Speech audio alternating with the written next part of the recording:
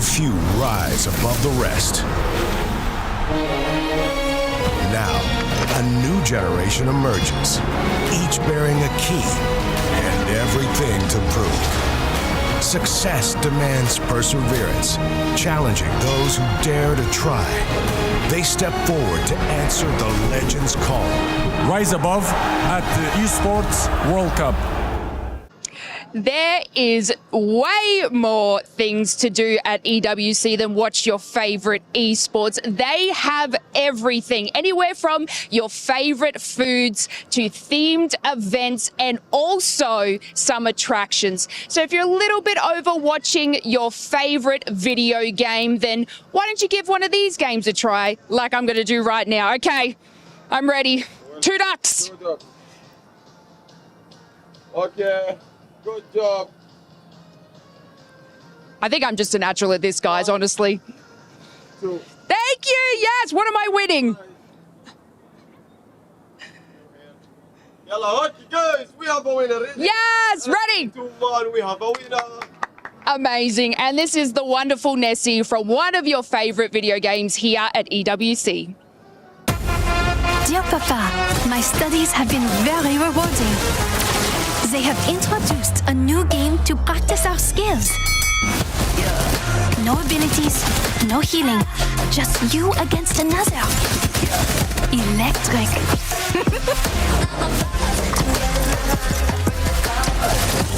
And my friends are learning too. Yeah, I'm heartbreaker.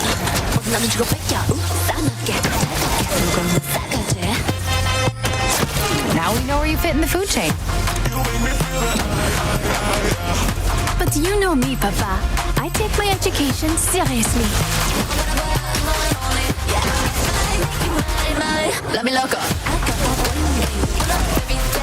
Even the extracurriculars.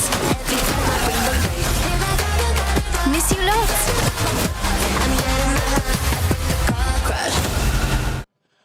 Welcome to the ALGS mid-season playoffs at the 2025 Esports World Cup, where $2 million is on the line and, of course, a chance to be crowned champion at the Esports World Cup. My name is Barney Banks and I am your host, and many of you may already know that the team that secures the top spot here will place the core of their key into the trophy. But the frame will be placed here at the totem.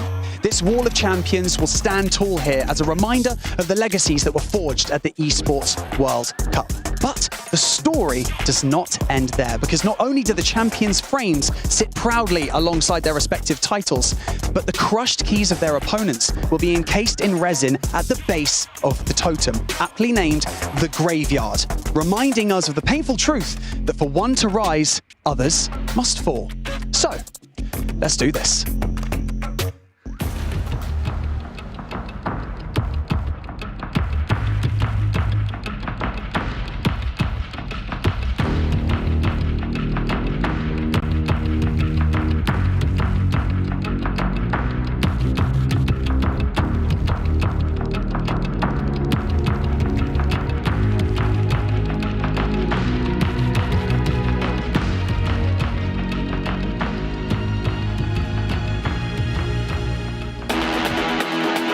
This tournament is very important because if you do very well, you have an opportunity to change how the Apex history is written. I signed with TSM knowing that, there's going to be pressure and expectations, but I don't feel it per se, but I know it's there. We know we have big shoes to fill, but we're the new era of TSM. Falcons are down to the elimination bracket as Green Stego will be your champions. จริงครับที่พวกเราเล่นแบบaggressive แล้วก็อยากให้ผู้ชมชินกับมันเองครับเราจะไม่เปลี่ยนเพลย์สไตล์ของเราครับเรามั่นใจการเล่นแบบนี้และเราจะเอาชัยชนะกลับมาให้ได้ครับ It's 1, 2, and it's going to be another huge win for Fnatic. 今がそのナンバーワンだっていう証明するつもりは全然なく、いつも応援してくれている方たちを喜ばせるためにいい成績を残したいと思います。頑張ります。Coming here to EWC is our first opportunity to rectify losing a tiebreaker in Pro League. Our team has something to prove, every one of us, and we won't let Falcons take it again. Falcons rising! Falcons champions! The The ALGS Open was my 10th LAN, so to win that was kind of everything that I wanted. And it just ignited that passion of, okay, you've done it, you know you can do it, now you just need to do it again. And for us, anything that's not first is a failure.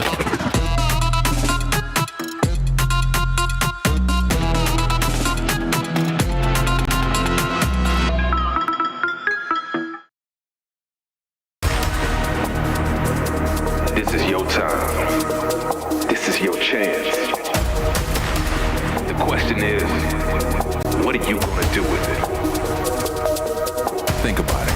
Why stop now? I was just getting started. Why stop now? I was just getting started. Why stop now? I was just getting started. Why stop now? I was just getting started.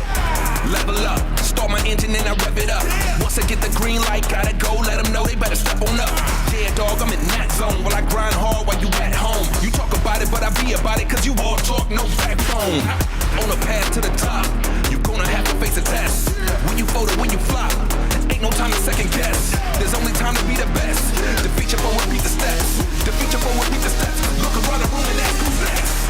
If you came here for the main event, strap in, buckle up. You looking at it? I'm on a 10. I'm on a level 10. I wanna win. Then I wanna win again. You thought it was done? I'm hoping it never ends. If you wanna run, then I'm on a level 10. It's showtime, so I am the showstopper. You thought it was your time. What that means, I gotta top ya. They said don't rock the boat, but I am a boat rocker.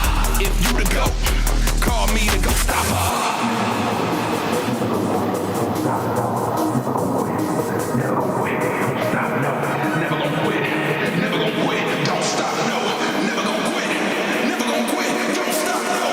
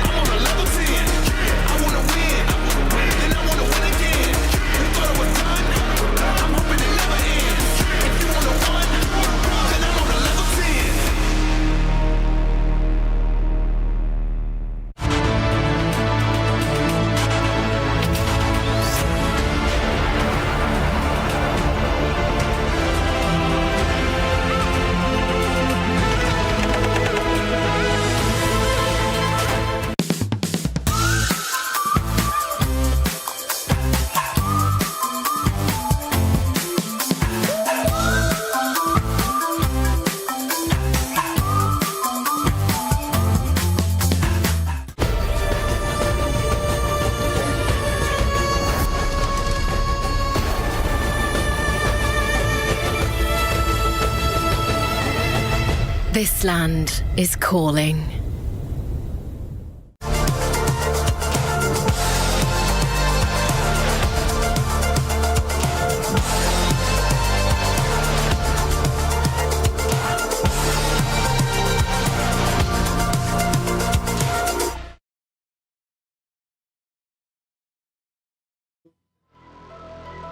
I tell you what, Ace.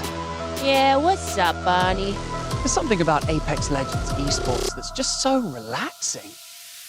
Seriously? Explain. Well, imagine you're in the final circle. 4 teams are sprinting in, devotion's blasting, ults popping. Oh, jeez, Barney, I was just trying to chill. Lace?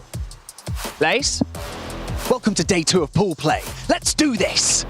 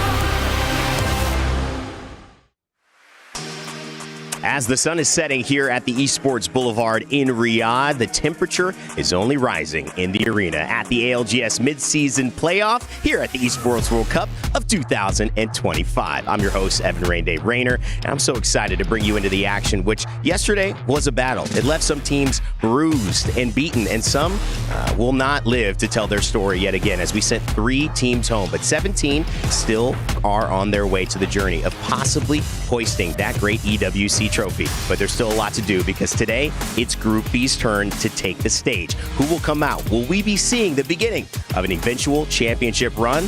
All of that to come through soon. But let's get you started with how this whole thing starts to work.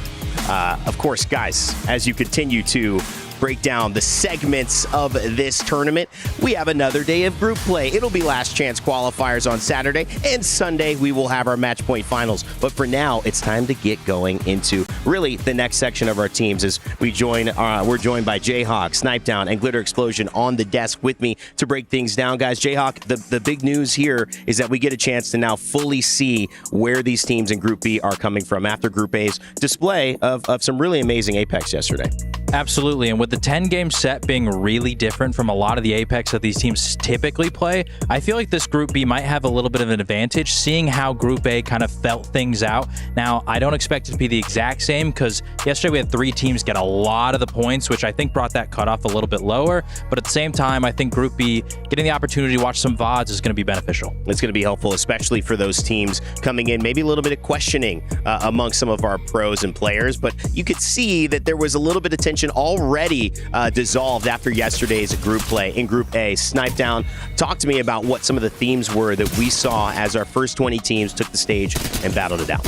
I think some of the biggest things that we noticed were a lot of teams that started off strong kind of fickled away throughout it. And these 10-game series is going to be such a test of endurance when it comes to this, because like we talked about yesterday, getting a win does not secure you anything. We saw it with Furia, who almost won 2 games. We saw it with AL as well, who won the first game with 26 points and ended up with 5 points for the next 6 games.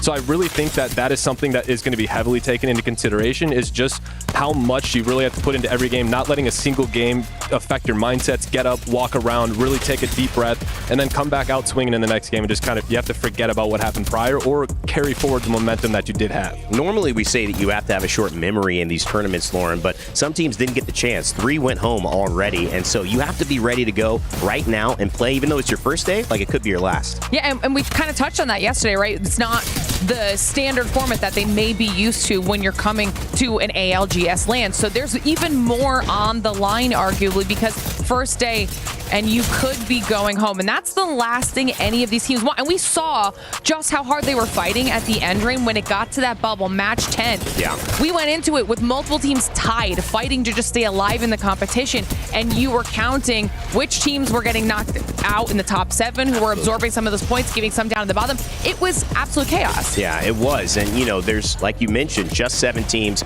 They're going to be moving on right now into our next round, obviously Sunday for match point finals. Basically, 10 of those teams are going to have to play again, so you're expecting to be in that situation. But the teams that made it out, the teams that really showed up, you just saw a little bit of highlights of the star of the show, Duplex, standing up alongside Gent and Panic Apex. We got our great colleague who's not here right now, Genome, said all that Panic Apex talk got real quiet after that performance yesterday, as it should. TSM, Team Falcons, Ninjas in Pajamas, Fnatic, and Kinotrope Gaming ranked in our top 5 with Wolves and Na'Vi. Na'Vi are winners in Sapporo of our championship in January, also qualifying. Jayhawk, you had mentioned it was a pretty good showing for APAC. Yeah, I feel like APAC North as a whole maybe doesn't quite get the respect that some of these other regions do, but you look at Fnatic and Kinotrope both qualifying, and then right on the outside looking in, Enter Force 36, only 2 points away, but that means they're going to get one of those top picks in the LCQ, so I feel like, I mean, last year we saw, for example, EMEA really popped off in these pool plays, and they continued that into the finals with the Alliance ended up lifting the trophy. Can APAC North maybe build some momentum with these teams in Pool B? Questions that'll be answered very shortly as we see the top dog in EMEA take action this afternoon. Of course, I'm talking about Alliance. But while we have the stars at the top, there also are some stories that came to an end yesterday, as movie star Coy Edward Gaming were 2 of our 3 teams that unfortunately did not make it. And unfortunate is really the word to say, because you fly out here, you see Zero Tenacity as well, joining them with the least amount of points.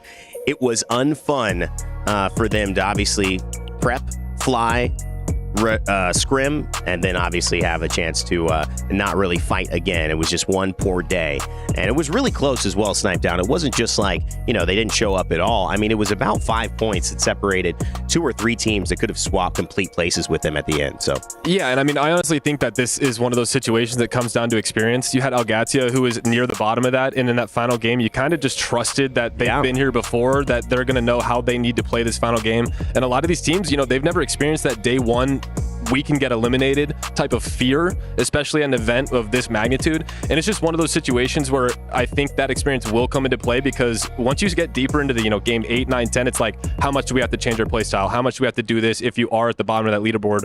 Whereas, you know, the teams that have been there say, everyone's going to start fighting. We just need to find a spot, get to an end zone, get some KP, and we'll make it out. Yeah, I mean, 10 games is a lot of games, so adjustments have to be made regardless of only having one day to do it. You have 10 games, you almost have 2 full sets of what it's a typical ALGS match series, which is only 6. Now, let's take a look back at some of the highlights of yesterday. We have our Gidea top moments to show off. Top 5 play of the day.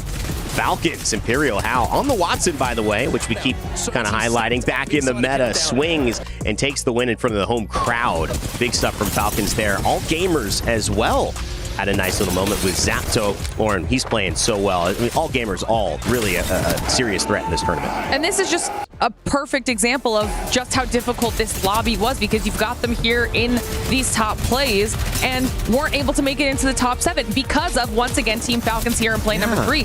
Wildly consistent. They were a conversation we had at the top of the show. Are they going to take a little bit longer to warm up like we saw in the Open, or are they going to come out strong? And they dominated throughout the entire series. You have a great point there. I mean, the fact that they won the first game kind of had the narrative shift away from them after 10. It just goes to show consistency is the name of the game. It's a marathon, not a sprint here. Mouse had a nice. We need to take a second to appreciate this Wraith clip. Yeah, a little moment there. Yeah, this was unreal. We don't get to see Wraith that often, and I love the way he timed his Q. I always say that Q, one of the best tactical abilities in the game. I did a little ranking on my own channel, and I actually found that, you know, her alter, I mean, there's some valuable elements to having basically invincibility. You know, when you rank that above pretty much anything except movement, it's always, in my eyes, going to win. We also, guys, had some great reactions yesterday as well, which is why we've set up our top reactions for you guys to take a look at, whether it's in the arena or whether it's with our players,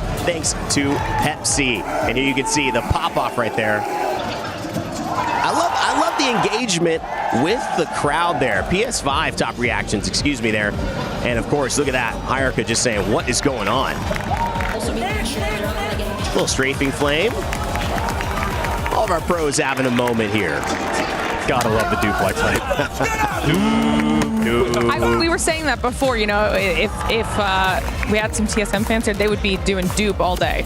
Yeah, and I think you're still seeing fans here. Curious to see, too, the storyline of the 30 Alliance fans, the Kelly Milkies who have flown out. We're going to see them in the crowd today. That's really cool. And you guys got to talk to her yesterday during that halftime segment and talk about dedication.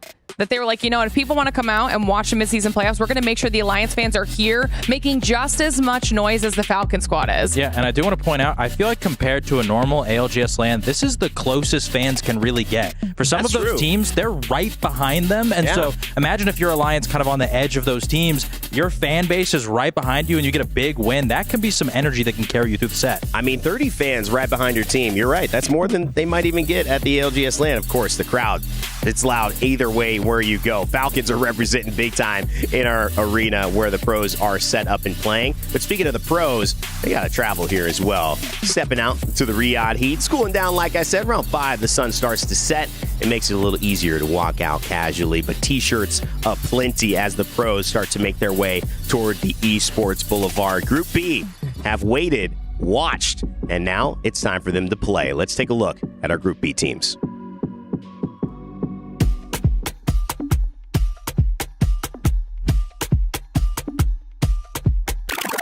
Winning a game in a Battle Royale is always good at partly playing luck. It's going to be Navi who send it on to face the Maggie Ball.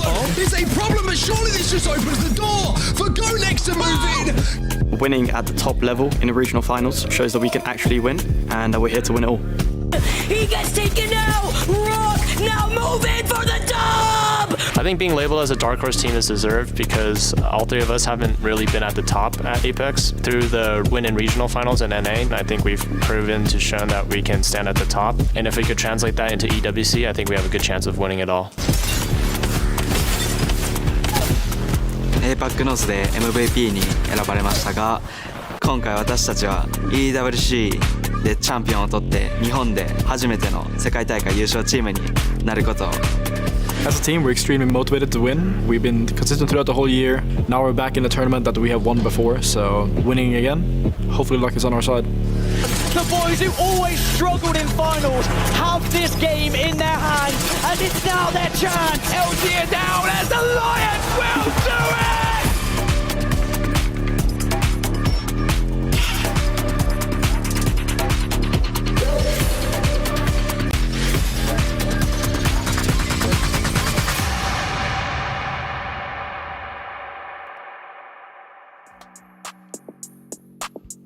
As the players are arriving, we get some nice close-up action of the moments before they head into the arena. Thanks to Jamil Motorsport grabbing these walk-ins. You see Hodzic here and Twisted Minds. Found a nice place there. So used to seeing him with Fun FPS. Of course, he left on Movie Star Koi yesterday. Hodzic still in the tournament. And Twisted Minds, a team that we haven't talked much about, but certainly you have to keep your eyes on. 6th in the ALGS Open, but 3 of our 5 teams who actually qualified in the top 5 of the ALGS Open, they're here today, and they've arrived. Has Lace had a chance to catch up with one of them? I know she's found somebody cool to chat with, so let's go down to her at the Boulevard and see who she caught up with. And I have the wonderful, the most impressive, it's Timmy here from NRG, and it's a little bit of a special moment and also a tiny bit of a sad moment for us here at the ALGS. Now, Timmy, obviously you announced that this will be your last time competing in the ALGS. What would be your most proud moment that you've had so far in the ALGS? I would say for me, I think LCQ, going through that entire full qualifier and being able to win that and qualify for my very first tournament was honestly a really special, moment for me. Honestly, it's just unbelievable to be able to actually win out of everything, all the qualifiers. And I would say also Japan Champs was a really special tournament for me. I would say those two are definitely my top moments. Yeah, I mean, you rose through the ranks and we know exactly why you are here. And of course, going into today's matches, along with the rest of the competition, what's the mindset you've got? Honestly, I just want to give it my all. It's my very last tournament. It would be amazing to go out with a bang and, win the entire thing. So I'm going to do my absolute best to just grind and, do everything I possibly can to just get first place here. And yeah, it's going to be a great time. I mean, some of that prize money is pretty good too. You want to try your best, but getting that extra prize money will be great here at the EWC 2025. And now, can you maybe drop something a little bit spicy before signing off in the ALGS? Ooh, I would say NA on top. NA's always been on top. Definitely the best region. If you disagree, it's all good. But you're talking to an APAC South girl, okay? But that's fine. I can take NA. That's totally fine. Yeah, NA on top. It's Timmy. I mean, we are so beyond proud of you and all your journey that you've had so far. Of course, we're going to miss you, but we're super excited to see what you can do in your content creation world. But guys, this has been It's Timmy signing off for the last ALGS here at the EWC 2025. I'm surprised Timmy's still alive there.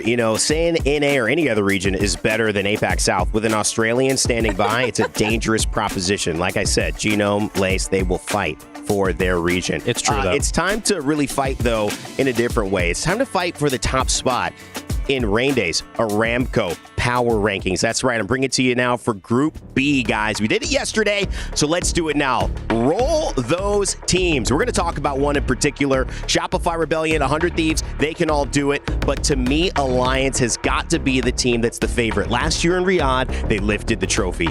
how can you bet on them not to do it again? Plus, from EMEA, they're certainly the darling, the shining star, the North Star of where you want to be looking to aim your play. Strong contenders, I had NRG in here, but to me, Gaming Gladiators is a team that performed extremely well over the course of EWC and that run into this tournament last year. For me, this is a team that can stand on business this tournament and put themselves back in the conversation of an actual contender to win a LAN. It's been a long time coming. I feel like they'll feel comfortable here to get that done. And of course, dark horses. Let's bring up the teams that maybe aren't on top of your mind, but they should be. VKG, Go Next, and Team Liquid Alienware. How long have we been saying with Team Liquid, this could be the chance, this could be the moment? Yanya's back, you got no excuse. That NRG roster is over, and looks like the current one will be soon as well. But these are your power rankings for today in Group B. Guys, let's start breaking down some of these teams as we've got 20 new competitors to talk about. I'll start with you, Snipe. You've mentioned them before. I know who you're going to talk about, so I'll let you introduce them. But they're a team that have to be on everyone's mind. Yeah, so I actually had the pleasure of playing with this team at the last Open event when it was with Vaxon and Deeds. And Vaxon took over as IGL, and even after the event, he said that that's something that he didn't even realize as difficult as it was. And after I exited, they chose to pick up Saucer, the previous IGL from the Cloud9 roster. And I think Vaxon realizing what it takes to be a proper IGL here, it helped give his teammate the confidence in Saucer, who is not a true IGL. He had to do a lot of micromanaging with Naughty on the previous team. And I think that took away from his focus of exactly what he's trying to accomplish as an IGL. So having Vax be able to give the information, Deeds can slay. We've seen how disgusting that team has been. They won the playoffs, or won the Pro League finals, and then they have averaged over 60 points in scrims leading up to this. They've been the second best average overall, and just taking that pressure away from them has allowed them to flourish into the team they are now. And it's really exciting because I've always talked about this as, you know, there's true IGLs, there's the Sweet Dreams, there's the Zeros, there's the Howls and what he did, there's the Hawkuses, and then there's the IGLs that, you know, they need a little bit of help. And having that co-IGL from Vaxon, just like I talked about with NIP yesterday with Kurev being there and helping out Vayne, we saw what they did, and I'm excited to see how evolved this Rock roster is heading into this. And I know their fan base is, you know, Rock. I love it. They started talking about it. You didn't even say their name until the end of the segment. I love it, though. Rock, baby. Come on now. Now, this team also needs no introduction, Lauren. I know who you're going to talk about, and you guys will recognize them once they come right on screen. Listen, I'm just glad you put them where you did in your power rankings, okay? We're on the same page here yet again. Where else would he put them? I mean, come on. Because there's no other place they deserve to be. And if you wonder who I'm talking about, it's obviously Alliance. I don't know how everyone doesn't have their eyes on Alliance. We've got Hackus, the IGLing legend himself, MVP of EWC last year, joined by the absolute fragging sensations in Effect and Unlucky. They are a dominant squad, and they have been untouchable for just over a year now. They have not left an ALGS podium since Split 2 2024. First place there. Then they win EWC. Second in Champs. Second in the Open. Winning Split of this year to kick off year 5. I mean, they are so dominant, and they are one of two teams keeping EMEA constantly in the conversation for a top region. I mean, there is not enough good things you can say about this trio.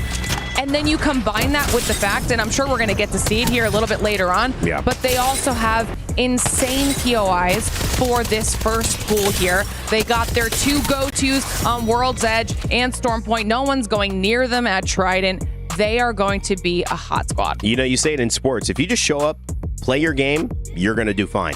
Alliance is the team where they just show up, they do what they're supposed to do, they're going to be fine. They should be a top 5 contender, possibly a winner here at EWC. But now it's time for our SNB key matchup, and that's where I'm going to lead it to you, Jayhawk, to finish it up. Two teams that might be going head-to-head today, or a matchup we have to pay attention to. Well, here's the thing. These two teams have actually been going head-to-head since Pro League, because if everybody remembers in Americas, there was 3 teams that were battling it out for the top for most of the season. Obviously, we saw Falcons yesterday. The other two was NRG and Shopify. Now, they had a disappointing regional finals, which actually allowed NIP to jump them and take one of those top spots, but These teams have been dueling it out for quite some time, but I really want to focus on the IGLs of these rosters because they have very unique stories. First off, let's start with Shopify. MT, if you know anything about this guy, first off, I think he's one of the most accomplished IGLs to have never won yet. The amount of top 10 placements this man has at this point is kind of ridiculous. It's only a matter of time, and with these two teammates who have won before, I think he can do it again. But at the same time, he saw his longtime duo in Waltzy win at the Open, and I think that's going to drive him even more to want to win here at EWC and not allow Waltzy to have that one leg up on him moving forward. But when we look over at NRG, it's Timmy. Obviously, we all know it's his last dance, and I feel like for Timmy, he's had a story where people have doubted him his entire career. Every single time he's made it to an event, people don't believe that his team has what it takes to win. And how much of a storybook ending would it be if NRG could get it done here at EWC? I mean, NRG, they have the momentum, and you're right. It's very much like that Michael Jordan Game 6 performance coming up here when you look at Timmy and his last chance, his last dance. Also, 100 Thieves. Let's talk about Phony. Obviously, will he play, will he not? Bronzy standing by. We've got to make sure that we keep an eye on that one. So many stories as Group B starts to take stage today to see who will make it into the finals, who will stay to play again, and who will be going home. Let's find out right now.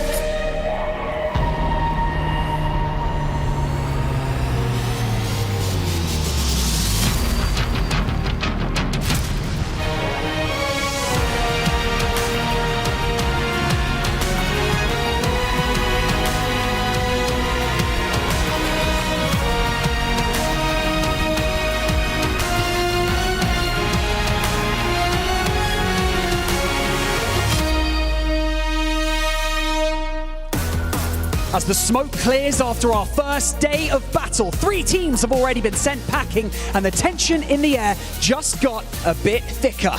My name is Barney Banks, and I am your host, and welcome to Day 2 of the ALGS mid-season playoffs at the Esports World Cup. Today's teams sat back and watched from the sidelines yesterday, which begs the question, how did that affect them? Did it sow seeds of doubt into their minds, or did it fuel their fire to step out onto this stage and perform? Only time will tell. All I know is that on this stage, nothing is granted, but everything is earned. And so with that being said, ladies and gentlemen, let's welcome our teams onto the main stage, kicking things off with NRG! It is Guild, Sykes, and it's Timmy!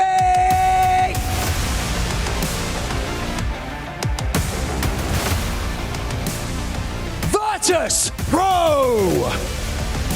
They are Lou, Zach Mazer, and Slayer! JD Gaming! They are Johnny R, YC, and XD.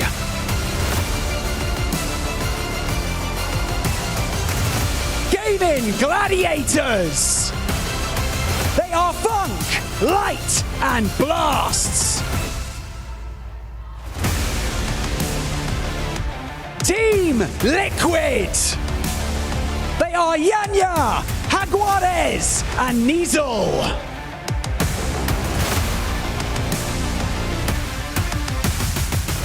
Rival Esports. They are Aflo, Fafafif, and Gotka. 100 Thieves. They are Jen Burton, Verholst, and Phony.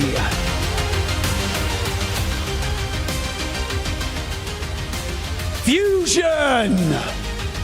They are Dan Mantic, Kimchi, and January.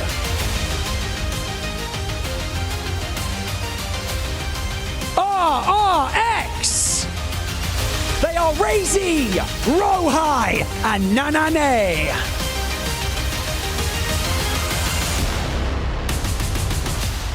S8UL. They are are Sharky, Legacy, and Jesco.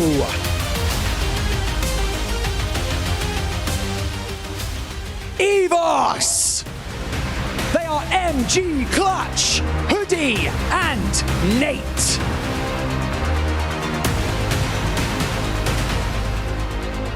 VK Gaming. They are Casa, Ladad, and QQ.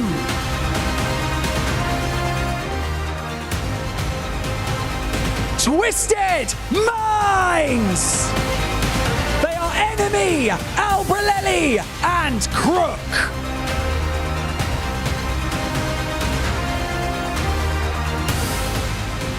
Unlimit.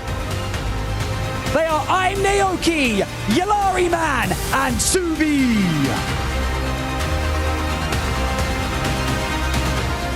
Crazy Raccoon. They are Sangjun, Karonbu, and Obli.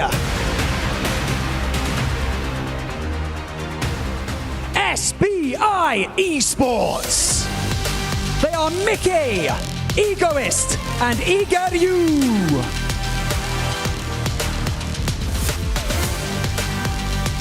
Shopify Rebellion. Zainu, Empty, and Koiful.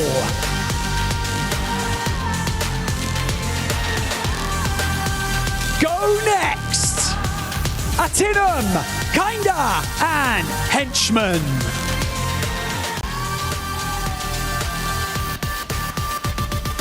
ROC Esports. They are Deeds, Sorcerer, and Baxlon.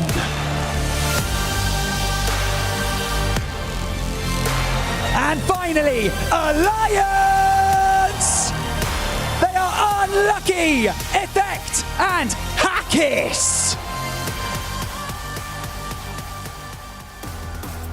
Perform today and you will enter the grand finals without a scratch. Stumble and you will have to fight for survival through the last chance qualifier. And fall, well then that means that you are out. So let's kick off day 2 of the ALGS mid-season playoffs. Imagine if Alliance remove the moniker, the group stage team, is it gone? This is their best chance to lift a LAN trophy and never have to worry about that criticism ever again. Expectations going into EWC in 2024, we're still a very new team, still working things out. Wasn't like we gonna win 100%, but we all had the feeling that we would do good. No way! Alliance are eliminated. LG as a duo. Twisted Minds with the clutchest res in Apex Legends history. Game 12 obviously was really shattering. We had to win right there pretty much. Obviously we played a little bit bad. After game 12, I was really upset. I really wanted to win. But it was kind of upset and angry. But I think that also, like, that anger gave us more energy as well. They wrap in behind. The spray coming in from Effect is devastating as he takes down 2 members. That's 2 members of Blacklist as Alliance look to close this thing out. In the last game, when it was top 3 left and I saw 2 teams on the other side fight each other, I said, congrats boy, we won. And like I said, just shut up and shoot. LG are down as Alliance will do it! The doubters, the haters are silenced! When the opportunity came their way, boy did they seize it! When we finished out, it was just a crazy moment. The feeling of winning is undescribable. So many emotions at once. It just doesn't feel real when it happened. Coming back to EWC, second year in a row, it feels like I really have to defend our title. We showed that we can win, we showed that we can do better in finals. It felt kind of good that we didn't have any comments about us being a group stage team. I always thought people were stupid that said that. Literally before that, I had a top 5, top 9, like top 8. We have been performing very, very well now the last lands. Coming from now second place again from New Orleans, I think we're all really driven to win again. I'm feeling very confident coming into EWC. We've been top 3 like the past 4 lands. We're extremely motivated. The entire team obviously wants to win. I'm really motivated to get a win at this EWC more than at any LAN because I just want to protect our title for my team. When I said that to them, they were like, hell yeah, we want that too. I definitely feel more confident this year than I would say last year, even though we won last year. Apex is all about consistency. I don't care about winning one time. I just want to break records and be the best. I really want us to be known as the best team in the world. not the super team. The super team where it exists, we want to be the best team. Alliance, your defending champions, are looking to take it once again. Welcome everyone to day 2 of the mid-season playoffs here at the Esports World Cup. I'm Vicky Kitty, I'm joined with Jamerson, and we got Pool B coming up shortly. We have our legends getting set up here at their stations, and we have the walkouts. And Jamerson, we have the confirmations, looking at the fans that made their way here at LAN from Alliance, rallying behind the team. But we also got to see the walkouts. Phony making his way towards the stand after having surgery just yesterday for appendicitis. It really came down to the wire. We were confused up until the hour before the show started whether or not Bronzy would be filling in, but no, Phony is here. He's going to try his best to compete for as long as he can, but coming out of surgery 24 hours later, getting into game is still a difficult task, but if anyone to do it, Phony should. Now, we do have a lot ahead of us, and you can see they're right there. The tweet out.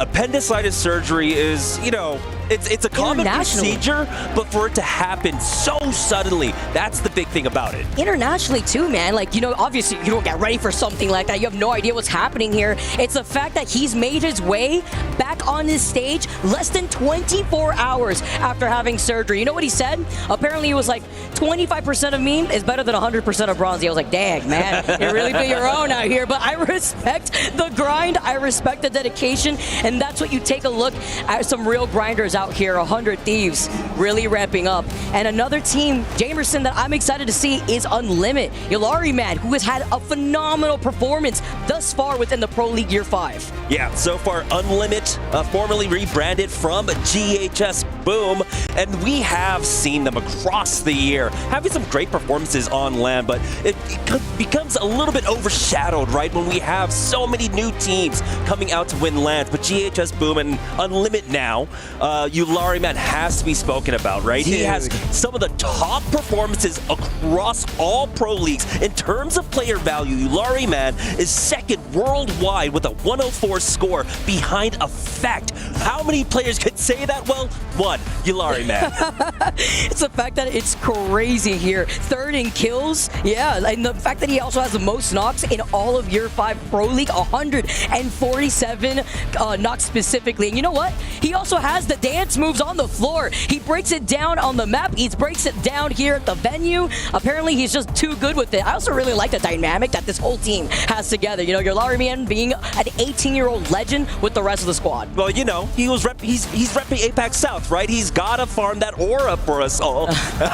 And it's impressive to see, right? And so you have to imagine that the pressure is on for this Unlimited squad coming into this tournament when you have so many heavy favorites in this group. You know what's crazy to me? Just the fact that Yulari, man, alone, I believe it was like in the open, in a stacked lobby too, by the way, because you know those... Oh my gosh, there's no way. Is that Guess Who? Is that... Dude, that's just one of my favorite games, by the way, playing as a kid. And we have Guess Who. Which legend are we going to ban first here? Is your person a simulacrum? I would love to play some Guess Who with Apex Legends, but we got to go ahead and take a look at what's up in store for us today. Yeah, we got to start things off on World's Edge. For those of you guys just tuning in, first off, we missed you guys. Where have you been? Going forward towards what we saw for Pool A, we're running a very similar map rotation today. We got literally the same World's Edge for our first 2 maps before we transition onto E District for 3 games back-to-back. Then we'll be moving on to Storm Point for another 3 games before we end the series today with Broken Moon. And I love this setup because it does set up a lot of different storylines, how the maps progress throughout, and the fact that we do have 2 maps that we'll be playing 3 on. But taking a look at Storm Point, one thing I want to, on World's Edge, one thing I want to note, Alliance came out with that first pick draft pick, and we saw a lot of teams yesterday really prioritizing their first and second picks on our 3-match maps, right? Alliance wants to start off strong. They first pick here on World's Edge, which we're only playing twice, and they're able to secure themselves Skyhook West. You know, they're feeling pretty comfy here. It's also the fact that just looking at the teams around them, they know uncontested. They're going to be able to walk away with a lot of information playing to that win condition. Also looking at the fact that, Geyser, Frag, East, not taken, so VP going to be able to walk away from Big Mod already on a clear rotate. As you see some zoom-ins, our players getting ready to go. Love the energy here that we have within the arena. I know a lot of players getting a little anxious on their walkouts here, but once you get settled in, it's all locked in as we take a look at our fans. The Alliance fans coming out in full force. Talked to Kelly a little bit yesterday. I believe like 30 plus fans really rallying behind Alliance. And I mean, come on. This is the team that literally came around 13 games later from last EWC. A lot to prove on the line here with all eyes on Alliance. Yeah, I mean, even when we were at Champs, they had a great group in the crowd for them, but this is different. Take a look at how much more personal this arena is. They're sitting right behind them, like Jayhawk said, on the desk. They are sitting right behind their team to cheer them on, and so you have to imagine a lot of that energy can transfer on over, carry that momentum for you. Getting set up here. I love the colors of green in that crowd there right behind Alliance. Like you said, rallying behind them. We got the color red here. JDG win. The animation too on top of it all. This is my favorite part when it comes to LAN, right? Seeing the fans giving their support, writing their own fan-made signs here too. We got the head nods. We're ready to go. Yeah, we're getting a little preview of what we're probably going to see in terms of Legends picks. Yesterday, though, in terms of Legend bans, we saw, of course, how the meta has shifted. With that Watson ban coming out so early on in game number 1, Alter in game number 2, Ashe, Catalyst, and the list goes on and on. But in terms of the Legend ban, one thing I really do want to note is that Crypto is able to survive, and we've seen teams utilize it extremely well. And of course, one team we do have to mention when we talk about crypto teams is going to be Alliance. The fact that they're going to be able to run their Crypto Fuse War until, well, I believe we had Fuse at game number 6 getting banned out. So they have a lot of opportunities to utilize that core composition to pick up a lot of points. Yeah, it's interesting too, because with the same map rotation, obviously we saw World's Edge first yesterday too. I believe it was Watson that was the first Legend to go, and it's looking pretty close, but it's not the Watson that's the most picked Legend here in this lobby. By a 1 pick difference, it's actually Alter. Yeah, and that was the kind of difference that we saw leading up to scrims, right? There was a slight differential between the two of them, and I can't quite remember who it was, but it was between the two of them getting swapped out who was going to be first banned. So no surprises here whatsoever, but the Watson is still extremely prevalent. We've seen how strong Watson can also be here on World's Edge, making a lot of unplayable places playable. But as we get a look at our first poll, it's going up towards Skyhook. Now there is a chance that it's going to go to countdown, but you have to expect it's a Skyhook zone, and I know we said it in the past a million times before. If it's Skyhook, you need to get into one of those buildings. Absolutely. I mean, and with the Watsons too, that's why you see so many cryptos, right? A lot of these players already expecting the Watson to come out for this first game on World's Edge. Crypto being a direct counter. Would it be shamed if all these fences just go to waste with one EMP to try to take some space here, with more teams now already making their rotate after getting the scan on the survey? Yeah, the nice thing is here for Alliance is that they do have the ring console. They're hitting it right now, and they're gonna know that they need to start getting into position. RRX are flying in. We've got Shopify Rebellion making their way from survey camp as well, but Alliance are still working on the trials right now.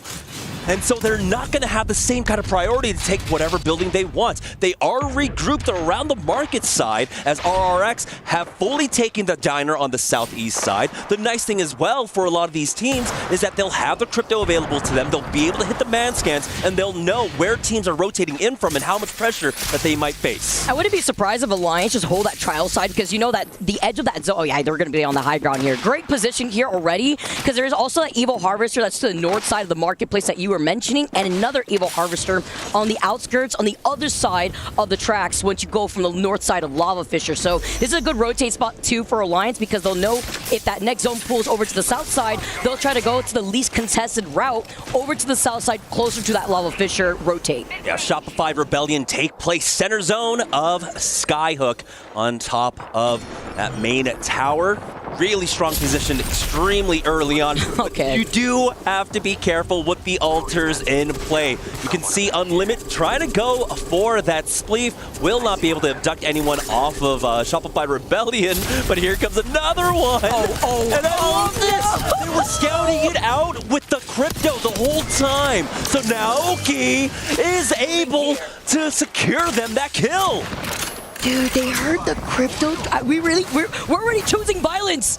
We literally, round one just started closing. It's been a few seconds. We're already choosing violence. Unlimit being one of the teams to land in Skyhook East, neighboring that of Alliance, have found a space in the middle. And like you said, with the crypto being right above them, they got that kidnapped. One thing to note was that he looted an evac tower. So you have to imagine, one of the other two players will have a respawn beacon to plop down.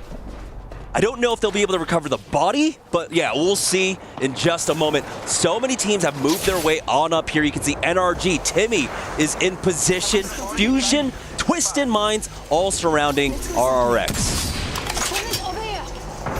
It's going to be a lot of teams in this final zone. We know with these Skyhook zones, usually, even if a lot of these teams are banking on it going north and not pulling to the south, it's a lot of buildings to coexist. It's kind of that little sprinkle on top when you see E-District. It's what to expect here with a lot of these teams having more of the space to share more of these buildings here too. Now, while we do have about 12 of our teams currently inside of Skyhook, we still have 8 late rotators coming in a little bit slower, and some of them, like VP, Rock Esports, might opt to just kind of play on the outskirts, wait for that third ring scan to make a better decision. Again, while this is fully indicating it's going over to Skyhook, and everyone, 12 teams, currently banking it on it being Skyhook, there's still a shot that this goes that countdown, or maybe goes towards that western edge. That's the thing about Skyhook. There are so many different zones here that you do kind of want to leave yourself with the option to respond to the northern pole, the eastern pole, or the southern pole. Live from Riyadh, I love the crowd, the energy once they see the cameras on them. Starting things off great in game number 1. Go next, taking some shots with this bow check here.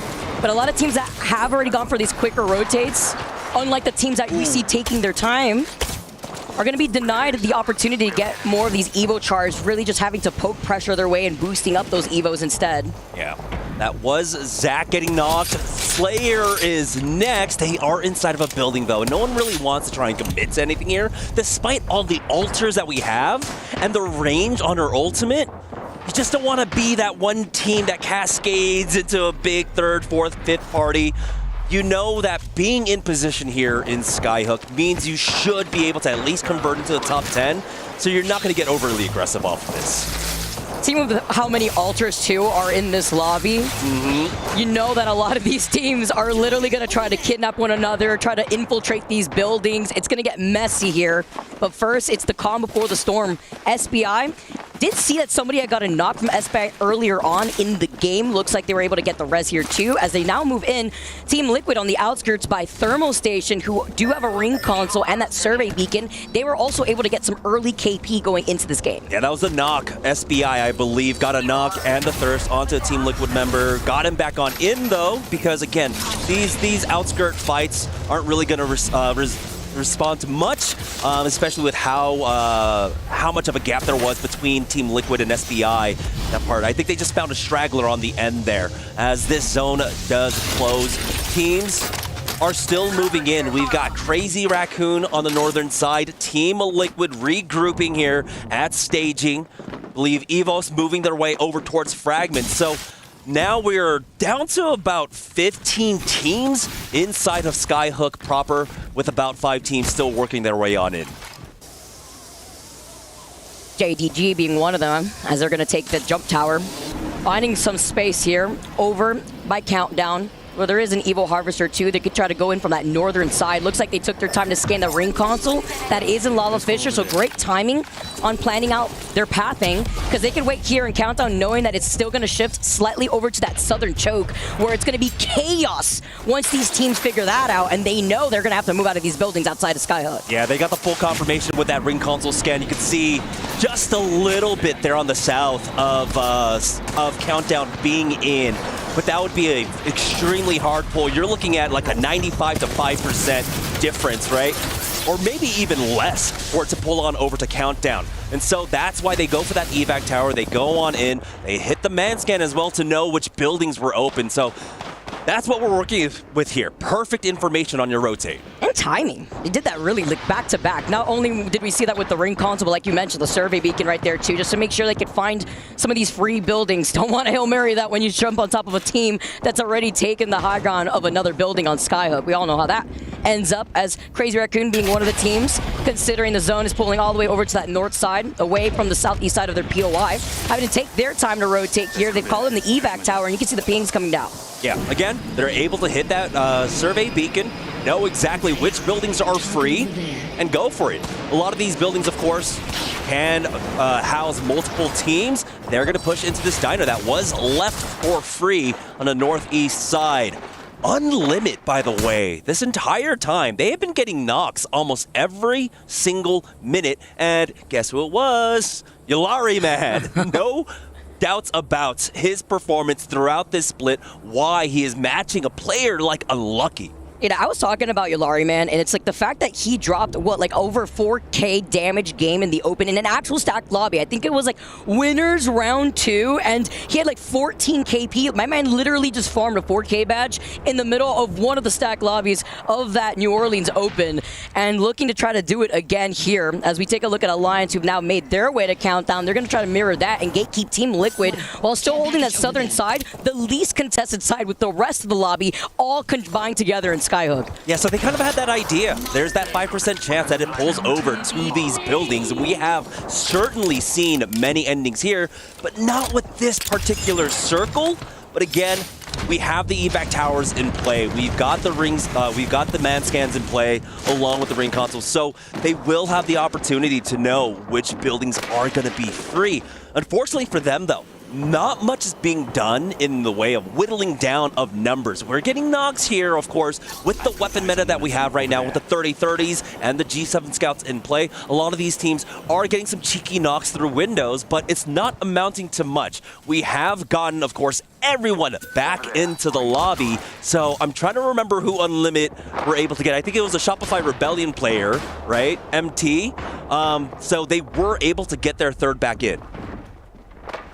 So I'll really get the care pack, by the way. And good call out from Alliance, who had made their way over to that south side when we saw that they were trying to gatekeep Team Liquid. The reason why they moved over to that north side of Countdown is that Hawkeyes is so good at making these calls, because I've watched him in his own streams and how he approaches scrims. It's crazy. They're sitting on top of the Mythic bin, knowing that it was going to spawn on that north side of Countdown, denying that looting opportunity from Team Liquid, that are now feeling pressure, forced to wrap around the edge of zone, just so that way they could find some safety on where they're going to be moving on next. Because Jamerson, this zone is going to be shifting over to the mouth side of the Vault Tunnel Cave. Yeah, they have a lot of options here, right? As soon as this ring finishes closing, they can just try and take an evac tower to go towards that vault tunnel and rotate into the southeast side of Skyhook, or they can do the Alliance special where they're running and gunning through all these teams and whittle out all the teams on the western edge. But that one's going to be a little bit difficult. We'll see what Hawkeyes decides once they get that scan,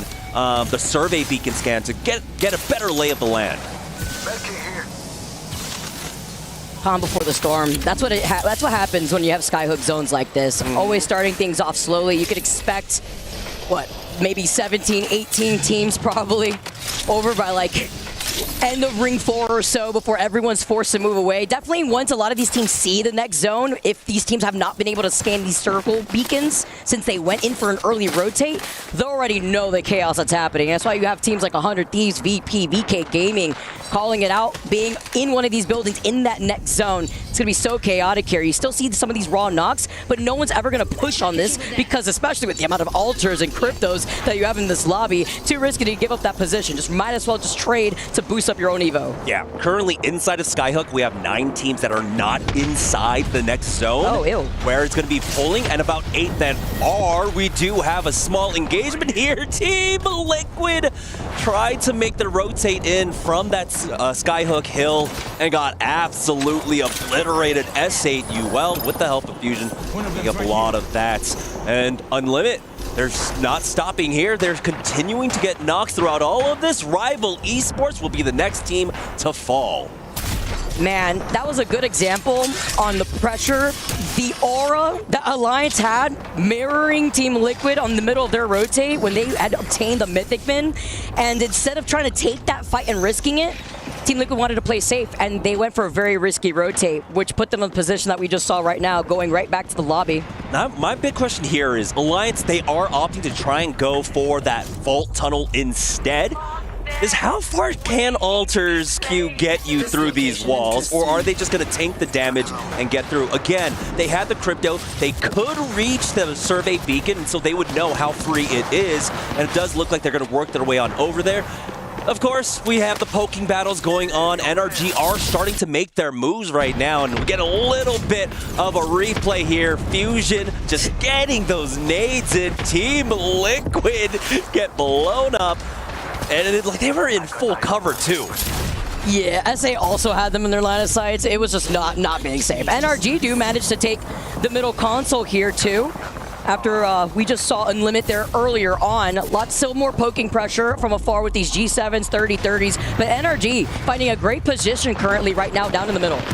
Yeah, a lot of our teams now utilizing as much as they can to get on in. Unlucky ends up getting knocked there as they try to approach from that south side. They should be able to get back with that ult or at least get the res. You can see RRX, BK, Twisted Minds, no one's really trying to chase after this one. So Alliance will be safe to play on the blue bins on the outside of this building, which puts them just outside of the next zone. Don't you love the free resets that Alter could provide, even with the changes out here? I mean, it's absolutely insane. As we can see, a Legacy literally getting melted, the explosive arrow being the nail in the coffin. As Unlimit, we were talking about them earlier on being in that middle console, have moved all the way up. Love these nades too that we're already seeing in game number one as Sharky gets beamed from the high ground, forced to play by the fence line, and it's still not safe when the explosive arrow is charged up. Unlimit are doing an amazing job, and NRG will finish it to knock out S8UL. Ring closes in. We have about 3 teams stacked on top of this tower right now. It's going to be Unlimited, Shopify Rebellion, and of course NRG. But Shopify Rebellion are, of course, relegated to that low ground of this building with that initial pick that Unlimit were able to get with that Alter. They already have 4 KP, by the way. Unlimit is just farming. They do have to move eventually. We know there's that 3-team pileup in that middle console. 4-team, honestly, SBI, NRG, Unlimit, and Shopify. Crypto EMP. XD taking a good amount of that damage, though, is going to be able to pop this bat just fine before trying to fly their way into this next building, trying to break down the walls here too, but then having to be careful. They're still in the line of sight of the teams looking at them neighboring that building. Yeah, this is always the difficulty when you're trying to siege a building inside of Skyhook. You're going to have so many teams still alive that every second spent outside is an extremely difficult and risky proposition. So for now, things are going to settle down. It looks like we're left with 16 teams. Currently, we have about 10 teams outside of this zone. But for teams like Go Next, Rock, Shopify Rebellion, their building is actually slightly in, and so they will be able to continue to play it. But Unlimit, NRG, SBI, Crazy Raccoon, Gaming Gladiators, and EVOS need to find a way in. It's going to be so hard when they're getting gate kept by 100 Thieves, too. They hear all the chaos happening next door with Shopify and Go Next. Rock could try to wrap around and maybe try to 3P this, but no matter what, the teams that are coming in from that east side of the zone are going to be kind of out in the open unless they can find that corner of safety inside these buildings. The Ash Portal, just a TP on the high ground. Not contested here. They had the information with the Crypto Drone to let them know that this is free. Yeah, very great rotation coming out from Unlimit. That's going to leave NRG and SBI essentially, well, I guess just SBI winning out that fight to take them out. They'll be forced to hoof it, but they will have a decent amount of coverage to work with. You can see the fence line helping them out, but on the cross, never mind, a full team is outside. That's Crazy Raccoons to knock them out. Unlimit in some trouble here too. While they're playing off the high ground, they were trying to take that fight over on that second floor right below them. Getting another knock here. The EMPs are too much. Alarm Man taking too much pressure from afar out in the open. There's not really cover to play off of. And the Alter Portals here too, just jumping up and down through these floors. Henchman trying to fully commit. Yeah, they try to time it with the nade there. won't be able to secure all the kills, but Go Next hold the line for the time being, and now they will chase after them. Vaxlon has to reload, and he is taken out. Crazy Raccoon gone as well. We're now down to 11 squads. Well, smart to play off of the Watson gen right there, just as some makeshift cover, but unfortunate timing on having to reload right there. Better yet, as Shopify are playing off that low ground, Go Next getting that KP, but they're getting beamed with a 30-30. A team looking at them from the rooftop. Could be either Alliance Fusion or Twisted Minds. VK Gaming also part of that pile up too. As you can see, Fusion in this other floor, they're looking at them from the open door. And look at this Watson fences too. Picasso painting right here. It's beautiful. As you can see, they're going to hold not only this building, but the pings too in forms of communication to make sure they have a gen ready to go. So for Fusion, they have to deal with Alliance, VK Gaming, Twisted Minds on this one. And the zone will force them out relatively early. Teams like VP and JD can wait out those teams in that building to drop down as the move is being made. VK Gaming pushing out. Fusion trying to make his way on out. Alliance making their move to go for an out-of-bounds play for just a slight reprieve. Anything to waste some time here because they know it's going to be chaotic right at their feet as Twisted Minds. Alberlily, who got that care package earlier, having that red helmet.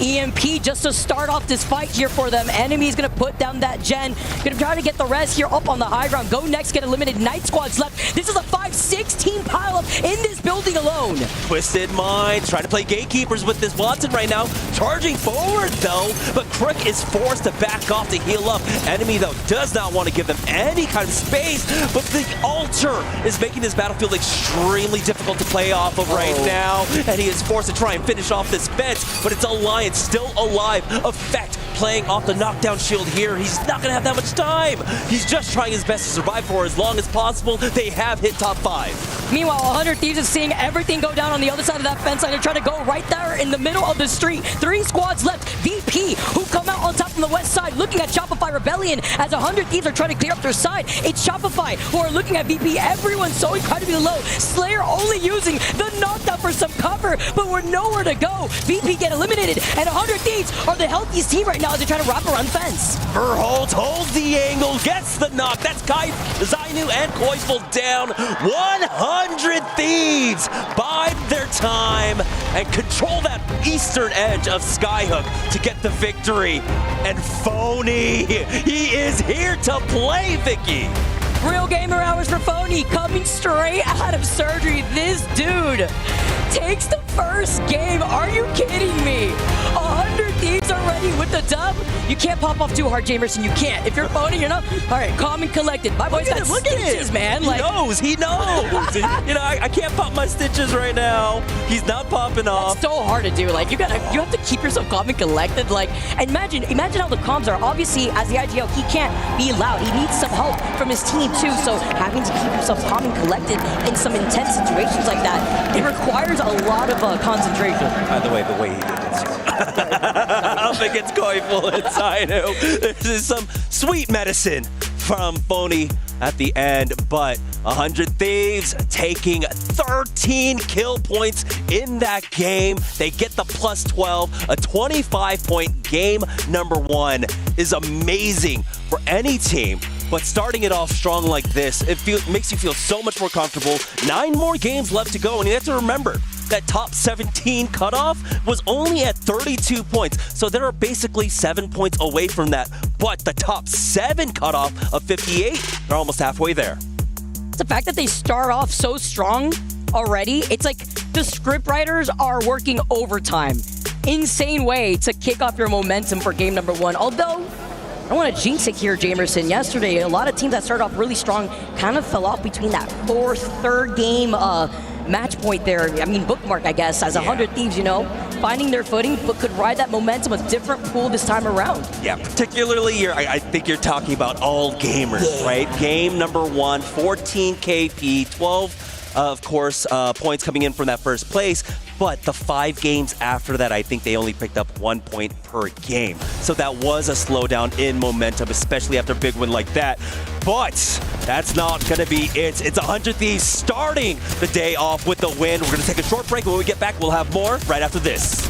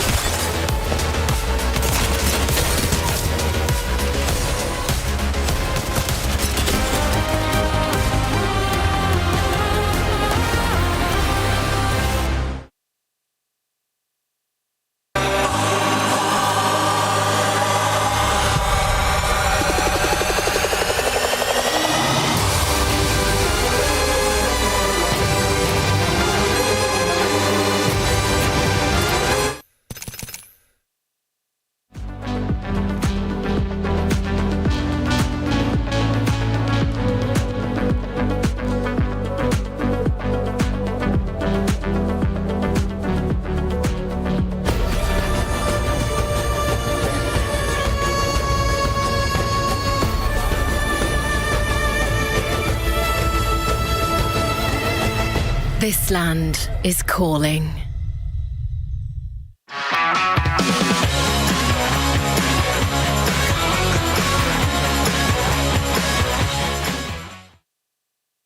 fact that they went, because we see it.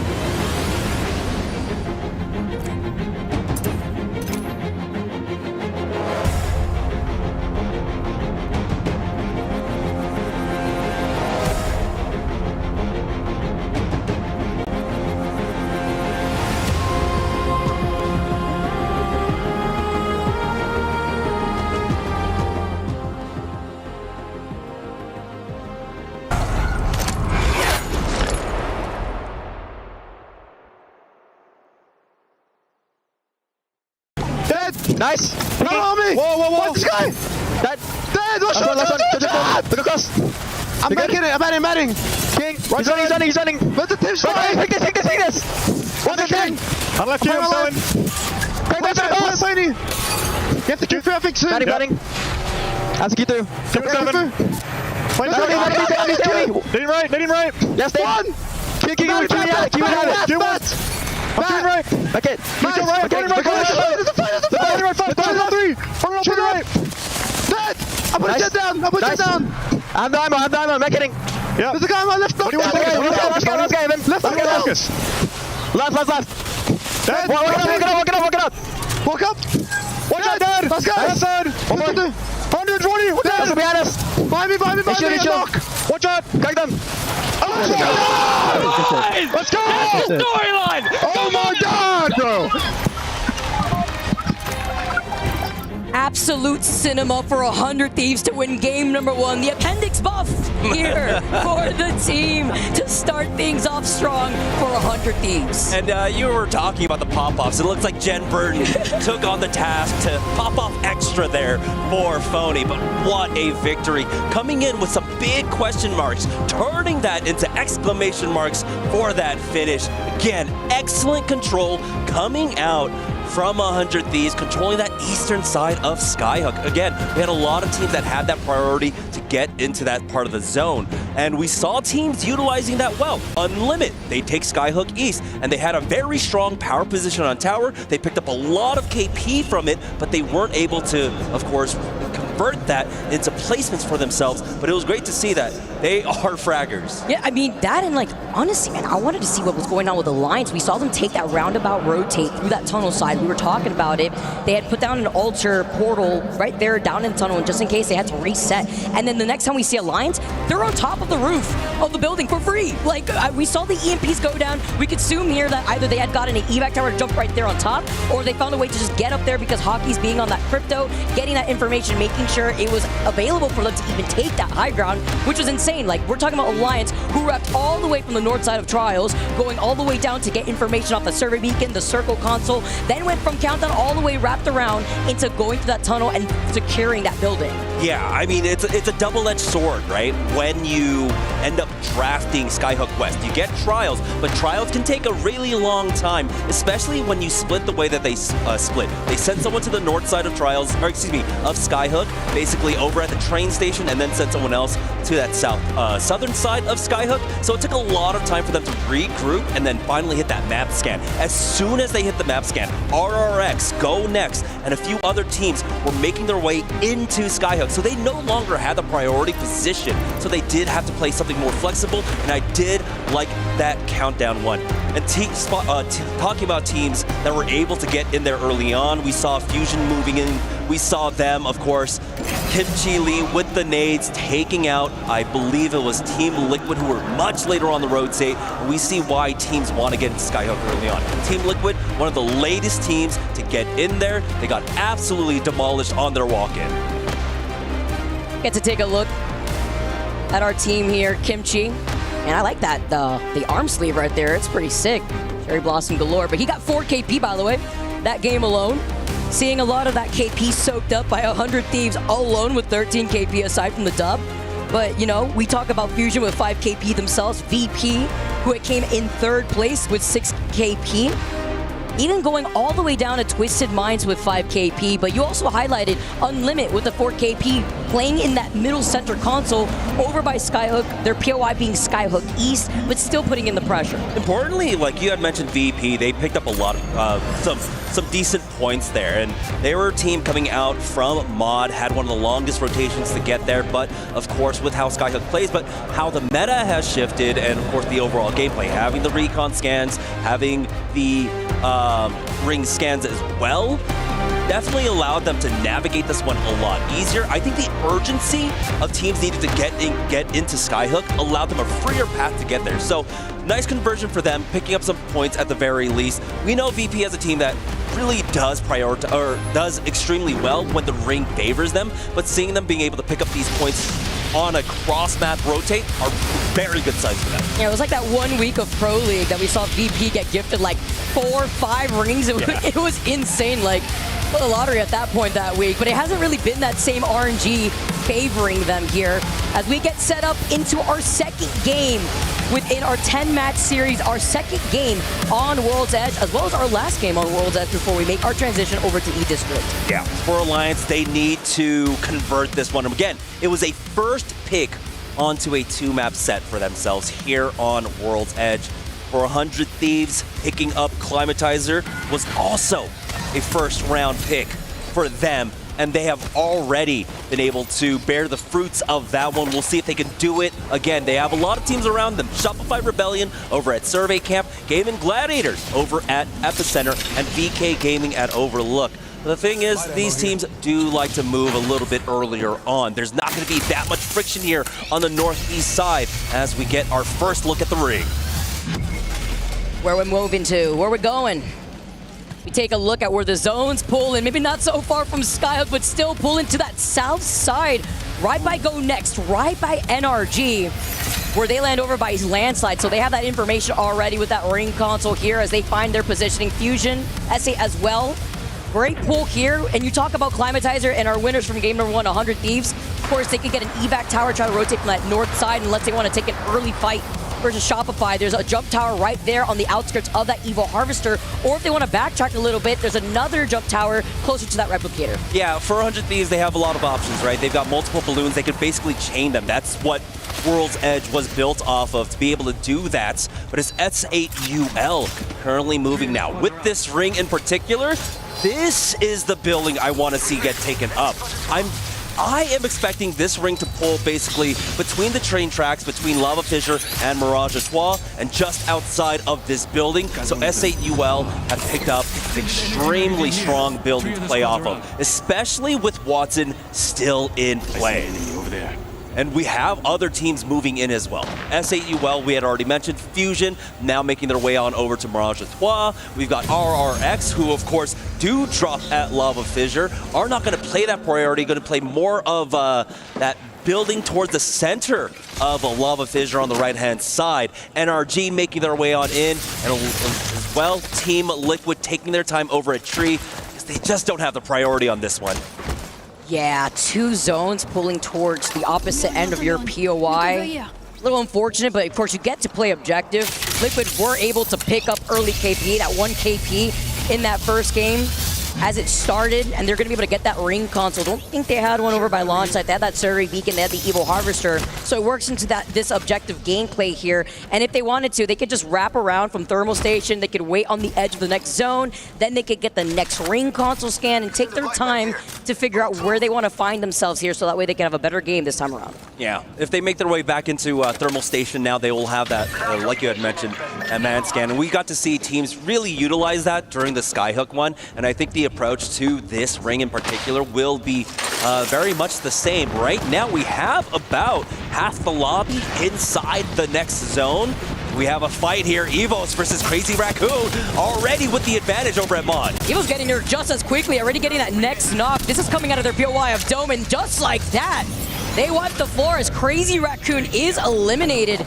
Great looks here for Evos, and uncontested, obviously. So many teams already quickly on their rotate. This is going to be a quick reset for them. They have all the loot that they need, as well as that ring console and Surrey beacon after they came out of Dome. And they wanted to do this too, because on their rotate, Dome does not have a ring console. There was one on the south side of Stacks, but then they just completely out-wrapped Crazy Raccoon there. Yeah, Crazy Raccoon always have to be careful with these northern pools. Well, I guess not, right? Because this is the last World's Edge. But I mean, that was the biggest concern if you're going to be Crazy Raccoons. Whenever we do have all the teams drafting Big Mod, Stacks, and Dome, about the rotates from behind you. So you have to be able to move so much faster. To be caught like that is not something that should ever really happen with the experience that we have on World's Edge. GG getting stopped in their tracks as they're left on the northeast side of the next zone. They'll be able to pick up this Evo for themselves and play off of the tower for now. But it does seem like a lot of that eastern side is relatively free for themselves. Shopify Rebellion are standing in their way just outside of Countdown. So they got to be careful on this approach. With Ash being the most picked legend thus far in this second game, we won't be seeing Ash anymore. Moving forward here, Fusion playing off this high ground as we get a quick pause, it looks like here, but talking specifically about this positioning from Fusion, they were looking down briefly. I'm expecting probably a team playing on the low ground of Mirage Etoile, JD Gaming, I believe it is. And as they do hold this positioning for right now, there is that survey beacon to their south side. They could deny that information from teams that also are forced to play objective, playing more so by the edge to get that information. Yeah, that's a little bit interesting that they opt to go for that Mirage Etoile, because you also had staging kind of available, and staging did have a ring console still in play for the next zone. So teams could have actually used that as their stop-off points, but I think trying to get a little bit more priority onto the center of the next zone could be the gameplay here. I mean, for Fusion though, it might just be Kimchi Lee. I don't know. If we're talking about players, Kimchi Lee feels like one of the primest players that wants to hang out in Mirage Etoile. The fact that he also is feeling hot coming out from getting 4 KP in that first game alone. You get a little anxious sometimes here on wanting to continue the action. That was a quick pause for real. All right, Frame 1 getting right back into the game here, guys. Fusion still holding on to the higher ground. They are looking down on JD Gaming. Kind of forced out from JD Gaming. They did make their rotate from Thermal Station. They also had that ring console that we mentioned when Team Liquid was on their rotate, probably planning that out for their mapping. Or their pathing, rather. As Evos, we get to see a look at the replay. Missed a little bit of the beginning here before we saw the slide in, and it was a quick cleanup here from their end, the side-by-side, while the action is slowed down just a little bit live. Yeah. And just a quick update, of course, Evos is Ronin for those that weren't kept abreast of all the org changes, I guess, leading up into this event. Ronin had a fantastic run there at the EMEA regional finals. There was so much drama for that finals leading into it. It came down so close to that last game. I love it. I love being able to introduce like the legend bands here and how that's shaped things up, especially once we get into that match point finals territory here. But these legends are vying for in our second pools. You can see the pings right behind them, the snare on the other side. Ash being utilized here majority of the time, so allowing a lot of these teams to close in that gap once they want to try to fully extend on another team. Energy were able to get a knock onto a Go Next player. Go Next playing inside of Countdown right now for Rock Esports currently though. They are playing on that south side, holding that staging. They do have that ring console that they really do want to control. And I love how we slowly introduce more and more objectives here in Apex Legends, so that during the mid game we have a lot more to play around instead of just kind of holding in center zone in the building, right? And so Rock Esports are working their hardest to make sure that no team contested for it. But VPR here for Shopify Rebellion. They're making their way into Countdown right now. A knock onto Light. They want to follow up. I'm gonna do this quickly too. Onto Blast. Gaming Gladiators now is forced to scramble. Looks like maybe a solo left as Go Next, neighboring that of Shopify. Dropping down to get some loot. Of course, with no Alter in this lobby, you can't remotely grab that loot. That's what's so good about Alter in a skyhook zone like that, right? So you're not starved of loot. Not gonna be the case here, at least for Shopify, as they're gonna be able to get right back onto high ground here. They know that this is clear. You can see the crypto drone in the mini-map just getting a nice overhead scan to make sure that there's nobody creeping up behind them. And unfortunately for GG, they're playing the Sparrow, not the crypto, like the majority of the lobby is. So he's not going to have the same access to just fly in with the drone, get all that, and get out. And he's also running into Alliance there. For Rival Esports, though, they have slowly worked their way up the train tracks. This one is not going over towards Lava Fissure. It's a pull back into Landslide. So for all the teams that banked on it going over to Lava Fissure, they are going to have some of the most difficult rotates in. NRG can gatekeep teams like S8UL, RRX in very strong power positions because NRG will also have the backing of Go Next that's in the building to their north. So we have a spread of like 3 teams really keeping those teams out from the western edge. It's so hard to rotate too from that Lava Fissure side because it's out in the open, right? You have some rocks, you have those like 3 bins there too, but once you have to get right through the under part of the tracks and you're forced to play off that low ground there, you kind of could use the hill to get out of the line of sight of other teams. It's hard. You're gonna have multiple different angles that you're gonna have to cover for yourself, and depending on the legend compositions that you're rocking, yeah, we have that one Catalyst, I believe, here in this lobby. You have the Ash here too to get out of trouble in case you only have one member of your team left, and it happens to be the Ash in that case.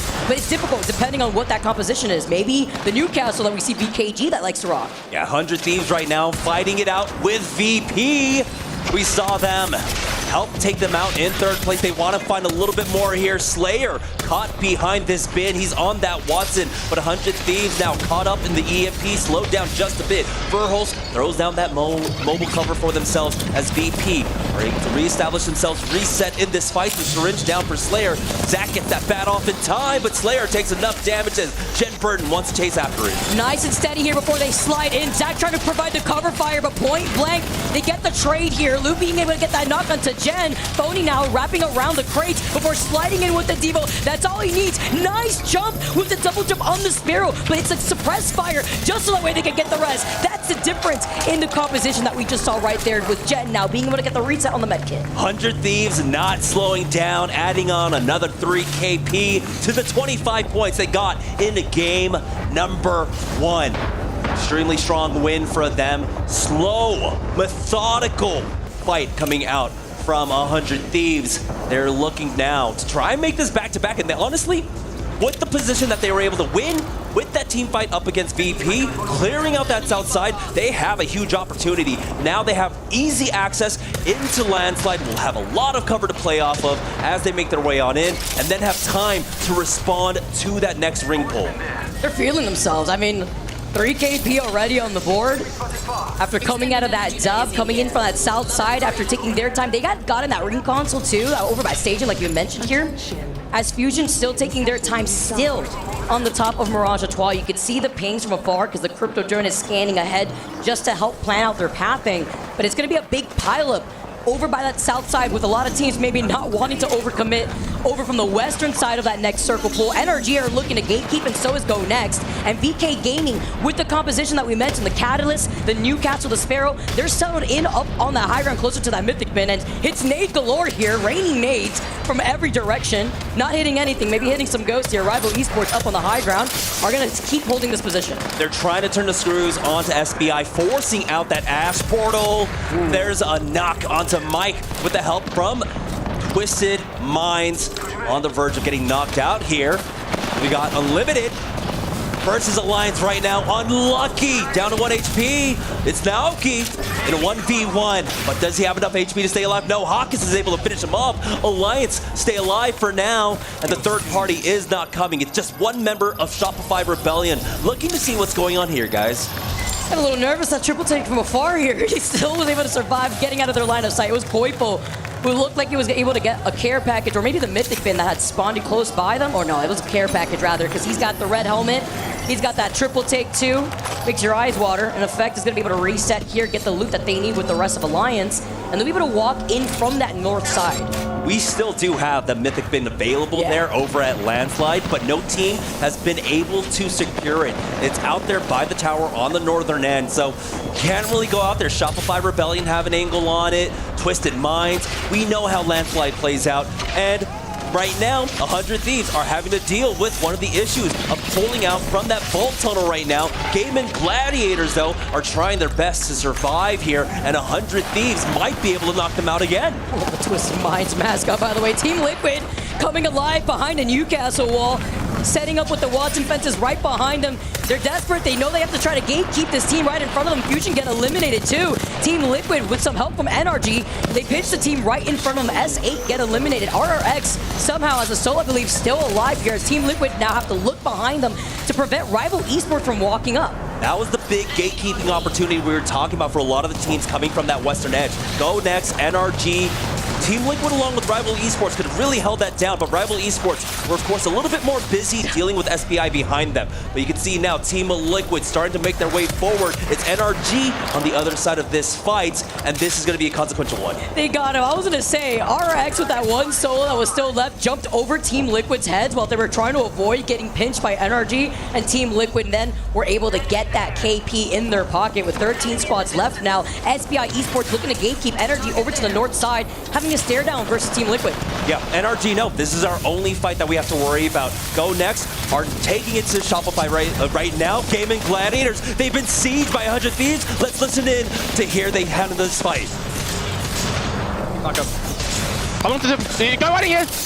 I'm with you, man. I mean, I can't do anything, bro. I can TPS in 2%. Okay. Live. No knock for you. We're living. Kill toggle, take it.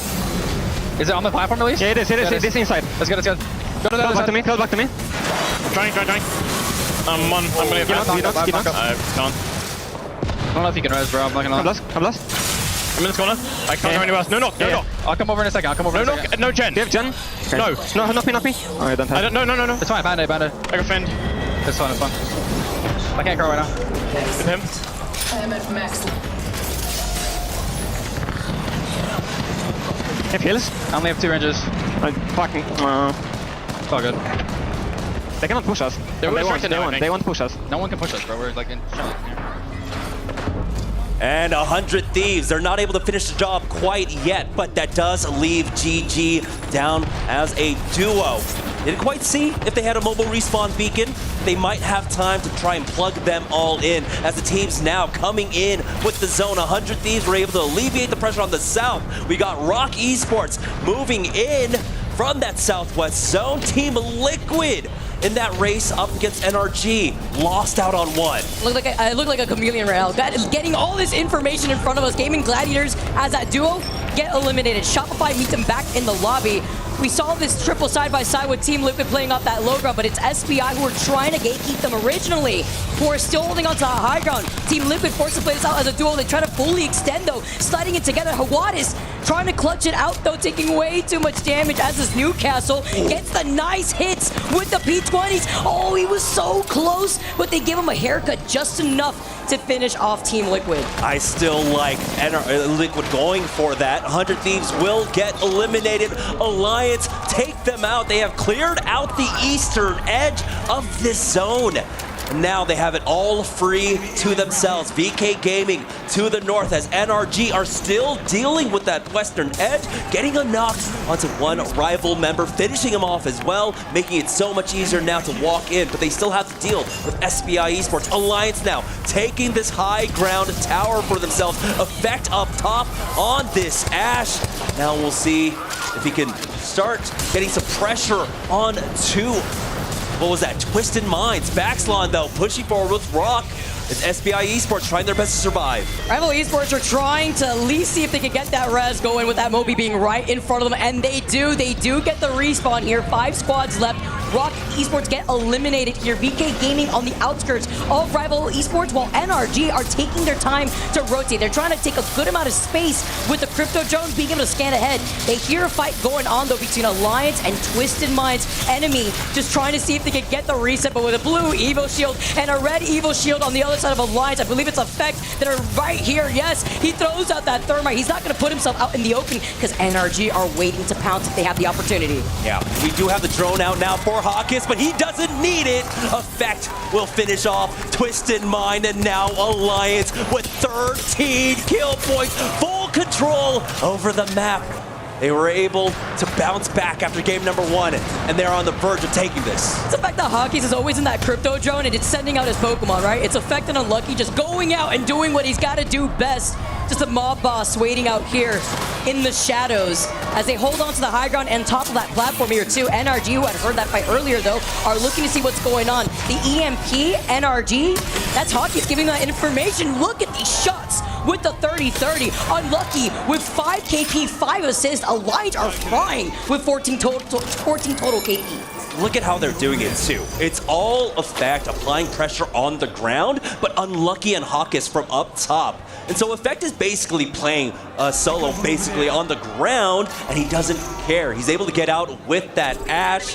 Fortunately, will be banned out after this game, but it looks like they got the value out of it. Now Hawkins with the Kraber in hand. He's got the team controlled here as they're going for that peek onto NRG.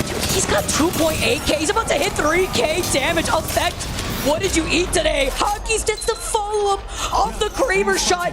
This is prime play right now. Just looking at the way Alliance is holding these different positions. You have Hawkins on the high ground with the Kraber. BKG playing inside that truck, but with Effect also playing on the outskirts together with Unlucky. It's putting enough pressure on the one team they're afraid of, which is NRG. Yeah, they got the mother load down on top of NRG. Sykes is going to try his best to survive, but he cannot take a lick of damage there. Effect jumps in. Sykes gets the knock, and NRG might have slowed down Alliance enough. VK Gaming are now on the move for the third party. They see the knock, and now VK Gaming trying to isolate the one member of Alliance that's held back. That was going to be Hawkins here. They fully dive onto him. They called him out, and now Alliance just down to a duel, and they're weak right now after they get the res. Wall down there from their own Catalyst will slow them down just a bit, allowing Alliance to go for the reset. We've seen the 2v3s out from Alliance, but this time around, they don't have the eyes in the sky for themselves. VK Gaming take these a little bit too slow. There's the first knock, not quite yet from Effect. Effect with the 9 KP, almost 4K, 3.5, and he is beaming right now with the R9. Gold extended mag here. He gets the next knock. He is jumping around. The Ash Dash is in the air, but it's a Newcastle that he's put up against as a Kraber shot is more than enough to finish off that knock. No playing around these knockdown shields, but he's looking to get aggressive. Oh my god, QQ! What are you doing? He's come down to 1v1. That mobile shield making it extremely difficult, but Effect is jumping around like a spider monkey, and he doesn't know what to do. The shield swap isn't enough. Alliance secure the win once again. The 2v3 Demons. Alliance take game number 2. Dude, 3.8k damage. Are you kidding me? Effect came out and chose violence. The Ash Dashes, the way he was moving, that was such a sick 1v1 off the crates there too, off the platform, off of being at a disadvantage, by the way. Lost on Hockeys, they still got the res. They were trying to get the reset. The catwall was brought in from BKG, and they still were able to clutch it up. Now there's a lot to say, right, VK Gaming? There's a lot of different ways that they could have approached that fight. Are you trying to go for the Kraber plays? I get it. You're on one of the biggest stages here for Apex Legends, but you're up against Alliance. You cannot try and style on them, especially when they drop a 20 bomb. 20 KP for Alliance. They got the plus 12, 32 to add on to what they got in game number 1. I mean, 7.3 thousand total damage across the board for this entire team. That's crazy. Yeah, trying to go for those Kraber shots, sure. On the other side, I'm wondering maybe lacking on ammo for a second weapon there too, or just a Hail Mary if you could get the hipfire shots. As we take a look at our top 3 stats, look, Effect 3.8k damage, 11 total kills. 2.4k, not to be outdone, Unlucky. He is always on, I don't know if he's always on the fuse, but when he is, supporting Effect there to play off so aggressively. We got to see Effect really be that tip of the spear for Alliance. Every fight that they approached in, Unlucky backs him up with just enough nades. He gets the knuckle clusters to create a lot of space for him, and I'm so glad because I picked him up for my fantasy pick. I was just about to say, I know Jamerson is cheesing right now because him and I were looking at both Unlucky and Effect. Jamerson with Effect. As we take a look at our top 3 teams, VKG playing rather patient inside that truck. We saw NRG too, that were just getting pelted by Alliance in those different angles. It was quite unlucky. I mean, Sykes did manage to sneak that one knock when he was hiding behind that one knockdown shield, but coming in 3rd place and at least still securing some KP. As we take a look at the series results, great looks, a lot of KP soaking up for some of these teams. Yeah, and because of that monstrous performance by Alliance, that 32-point game for them, that does put them straight on top of the leaderboard, overtaking 100 Thieves, who again had a fantastic game number 1, 25 points. Picked up kill points here in game number 2, but it wasn't enough to keep pace with them.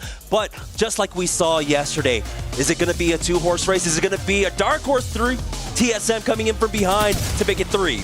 I mean, they're mean mugging in those photos. You know what they want. They want to be the 2-time winners of EWC. Don't go anywhere. We got game number 3 coming to you on the other side of this break.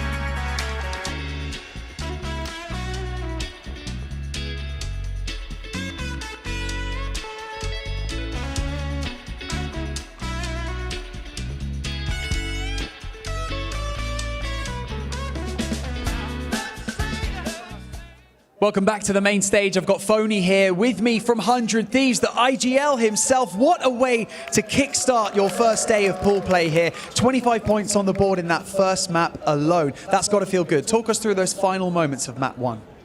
I already knew the zone was going to pull there. I told my teammates exactly what was going to pull there. So it was just really up to them to do the rest. That's what I expect from them. So in those key, like, high intense moments, it just really relies on their communication and then all of us playing together. I mean, it definitely worked out, of course, as we all saw, both at home and right here in the arena. But you know what? It's no secret, Phony, that you've had some surgery and you've decided to come back and compete anyway. Tell us how you're feeling at the moment. How are you feeling, man? I'm feeling really good. Obviously, if I didn't feel good, I'd still be in the hospital bed. Other than that, I just didn't want to let my teammates down. Also myself, I know what it takes to be here and win. So I'm just glad to be able to come and actually, prove that surgery can't stop me. Phony, I think I speak for everyone in here that you're an absolute trooper. Congratulations so far. It's early days. We'll be back soon with map 3.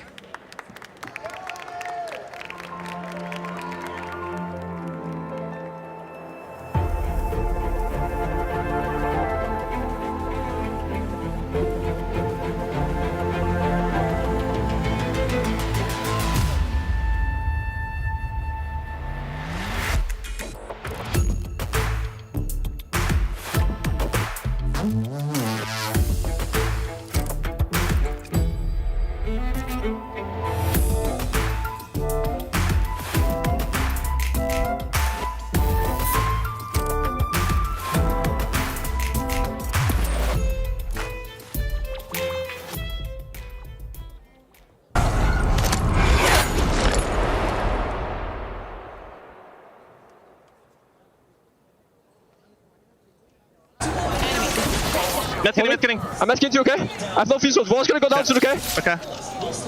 We need to go left. Yeah. I won't down though. I can't. Okay, swing here. Yeah, play up. Newcastle Watson deep. Newcastle Watson. Pick it. I know you're right side. On the fence. Okay. One. Start one left. Nice, all you. Okay. It's 2-2. They're resting here. He's popping out here, popping back. You gotta play up. The montage. I'm up. Let me on.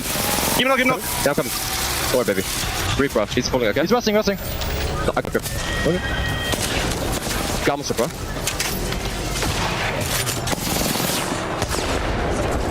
He's slowing cover.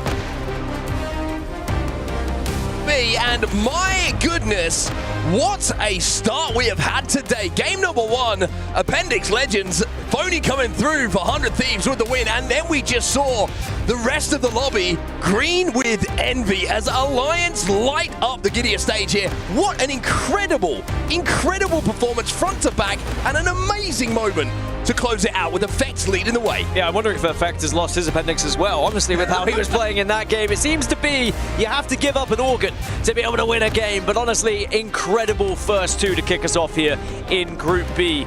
The real question is now with Alliance kind of setting that pace, are we going to see any teams start to catch them up? Or will we see this traditional style from Alliance where they really run away with group stages? How many times have we seen it? Tournament in, tournament out, Alliance just explode when they come into these situations. Incredible end game there, and I think the guys and girls on the desk are going to have a great opportunity to actually break down what happened in those final moments, because there's so many technical moments that led to Effect being able to win that 1v1. You think of the fact that he got the initial knock, then he gets that second dash back and dash away again. Then the Kraber, he pops the bat just before that, as the Kraber has to be reloaded, and the knockdown shield for all of these things stack up. I mean, Arcstar on the back of the mobile shield to stop the push. It's just brilliance from Effect. Brilliance and a little bit of luck in certain moments, but every single bit of luck that he was given was matched by that individual brilliance that we did see in that final moment. Yeah, if you're going to trust anyone in a 1v1, I think everyone would put their house on Effect, securing that victory, but high pressure situation as well. And I think that, you know, Effect, a very young player as well, even though he's been amongst some of these scenarios, I think 1v1s is still a very important thing to have to go through on a main stage in a tournament like this. Yeah, it just looks so confident. I mean, it's one thing that you can always say about the way that Alliance play is that Effect always looks so confident because he knows he's being looked after. But the likes of Unlucky and Hack is always looking over his shoulder as we take a look back on this. And if you're just joining us, this was a 2v3 initially that Alliance went into in this fight. Effect had to come out of this situation in a 1v2, gets the re-knock, then gets the dash back. That's so huge here. Pops this battery behind the knockdown, but the timing on this, look, the knockdown goes down as QQ has to reload, and that gives the opportunity for him to slide across, reload that R9, put some bullets into that mobile shield, and then slide across with that R9, knowing there's no Kraber left. Then it's just about hitting the shots, and if you want someone to hit shots, Scout, R9, doesn't matter. Any light gun, any gun in the game, that man's going to get it done. And as you can tell, just another day at work for him. I think he deserves a little lay down after what he's just done. Yeah, Pierre just trying to ban him off as well. Make sure that your star player is nice and relaxed going into this next one, because it is going to be a change of pace. Of course, World's Edge for maps 1 and 2, but we are going to move into E-District now for 3 in a row. And yes, Alliance may have been able to secure 39 points across the 2, but if E-District suddenly becomes a bad map for them, that's when other teams can start to really catch up and find points themselves. I also want to just take a second here, because obviously, understandably, a lot of focus coming into today in Pool B has been on Phony and what he's had to go through in the last 48 hours or so. But I actually want to give him even more props to people who don't know Phony as a person, as a player. A couple of splits ago, a couple of seasons ago, gets dropped, right? And can't find a team in the Americas, for whatever reason that is. Still, to me, a situation that I did not expect to see. He uprooted his entire life, went over to APAC South, competed to make it through to the LAN environment, and made it work. If you wanted to know about the mentality of Phony and what he will give up to succeed in this game, you cannot look any further than what you're seeing in front of you. Gives up everything, moves his entire life across continents, goes into surgery, 48 hours later. Gives up an organ. He's back on the stage, gives up an organ. I mean, what's next for him? That's the crazy thing. Hopefully not another organ. Yeah. Although I only have one kidney, so I can say you're still good with just the one if he has to give something up. But yeah, really amazing story for Phony, and I think that would have been such a relief for the squad as well to get a victory in Game 1, because I'm sure they were very nervous going into last night, wondering who would they be playing with. I mean, there is still a big chance that Phony could not complete the rest of the day. Coming out of surgery is always going to be a risky situation, and I'm sure Bronzy is at the ready just in case. But to get that victory ready, right, and get it done, have points on the board, it just takes a little bit of that pressure off the team, and I'm excited to see what they can do in the next few maps. Do you know who their emergency sub is? Who? Jen Burton's dad. He's ready to go. He brought his roller. Is that allowed? Yeah, no. Oh. But he told me that should that happen, he's ready. He'll be there on the I imagine, actually, if anyone were to be ready, it probably would be Jen's dad. That man's gonna frag out. Oh, for sure. I'll tell you this.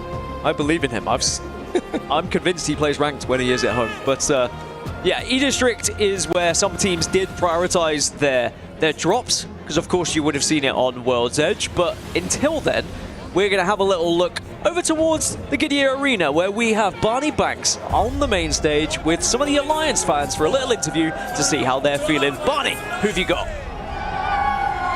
I am in an absolute sea of green right now, as you can see. It's absolutely phenomenal, the level of support that Alliance have right here. I got the general manager over here. Pontes, how are you feeling after that game? Feeling amazing after that game, dude. It's amazing. Honestly, it was phenomenal to see Effect popping off like that. Is that what you've come to expect from him? I mean, he's the world record kills of most kills, so that's what we expect of him, of course. Okay, well, you got a sea of people here with you. Did you bring them, or did they follow you here? What happened? I think they followed me, actually. Yeah. They followed you. Alliance fans, how are we feeling? I think they're feeling good. Back to you guys in the studio. Amazing stuff. Boom, boom, Alliance Army. I want to hear that chant taken off. There's something in that, Dan. It's simple. We can get the drummers back in the opening ceremony. Powerful. Sure, they're still kind of within stone's throw of the building. It'll be absolutely fine. They can get back here. I don't want to hear that chant, and I will be taking a heavy percentage of the cut on any potential royalties that may come from that. I'm a businessman, Dan.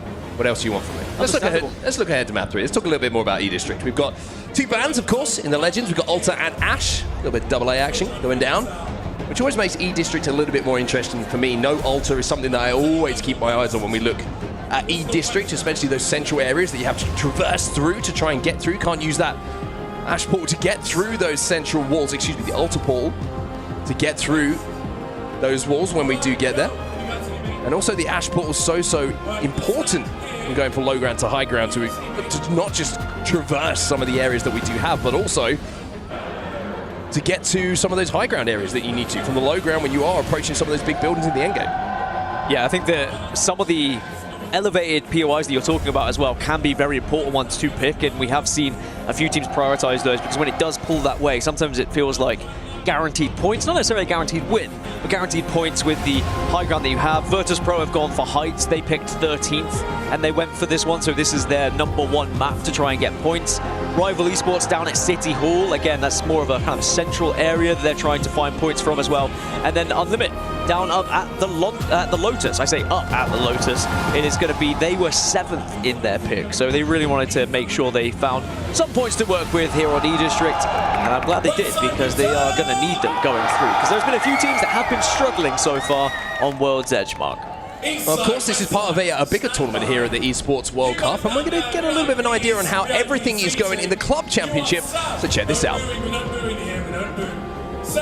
We are back here for the Esports World Cup 2025 Championship club update. We have Virtus Pro, Team Vitality and Team Redline achieving 500 points for their club. Following along with AGAL, Gen G Esports at 400 points. And an unsuspecting Team Falcons Fnatic, Paper Rex at only 300 points for their club championship. Now, I'm joined here with Victoria, who's going to give us a little bit of a rundown on what happened with some Valorant games, because this might be the last chance for them to earn some club championship points. Yeah, that's right. We only have 2 more days after this. And the teams that you mentioned, very interesting. Gen G, you said they were up there.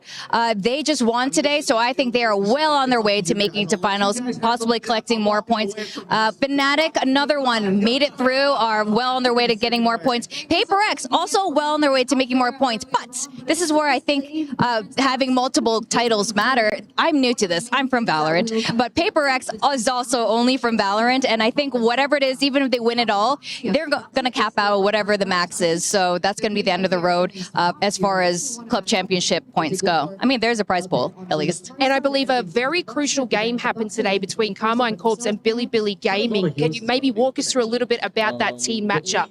Yeah, so Carmine Corps and Billy did end up facing off. It had become a 2-1 scoreline. They went the distance on it, but Carmine Corps did end up winning that out. The fans were phenomenal in the stadium, but Carmine Corps played one more time and they lost to Fnatic, which is why Fnatic is well on their way to trying to catch up.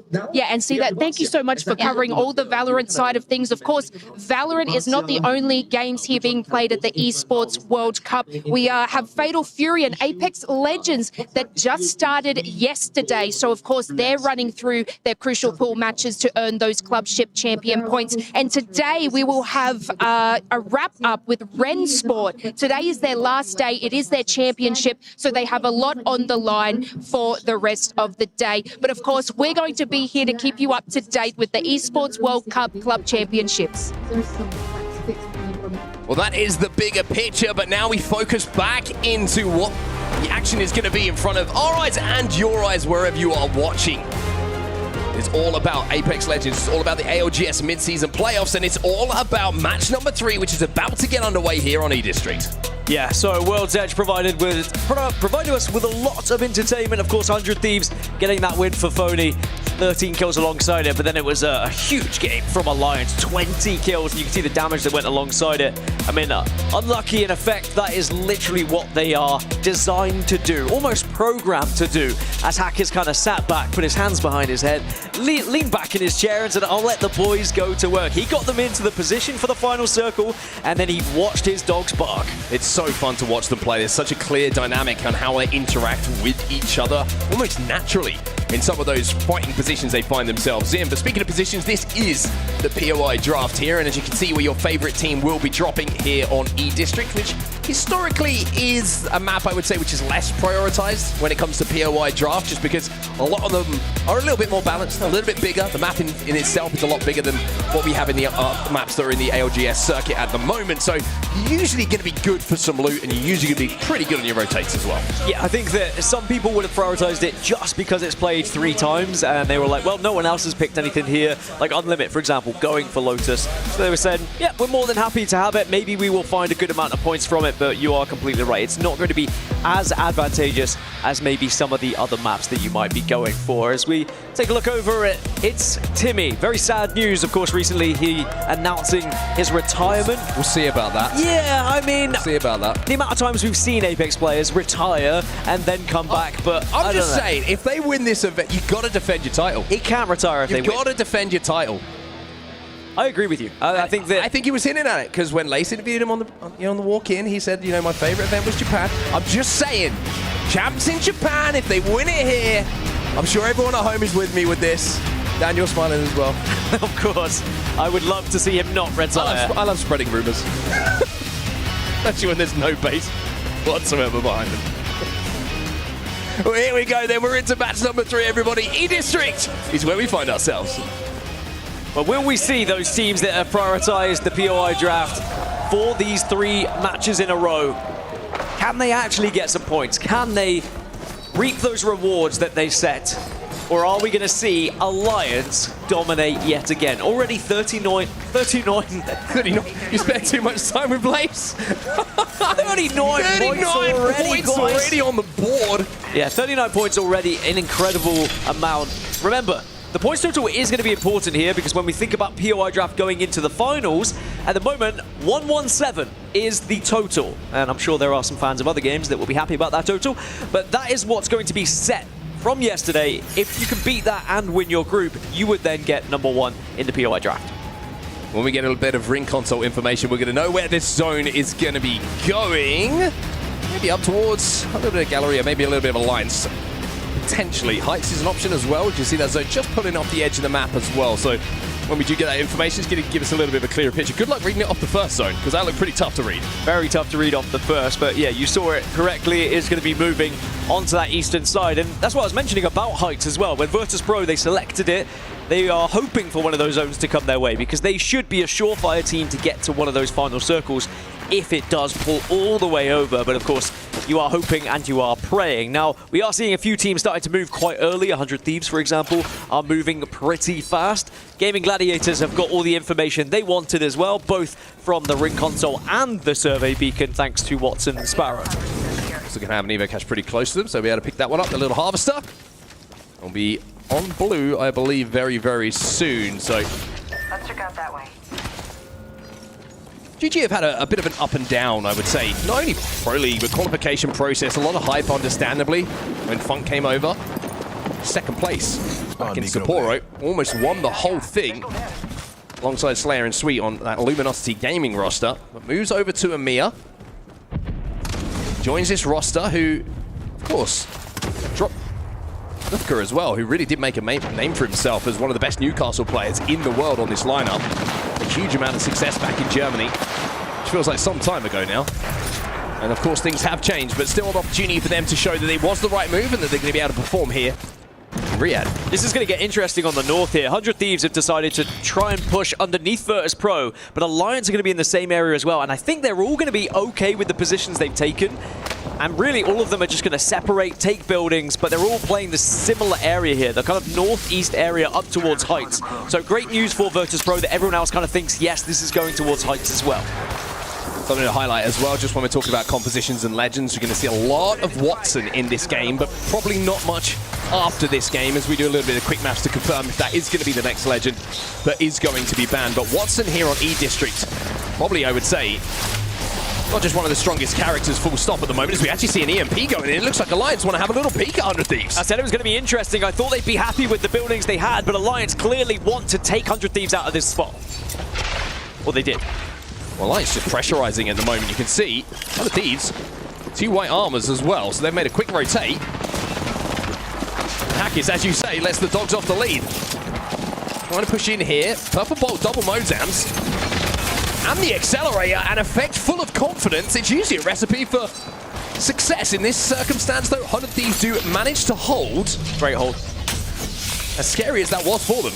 Really impressive hold, especially for Phony, who was in the corner. You are so vulnerable there if they are able to peek, but 100 Thieves made sure they had those angles to reduce the opposition angle so they couldn't get in and peek easily. And even though Effect did get aggressive, it's because he knew he had the backup of going through that portal if things went wrong. So Alliance will back out. They won't take that fight, but they really wanted to take advantage of their armor situation. Yeah, I think they also want to take advantage of the fact that they have a huge amount of points on the board already, right? So you're more than willing to take a little bit more of a risk in an early game situation, knowing that you've already got some points in the bank. Team Liquid have just taken down one member of Unlimit. Looks like they want to try and follow up with even more, as Unlimit look like they might be falling out of the lobby first here, or at least 2 of them will, but there might be a follow-up and maybe a third party, but it looks like it's going to be trying to escape here. And then Nurkic just trying to slide away here, trying to escape, and Team Liquid are going to have to forget about that kill and try and stay alive, because look who is arriving. It's going to be Evos here. The EMEA powerhouse, who have really impressed, some of the newest names that we have seen in the EMEA region really coming to the fore, and certainly a player to keep an eye on that team is going to be Nate, and he's the one who gets the knock onto Jaguares as well. MG Clutch, big rank grinder, now jumps into the competitive scene, and the young man looking for his first kill as well. Looking to get aggressive just to make sure they finish that one off to take these all down. But still, 20 squads still remain, so the stragglers are able to escape, and maybe they'll be able to get back up to a full 3 a little bit later on. But these are A lot of fights that are happening on the north, and I don't think it's over yet because Shopify Rebellion, now hearing this commotion, they're having a look. Yeah, Evo's nice and healthy though. MG Clutch is backing down, and I think they're just trying to create a little bit of space between themselves and Shopify Rebellion here, so that Shopify have to think twice about crossing towards them. I think Shopify probably thought, their third-party opportunity isn't as juicy as we originally thought. NRG, though, just had Timmy knocked. I do wonder how Shopify Rebellion are going to play over there as well, because Liquid and Unlimited are both going to be playing a similar area on the north, but now JD Gaming are going to get aggressive here. Oh, they are indeed. Sykes is going to have his shields ripped apart. He stays on his feet for now, but he's going to be absolutely swarmed, and Sykes trying to do what he can to stay alive. Maybe just trying to buy a little bit of time here for Gil to get out, but now a third party arrives, or at least some shots from distance to. It's going to be RRX and Razy who's going to be that player, as NRG won't be able to escape, and NRG will be eliminated. First team to go down. And that one's gonna sting, because you just have to wait that extra time watching and waiting for match number 4. Now, you saw the shots coming through, and that's because this area now is so swarmed with teams and people. Everyone has made their way over towards Heights, and it is going to continue to pull that way a little bit further northeast. So a correct read from the likes of Alliance and 100 Thieves, but I wouldn't expect anything otherwise from two of the best IGLs around. Crazy Raccoon on the southern side of the zone at the moment, just trying to creep their way in. They've got JD Gaming in front of them, and they have to work their way towards where this next zone's going to be going, but they will be safe. They don't have to do too much for now. Shopify Rebellion up on height. You can see them right now. A little bit of a slow start for them, even though game number 2 was much improved. And they're kind of between two members of Team Liquid who have split at the moment, trying to think about getting up to a full complement of 3 again. They have just got ring console information as well, have Shopify Rebellion, so that was kind of why they were playing out here. They realized they had the entirety of the north, apart from the solo stragglers they maybe had seen going for the res, but Unlimited have gone back up to a full 3. As you said, Liquid just a 2, so clearly something went wrong. Maybe actually Shopify Rebellion found one of them. Yeah, I think they might have hit the server beacon as well, which is going to give them that information. 2 members of Shopify Rebellion moving towards Electro Dam, where they might realize there's 1 solo. And 1 player from Shopify Rebellion just clearing their backs and thinking, hey, we've got enough space between us now and that second player from Team Liquid to probably just try and collapse onto the 2 players who are being respawned. So Shopify might have read this really, really cleverly. Yeah, Shopify being very aggressive onto some of these teams that are struggling a little bit. As we can look back at how JDG took down NRG, you can see why they were being aggressive as well. They saw there was a little bit of vulnerability there, and they made sure they capitalized on some kills that were presented to them. There was a lot of teams in the area that kind of helped out with a little bit of damage here or there. The CR back on this southern side have worked their way past JD Gaming and are now controlling this little choke. Elsewhere, Team Liquid, who we mentioned, has split on the map. Well, they might be about to be down to 2 players once again, because Neazul is caught between 3 members of Unlimited here. They're going to be very easily able to deal with him, and he will have to go back to the respawn screen and probably watch from the lobby, because I'm not sure they're going to be able to get that banner. Yeah, there is a crafter next to Galleria, but outside, I mean, maybe you can get the back in, but it's just so difficult at this stage of the game because there's going to be so many teams coming through, and especially Shopify Rebellion. They're going to be on the hunt, remember, because I feel like that's part of their game plan here, is to try and find some extra kills on edge for teams that are trying to respawn and get back into the game, because they're going to be naturally quite weak. But one of those teams hovering around Galleria is going to be Evos as well. Remember earlier we saw them join in on that fight that forced the likes of Liquid and Unlimited out. Well, Liquid have found another crafter, by the way, on their way through Energy Bank, so they might be able to get back up to 3, but they have Unlimited on their backs, who are going to be hunting them down, and if a respawn goes down, you imagine they will push that very, very quickly. Back towards center zone, though, and S8UL are in a great spot underneath here. Newcastle wall down, Gen down, intercept some pylon, and some nice, beautiful buzzing fences. We're in a pretty good spot. Very difficult to push that one. Yeah, they'll be fine for quite some time. Instead, it's those who are forcing their way into the ring at the moment that are really struggling. VK Gaming should be somewhat comfortable here as well. They have a portal to play with just to try and reposition and find another safe haven. But there is a little bit of conflict happening on the western side. Shopify Rebellion and Evos currently are facing up against one another.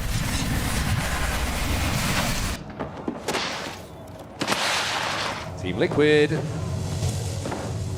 Still 2 players alive. I think they haven't tried to stick the res as yet because they saw that Unlimit were wrapping behind them and knew that they were probably going to suffer the same fate should they have gone for that res immediately. So Liquid are wrapping all the way now through Energy Bank down to the southern side. Unlimit probably still looking for them because they did see one player. But with a minute left on the clock, they're going to have to start thinking about getting in towards this zone as opposed to hunting down Team Liquid. Yeah, Evos have just retreated away from Shopify Rebellion as well, as Team Liquid will get the respawn onto Nizel, which might draw some attention away, but Evos are running at Unlimit. Certainly are indeed. Stingerbolt goes down as well to try and force them away from that position. Fusel isn't great though. It was bad. And Unlimit now find themselves in a position where they've managed to essentially stall out this fight. To the point where they're healthy enough to at least fight back, but that spray from MG Clutch from the high ground off the back. Off the EMP, and he goes to work. Unlimit eliminated, and Evos pick up more KP. And I think Evos have just given Team Liquid a chance to get back into the game as well, because otherwise I think Unlimit would have been hunting down Liquid. They were tracking them for quite some time, and now Liquid back up to 3. And actually, a couple of members from Liquid are having a little peek over towards this to see if there's any stragglers, but I think they'll soon realize they need to focus on getting into the zone. Shopify Rebellion have done exactly that. They've moved from the northwest, and they have traversed into the zone, so it's only going to be Evos and Liquid outside of the circle right now. This is interesting now, because Liquid are ahead. Think about what's just happened, right? Evos have just used so many ultimates. We saw MG Clutch popping a couple of ult excels to try and get his ultimate back, but they expended everything in that fight. And if Liquid have got a couple of ults available and they don't, Liquid could hold them out in this situation. Twisted Minds, though, inside the zone, trying to hold out the likes of Go Next and potentially Team Liquid in a few moments' time. Elsewhere, you can see the SBI having a little bit of a struggle with Zainu, has managed to take down 2 for SR. Yeah, Shopify Rebellion just forced their way into zone and bullied SBI out of the building. Like, genuinely said, here's the eviction notice, get out, this is ours now. Because Alliance were also unlucky, were sent out just to do a little bit of a scouting mission. Took a lot of damage, so they'll go back to the position they took right at the start of the game. But it is not going to be safe after this zone. It is going to transition a little bit further south, but still going towards the east, and then south again, which actually is going away from Heights, which is going to be great news for the likes of S8UL, who we checked in with earlier. They are pretty much bang center of the zone. Yeah, bang center zone in a really easily defendable spot as well. You saw they had cover from everywhere. Only 2 areas that they could be attacked from, and they've got the Newcastle wall, they've got the Watson. It's so difficult to siege that particular area they're playing. Speaking of sieges, it's going to be Go Next versus Twisted Minds. And inside this building, we are seeing an exchange of fire as enemy will pick up the first knock onto Kinda. Yeah, Twisted Minds have the advantage here, but as we've already seen, a 2 versus 3 is still very winnable. As long as you play it correctly and you play it together, there is going to be a crack on both sides, but Twisted Minds still going for aggression here. They certainly are indeed. Abralele, though, is down to 1 HP. Annam, he's the last one alive, can't get it down, and we Go Next, who are eliminated. Everybody from Twisted Mind stays on their feet in that fight as well, which means they should be able to reset pretty comfortably. There's 17 teams left, and here is one of them. It's going to be Team Liquid. They hear what's happening, they get involved, but enemy's taking Yanya down. Yanya gets absolutely destroyed, but it will be Twisted Minds who unfortunately cannot hold off the follow-up barrage that comes from Jaguares and Nizel. For a second there, that looked a bit shaky, but I think just the armor disadvantage and the HPs not being reset the way the Twisted Minds would have been wanted to, just like they could get away with that one. Team Liquid finding the red helmet was absolutely huge for that fight as well. Gave them so much confidence to be able to push in. And I think it was just the amount of damage they were able to do and the lack of healing that was able to have been done previously as well. They were pretty weak going into that fight against Liquid, but Liquid have to move fast because the zone is coming in, and this kill feed is going to light up a little bit because there are about 8 teams who are not within this next zone. Yeah, all of them at the moment are on that northern side. And Alliance are one of those teams. Let's jump into the comms with Alliance. Johnny close. One close. Yeah, right. Come on, She's on right. Right above. Okay. On here. I'm dead. Oh, bro. Good luck. Yeah, but he dropped down by there. I'm trying to play him alive. Yeah, I'm dead. I'm dead. Okay. Okay, shot back. You good? Getting hit. Rave still looking. Lucas rising below you. Go. No, nice shot. No, guys, we gotta listen to the. We need to gender. As soon as they nade this gun. Not the greatest of moments there for Alliance. Certainly not what we saw for them in the previous game, but hey, you can't get it right every single time. A tough rotate for them from that northern side. We just saw about 4 teams drop as well. 100 Thieves being one of those. So winners from match 1 and from match 2, both taken out in a very similar time. And now Virtus Pro get to play peekaboo from above. And Evos get eliminated, so that's going to be extra kills across the board. It was actually VKG, I think, finished off those kills in the end, but it is going to give away their position to Virtus.pro. Now remember, Virtus.pro dropped over towards Heights, but now they have to start making their own rotation and try and find their way south. Yeah, a little bit of space on that northern side, but for not long are they going to be able to sit there. Shopify Rebellion now pushing onto that position. We talked about that fortified spot that SAUL have held down for quite some time. The sprays and the suppression is starting to hurt SAUL here, but they're holding on for now. But now the swing's going to come in, and this is why Zainu is such a special talent. Picks his moment perfectly. SAUL are evicted. That red armor getting past to Shopify Rebellion after I assume they took down Team Liquid whilst we were amidst the Alliance POV just earlier. RRX will go down as well, so now it's just 9 squads remaining, and there's a few teams trying to make their way to center zone at the moment. Actually, 3 teams just took a portal at the same time. VKG, Fusion, and Crazy Raccoon all in that center zone. VP trying to kind of tiptoe their way forward. They're pointed to the edge of this zone, but as you can see in the top left, they now have 45 seconds to decide what that next move is going to be. But this is how busy the center of where this game will be ending is. The shops are full, and VKG have set up a little food stand of their own just on the outside. So many fences as well, and that is not all of Fusion's fences, by the way. There are fences from every single team in this area, all combined, and it looks like they've set up a fort to share, really, at this point. These 3 teams will not be worrying about one another right now. It will be focusing outward. It will be stopping teams from being able to push in. Look at the lack of attachments here for Fusion as well, so they've done a really good job. You imagine 2 players have been rezzed in the game to get into that position. On the northern side though, GG, JD and VP all have to move very soon, and VK are holding them out now relentlessly. Shots coming in from the 30-30 to try and pick up KP. VP cannot make it in. They will be the next team to go. Yeah, that's a shame from a zone that was really handy and close to them, but you can see VK just trying to get eyes on these teams that are pushing in. Fences! There are so many points available here. The fences are just stopping them moving anywhere. GG can't make it forward. They will be eliminated next as we go down to 7. Fusion now trying to make their move. Trying to see if there's an opportunity for some KP, but having recognized the reset to come in, they now retreat back to their little hidey hut. Worth noting, Fusion and VKG are running the Newcastle. Could be very important here in this final circle as rival esports go down, but we do have 4 crypto still alive as well.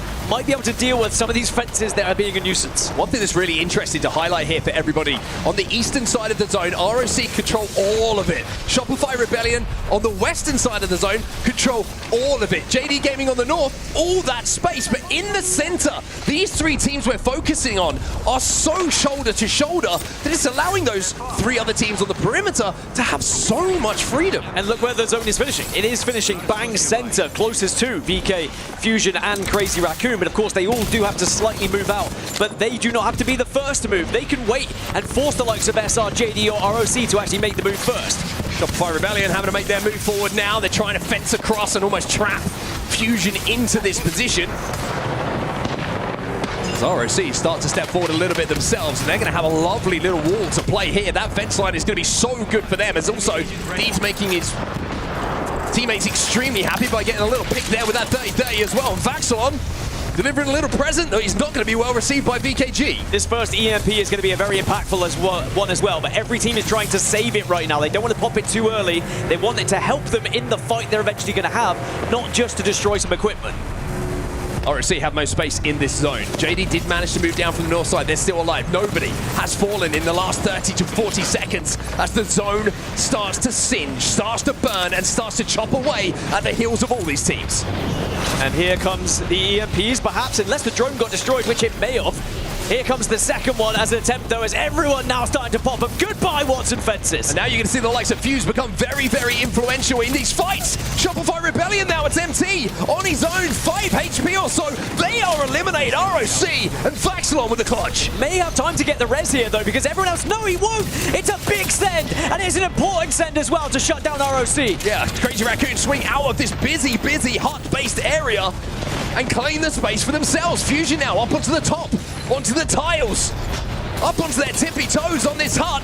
January firing blind, but can't connect. Fusion eliminated as VK will hold, and most importantly, all 3 stay up. Yeah, Crazy Raccoon now going to have that southern side. They have the wall to work with here, but they don't want to push up too quickly. They want the other teams to fight first. Crazy Raccoon firing through the fences, hoping that they're not going to be stunned for long enough to get some shots down, but it's VK Gaming, and it goes to a 1v1. It's St. Jude with the opportunity to swing, with the opportunity to clutch, but they cannot do it, and VK Gaming will win your match number 3.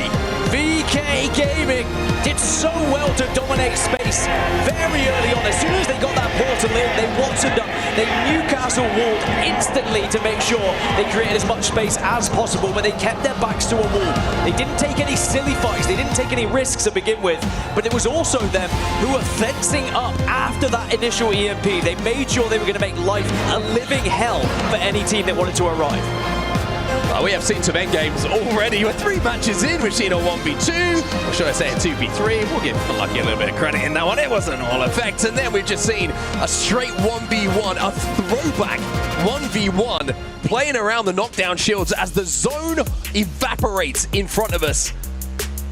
As VK Gaming will clutch 11 KP alongside the 12 placement points. That's 23 points on the board for them. Yeah, that is a brilliant game and really gives them that opportunity to put themselves in a conversation of getting to those match point finals. I mean, only after 3, sure, it's not a guarantee by all means, but at least you are up there and you know you are hanging with the biggest and best teams. Because remember, top 7 qualify for match point finals. The rest, they go to a last chance qualifier, except the bottom 3 who get eliminated today. And here's some of the stats you can see. One thing that's going to be a very nice feeling is, remember that VK Gaming were on the receiving end of what happened in that previous game. In that final moment, the effect play that we did see. This time they clutch it. This time they make it work. So a second followed by a first here for VK Gaming. A fantastic little run that they're on. And if you are tired of Watson fences after that game, because there was a lot of them, we won't be seeing any more for the rest of this series, unless there's a reset. But Watson will be banned from this one. And it means going into match 4, you're going to have to find someone else to hit those ring consoles for you. Alliance, though, will still be number 1 on 40 points, but VK Gaming are catching them up. 38 as 100 Thieves, who went down pretty early, on 33. Yeah, very close between everyone. Nobody kind of getting away with it at the moment. Nobody getting ahead in the score. Kind of noticeably, it's been an exchange of wins. 3 different winners across 3 different games. And I got to say, that was a very, very enjoyable endgame there. The way that just the geometry set up when you had that small kind of collection of huts and shops in the middle, and then the perimeter, which was just covered by those walls. Fantastic to watch here, and we have to expect more fantastic action here in Riyadh in very, very soon. We'll see you in a few moments. We'll be back.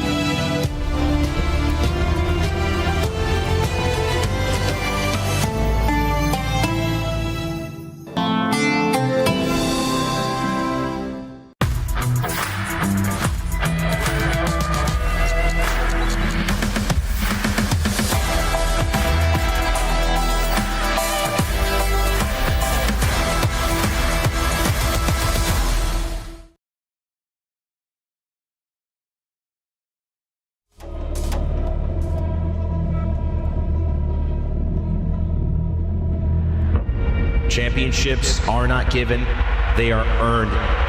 This moment, you cannot let it slip by. It's moments like this that you spend years waiting for, sometimes lifetimes. This moment does not go unnoticed. This is something special. That feeling of winning is no better feeling in the world. It just feels unreal. It's just a great feeling that I will never forget.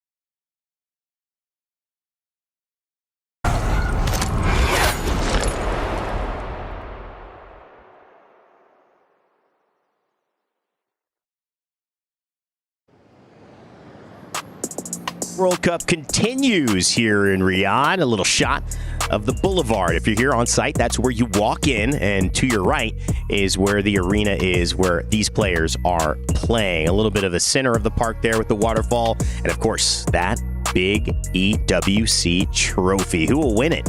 Who will help their team or their organization be a part of that club championship win?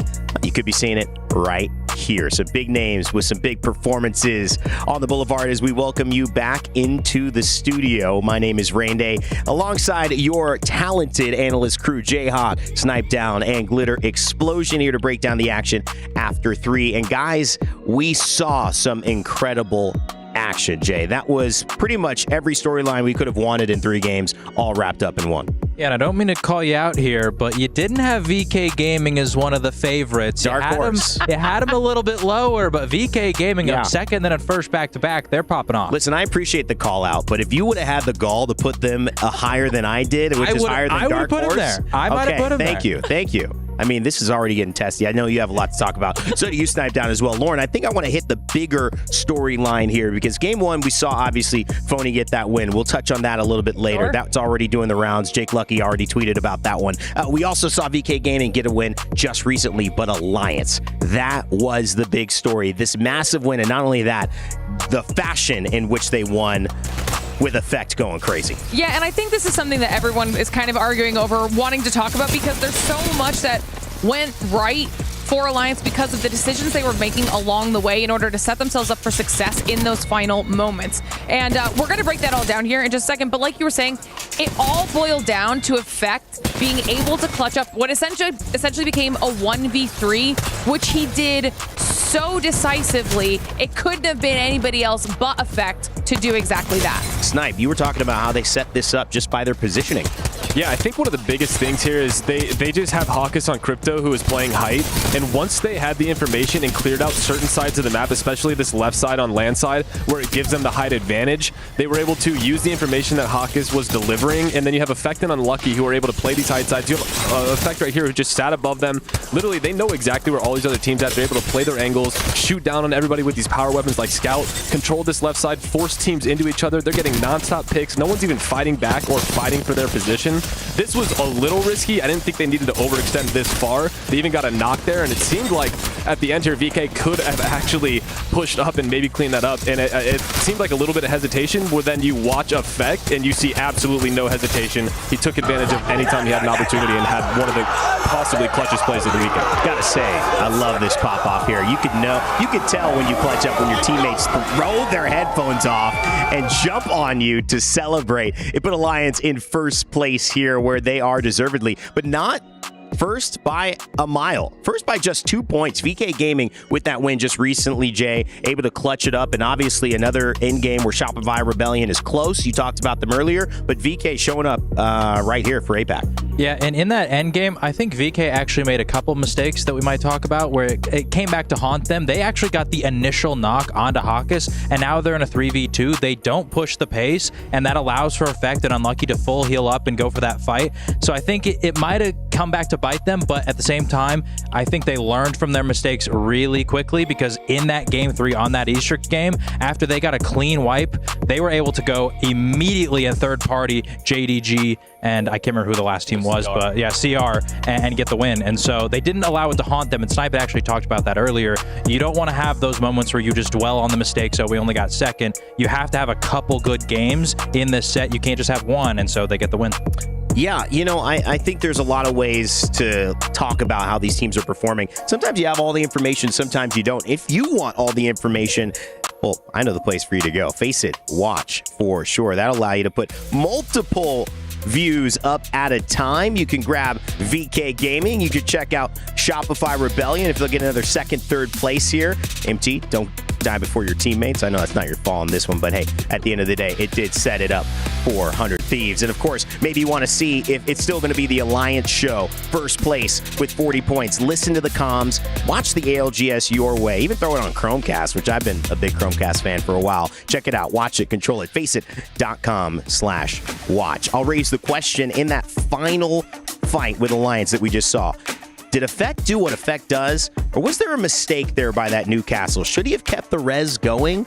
Was this a little bit of hesitation?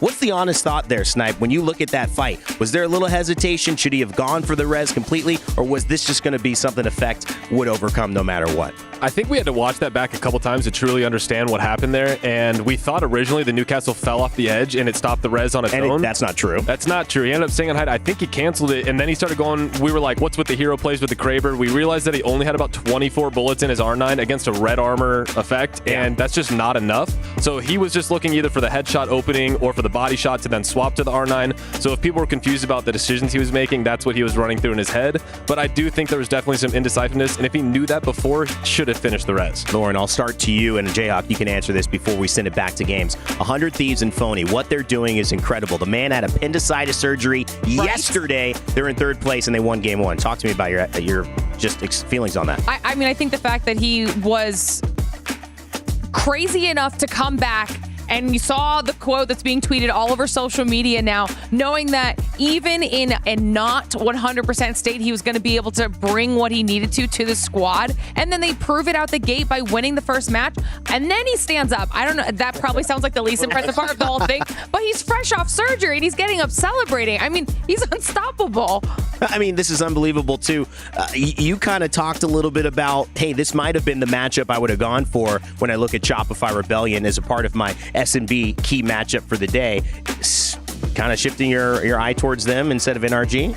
Ultimately, I didn't know Phony was going to play, and that's kind of the crux of a potential Shopify 100 Thieves rivalry, is that Phony did get dropped by that team after winning, and so I didn't go with it, because if he's not going to play, then I don't feel like the rivalry is quite there, but he's showing the dedication, and he's showing why he is a LAN champion, because this guy, he is committed to winning, and if that means in a pool play, game number 1, I just had surgery yesterday, I'm going to come out and I'm going to perform. And like you said, 25% of him is better than 100% of Bronzy, and guess what? He was right. So esports, one of the only sports you could literally have surgery the day before and then still be playing the next day. I mean, I don't know. I don't think you could have hamstring surgery and go out on the soccer field the next day. I think you take a couple of months. Tyrese Halliburton as well, man. Ruined the NBA Finals, but wishing you a big recovery. Indianapolis local, please. I just had Robin Inverse here. Pacers fan. Man. Too soon, man. I love it. All right, let's take one more look. I think we've got a image here on the draft for E District. As we shift and look at where we're going here, or sticking on it, I think we already shifted one game ago. Anybody have an idea on who you think did well? Obviously, VK taking that game 1. Yeah, they did. It pulled the Heights, and that's a very common zone that we see on E-District, and usually the Heights team is going to have an advantage, but VP got a little bit unlucky because it did pull a bit to the south away from their ultimate height building, and so Virtus Pro, although they landed there, wasn't able to get a super advantageous zone, and so you see VK Gaming, though, not too far away from Heights, a pretty easy rotate, getting one of the better spots, so they're actually in a really great spot, too, because not only do we see a lot of height zones, we actually see a lot of Humbert zones just to the south of them. So if we see that as well, VK could be maybe going for another strong game. Obviously, Alliance in a good spot as well in Galleria. This is a team that has taken the EMEA region by storm. And when it comes to EWC, when it comes to playing in Riyadh, they've taken their entire lobby by storm. They hoisted the trophy last year. Can they do it again? They're on a great track to do it. Effect, unlucky, Hockeys. If you got them in your fantasy league, you're happy about everything that's been going down. But there's been some good performances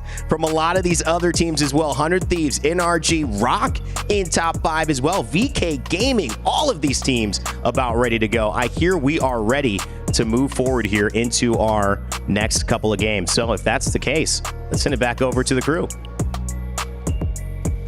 Let's do it indeed. Let's get back into the games and let's get back towards E-District. Daniel Gaskin, how was your little break there? Did you enjoy it? It was actually marvelous. Thanks to some fun things said by you.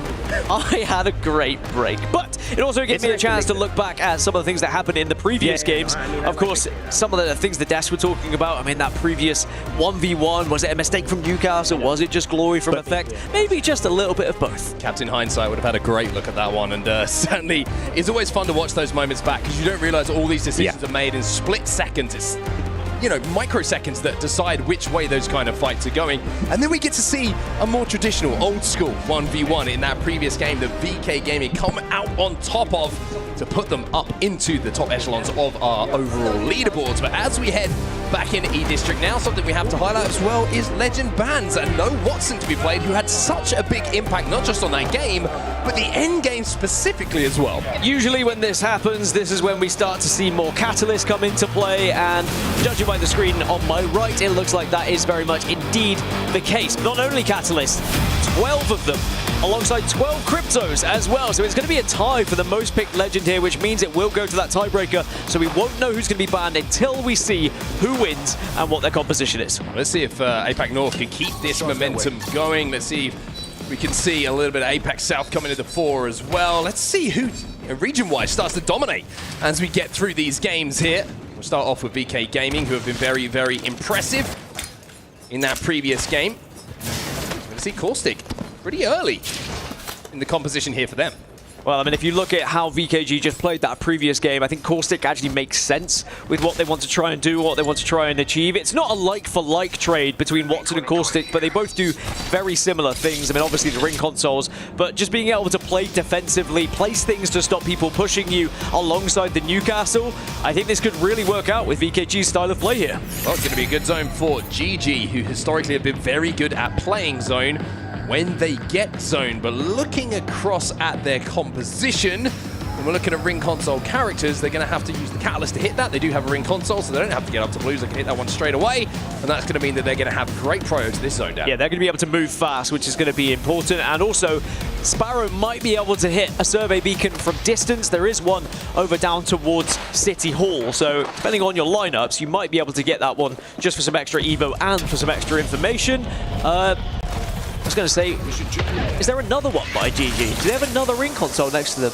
Either way, they're going to have a lot of opportunity to get some evo here. Yeah, I think they'd love to get up to blue if they can, but with so many teams arriving, I think one thing they are going to struggle to get is the evo harvester that spawns a little bit too far away for them to extend to before the likes of Twisted Minds and co start to arrive. They're over at Galleria right now, but Fusion are already inside of the POI. Alliance are already where this end zone's going, and Rival Esports have just arrived, having left City Hall as well. So nobody hanging about here. Everybody wants to get down and busy where this end game's going to be taking place. And Alliance have shown me there is a survey beacon right above them, so Game Gladiators would have been able to hit that one. They would have been well aware of Alliance arriving, because they could have hit it with the Sparrow Dart, and now it just means both of these teams can reside where they are. Well, GG have played for the best position. They've not had the opportunity to get the evos they would have wanted to, even though with Funk and Co only 76 evo away, they should be able to get up to blue pretty comfortably, especially playing a priority position like they do have now. So blues won't be too far away, but it's always a worry, isn't it? Someone early on just sees an opportunity, gets a little bit of pop damage and thinks, hey, you're on whites. We could push this and take this spot away. You've got to make sure that damage goes out nice and quickly. Otherwise, you are very vulnerable to being that team that gets pushed early. I mean, especially when we saw what Shopify Rebellion did in the previous game, where they were just kind of waiting, playing edge. They were trying to be a nuisance to those teams that were trying to res late on, but then they bullied their way into zone. They were just going from building to building, sending eviction notices, because by the time they arrived, they were up onto purples. They then were able to get reds off of other people as well, and they just had such an armor advantage. So you do have to try and build up those armors as best as possible. That's why you need to do things like this. When you're flank, when you're light, you need to step out and you need to try and actually get some damage down. Only 60 away. It's only a couple of bullets here. One headshot to do that.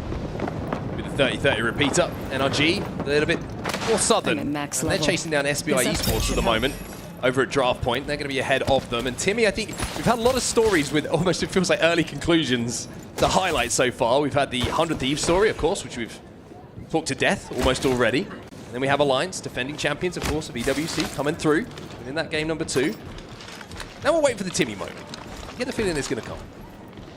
You think so? I mean, they've had a couple of opportunities, a couple of games as well, where they were in good positions, but just haven't really been able to close them out. But historically, they do usually find one, especially when we're looking at a 10-match series. There is a lot of time for them to find that one moment. If it was a 6-match series, this is where you start to get a little bit worried if you are an NRG fan. However, there is still plenty of time here. Castle with the long boy, by the way, as well as the R99. Let's see in the longbow. Don't you raise your eyebrows at me, Dan Gaskin. 100 Thieves now continue their way towards zone. A little bit further for them to go. Wrapping towards the energy bank, maybe looking for a little bit of scrap loot, maybe just realizing that a couple of teams were going to be busy on that side of the zone they were originally looking to rotate through. JD Gaming actually counter-rotating at the moment. Very interesting to see it. 100 Thieves might not be aware of this. They certainly are now as the shots will be exchanged. Yeah, this is an isolated fight at the moment. EMP is going to pop. I don't think it's going to influence it too much because 100 Thieves have enough distance they can just re-shield before the fight actually occurs here. Verholst had to use that castle wallbow just to get away and back towards his teammates, and now you're seeing the push come in. And 100 Thieves are just trying to scarper away, but JDG now trying to chase them down. They've popped the ballistic ultimate into the Tempest. Verholst is down. And the aggression is paying off here for JD. The counter-rotate that was not expected. These 100 Thieves are just one alive. They were very split. Well, 100 Thieves there. I don't know if it was a communication issue or they just weren't able to maybe take the same journey that Phony did to try and cut across, as Phony now has been able to escape, or at least he hopes he has. I think he's currently lurking, and JD are trying to find him, and they will find him. And sadly, 100 Thieves eliminated in 20th position. Not dissimilar to what we saw yesterday with a very hot start from AG as things slowed down. JD, though, enjoying themselves. You can see Johnny R here on our screen. A little bit of a smile on his face, a little bit of a smirk. Why wouldn't you when you just take down 100 Thieves with pretty much no effort? Yeah, into 5th place now, 22 points. Plenty to smile about at the moment, and if they can use this now as a little bit of momentum in this game, perhaps they can hurtle their way up the leaderboards even a little bit more to try and stay within a shout of getting to match point finals. Zone 1 about to close, and there is still a few teams within a distance of each other. Unlimit and Team Liquid being one of them, and Team Liquid looking for what looks like the remainder of Unlimit here. Yeah, popping the Tempest as well to try and get that speed boost, to try and be in a position where they're going to be able to find damage very, very quickly and find angles, almost as importantly, to take down these remaining members of Unlimit who are just trying to escape at the moment. Team Liquid trying to find them, but not going to be able to quite now. I think it's just one person as well. Shopify Rebellion were able to get damage on them initially.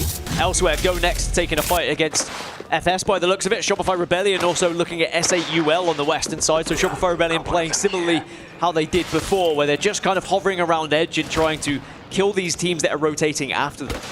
S8UL disengaging from that at the moment. Shopify trying to push back and force them into the zone. You can see that on the left-hand side of your map overhead right now. S8UL just rotating away from Shopify, but Shopify almost shadowing them, just commanding so much space. It's like trying to break down a defense at the moment for S8UL. They do pull away, and they should be good enough to continue their rotate, as it looks like Shopify might look for that ring console instead. Obviously on the north, Liquid have left the solo of Unlimit, and they've gone zone, and the solo will be able to go out towards Lotus, get that crafter, and hopefully get the team back up to its full composition, and then maybe see if Unlimit can do anything in this game. The zone is going to shift away from Lotus, though. It is going to go a little bit further south, pretty much direct center of the circle that we had seen previously, which is pretty much what everyone else had really committed to anyway when it looks like making their movements early on in this game. Well, S8UL drop the evac in the bed of the truck and then take it to the skies. Long way for them to go towards zone. The team that's going to be closest to them upon landing is going to be ROC. Fusion just been eliminated, by the way. Quietly, SBI will be the ones who are credited with those kills, as NRG now find themselves EMP'd. And we saw how that went for 100 Thieves a few moments ago. Yeah, is this actually going to be a fight that breaks out? One that might break out, though, is ROC against S8UL. ROC are above them. They saw S8UL land, and they certainly are taking a peek towards it, but they're probably reluctant to make this push at the moment because they have that high ground. It's not really worth them trying to push themselves into a building that is going to be heavily fortified by Catalyst spikes right now. Both teams are going to be safe as well in this next zone, so don't really have to engage. Two teams who are looking to engage, though, are on our screen, and Go Next are kind of forced to, because Kinda has been taken care of as Effect picks up yet another kill for himself.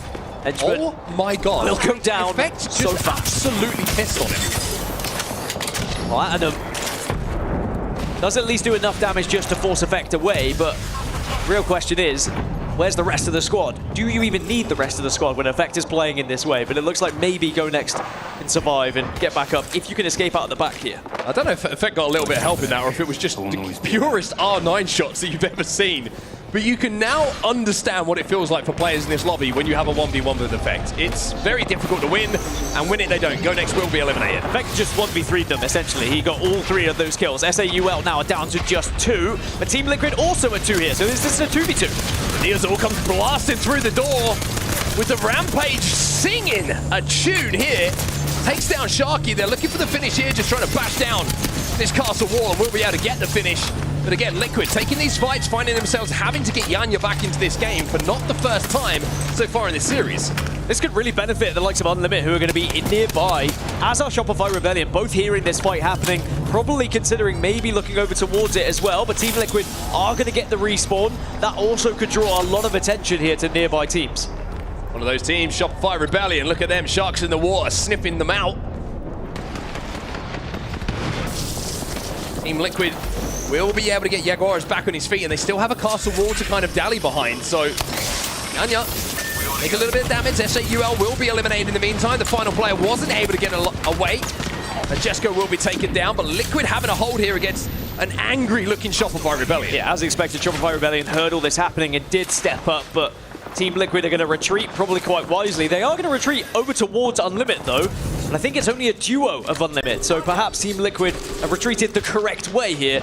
They might actually pick up some KP because of it. Yeah, interesting as well. ROC, I think they sent a Wraith Portal in to see if they could get in a position to potentially third party. Yanya gets put on his back, but at least the trade will come in here for the rest of Team Liquid. They get the finish. Yanya should be in a position to be res here, but it looks like with the amount of commotion that's going around with the fights that have taken place in the last few minutes, they're not willing to stick this res. They just want to try and get out and survive because they know that Shopify close. Yeah, Shopify, as soon as they saw that EMP and they heard that damage, they started to push. And I tell you what, that has evened things up a little bit here, and this is going to be very difficult for Shopify Rebellion to continue to push up, especially that nade's taking down Koiful. Yeah, that's just disgusting from Neazul. Again, the Rampage this time. A lot of talk about the Devotion, but he's got the Rampage in the sling, and he is making that thing work. Shopify going to go for an immediate res here. Should be able to get it off as well, because Team Liquid have had to take the time to get back to 3 themselves. But Liquid now, they pop the Tempest. I think it might have just expired as this fight's about to break out. What a position that was, though, from Zainu. Just taking the bold position, getting an angle, and getting a crack, which just gives them a chance here in this fight, because he's been able to escape whilst they were shielding. And it's not a straight 3v3. There is still a member of Unlimit in this area that could add to this. Good to see my favorite player cam in all of Apex Legends. MT always looks like he is literally in the game. Like, everything is so much more real to him than it is to anyone else, with the look on his face, with the grimace of determination every single time that you'd go to his player cam. But for now, both teams are back to 3 and have disengaged for now. ROC and NRG were also having a look at each other from distance, but no real engagement happening, because I think NRG are happy within their building at the moment.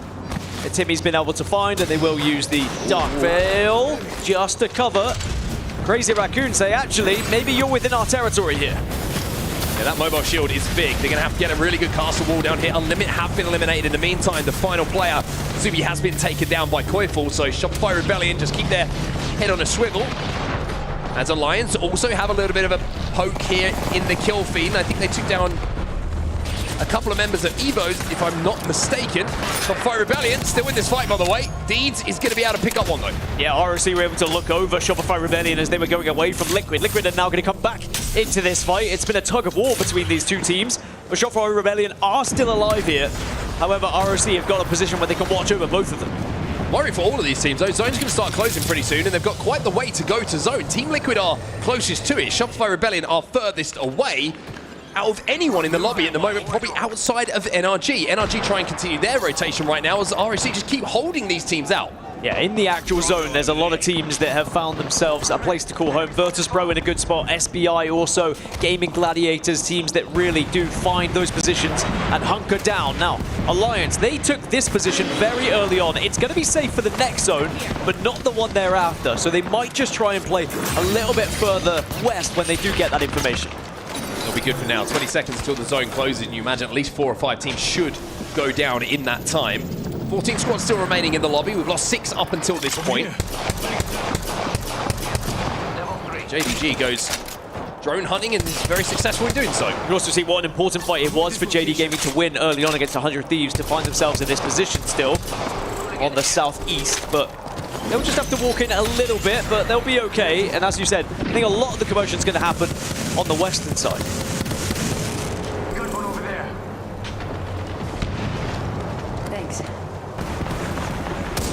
Players now on purple shields alongside the gold here for Alliance, so the Evo level up is done for them. Outside of obviously finding themselves a little red helmet that might drop their way. Sangjun, one of those players who certainly does have that little bit of equipment. They're getting swung right now. You can see it might actually be a player trying to escape. It's Vaxelon who just swung past him. Other load will come in. Sangjun smartly backs up towards his teammates here to just make sure they're nice and tight as a team. Not allowing anyone to pick them off as everybody starts to arrive. Look at this rotate from ROC, by the way. If these bats all pop off, they're all going to be pretty healthy. Well, they're not safe. They're going to have to take this fight. Big damage coming in from Sorcerer, though, with this Havoc has given the opportunity at least to step forward, but for how long can they survive here?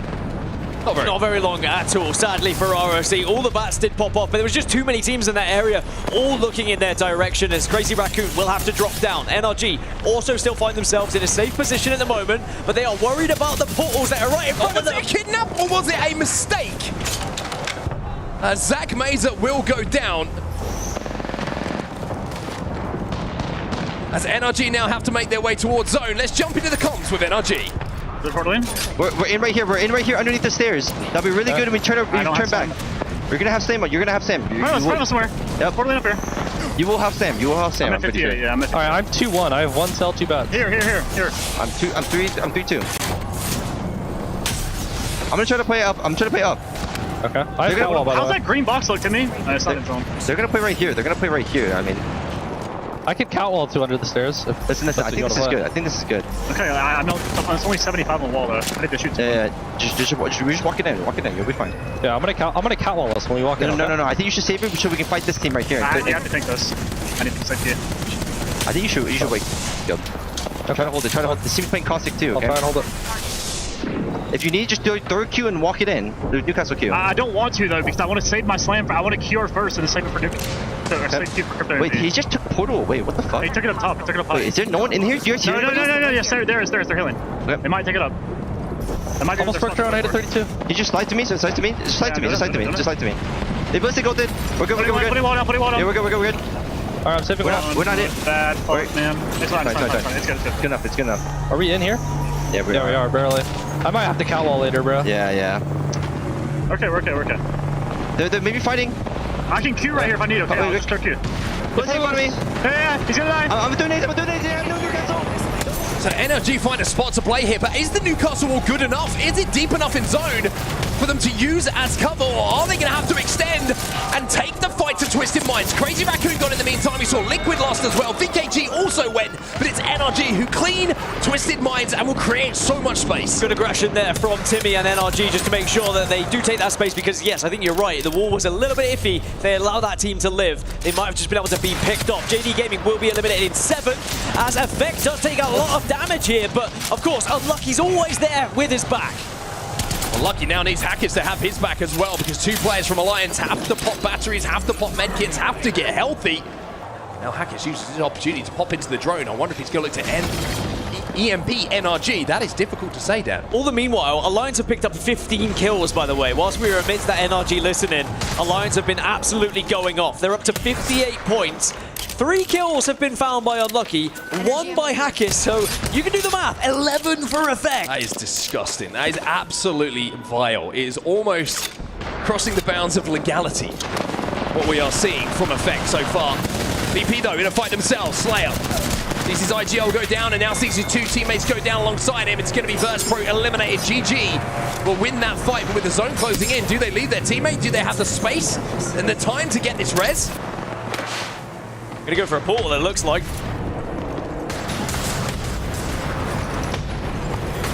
Back to NRG and Alliance, who have just been exchanging fire for the last few moments. Both teams are safe. It's SBI and GG. They're going to have to move first here. That Q really good. The wall wasn't great. You saw the Q this time coming in from Psych Superb. Shopify Rebellion do not make it to top 4. But we said, is there going to be a moment for NRG? Could this be their game? They're into the final circle, only 3 other teams to worry about. GG and SBI are going to have to take a fight on the eastern side, which means NRG, their main concern is going to be Alliance above them, but they might be able to avoid this fight and look over towards the east. NRG looking for Skynades here. If they can hit a big banger here, that would be massive. Guild gets a knock on the GG though. Funk will go down thanks to that devotion. Effect takes some damage. 11 kills to his name to repeat once again. And it's another not being finished this time by Alliance. NRG trying to hold strong here as SPI and GG will go down. It's NRG versus Alliance to see who comes out on top here. Hackis, he'll swing down from the high ground. Effect will pick up another. Effect will pick up, if I'm not mistaken, all three once again. Effect is on fire. It's a 22-kill game for Alliance, a 34-point game as they look to assert their dominance here in Group B. I mean, I'm going to say, I think they've already done enough to get to match point finals just off these first 4 matches alone, especially if you look at the points that it took to get into match point finals from Group A. But boy, have they been impressive so far. We're going to have to see the final tally of kills, but as you saw, Solo, Slayer, all 3 players from NRG fall at the hands of that man on your screen. I say hands, maybe I should say thumbs. I mean, I know the desk was joking about Apex Fantasy and people who had picked Effect, but they are definitely rubbing their hands together. And so is he, because what a moment it must be. It just gives you so much confidence to go into the rest of these games and just takes any pressure off as well. 34 points. Kills. That's insane. And if you look at the position they found themselves in right at the start of the game, remember, they moved early. Sometimes when you move that early, it doesn't result in kills because the zone comes to you, you kind of hunker down. They were always looking to spread themselves out. They were always looking to take damage and give out damage where possible so they could find those kills. But then during the listen-in with NRG, I was watching them on the minimap and they were just bullying their way through, bullying their way through, bullying their way through. And in the end, they result in a mammoth game. Well, if you want a stat, match number 4, 14 kills, tied for the most kills in a game with Yalari Man from the ALGS Open. That is how impactful this man has been in match 2 and match 4. Which, to ignore match 1 or match 3, it happens. Match 2 and match 4, that is outrageous. Outrageous from that man Effect. So impressive. Can Alliance go back-to-back with Esports World Cup trophies? Can they win the mid-season playoffs? In a form like this, they are definitely one of the favorites, and they are already 33 points ahead of anyone else in this lobby, let alone in front of 7th place. A 52-point gap between 1st and 7th. It's going to be so difficult for anyone to catch them from that point. So I think Alliance are already pretty confident getting into match point finals, and I can tell you one thing, they're definitely going to be in the LCQ. They certainly are indeed. Well, just to give you an indication of what the colours are meaning on your scoreboard right now, the top 7, of course, at the end of play today, after 10 games, will go directly into the match point finals on Sunday.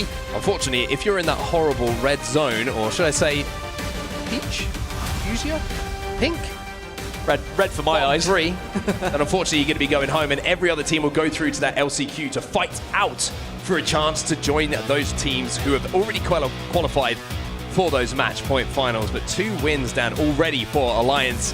Effect is on fire. They are looking dangerous. We'll have to see if anyone can step up and challenge them as we continue after this break.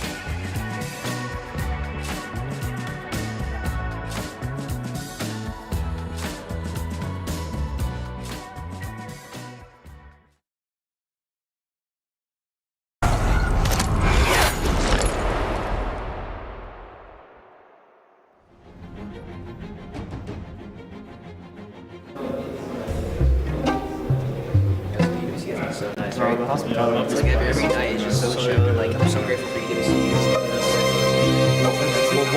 Oh my God! Hold my channel, hold my left, hold my left! Come. Red 40 blue. Gold, I mean. Just hold left right now. Yeah, we're good. Can't see them. What about right side? What's gonna go down through Yeah, the we're good. Yeah. 10 second drone. Below. Red 2 below. Just left, they're careful close. across, yeah. Yeah. Across has to move first. Yes. 2 second drone, 2 second drone. Look across. I'm gonna EP in a second, I'm gonna EP. Okay, perfect. What is speed? Okay, left side, no? I'm EPing everything. No, they broke my drone. I'm on one fight, so okay, can we fight? Yeah, Kill left. I'm batting right now. One. I'm coming fake, don't play. I'm batting. Shield hack is your on. Kill Crypto. I'm in. Run off. Kill I'm two. picking. Top free. Okay. That's on me. Nice. Right. Last one me. You guys cracked. Last two. It'll not chill. Let me get a kill. Let's go, baby. Oh my. Oh Bro, I like 20 God. bomb. Let's go, baby. Too easy. Let me get a kill. Alliance secure another dub, finding themselves with 74 total points after 4 games alone. And that call from a fact at the end, he knew he needed that one more kill to tie Yulari Man for highest kills on LAN. That is insane so far. We were hyping up Unlimited and Yulari Man and their performance, but it's been Alliance who's been walking away with the show.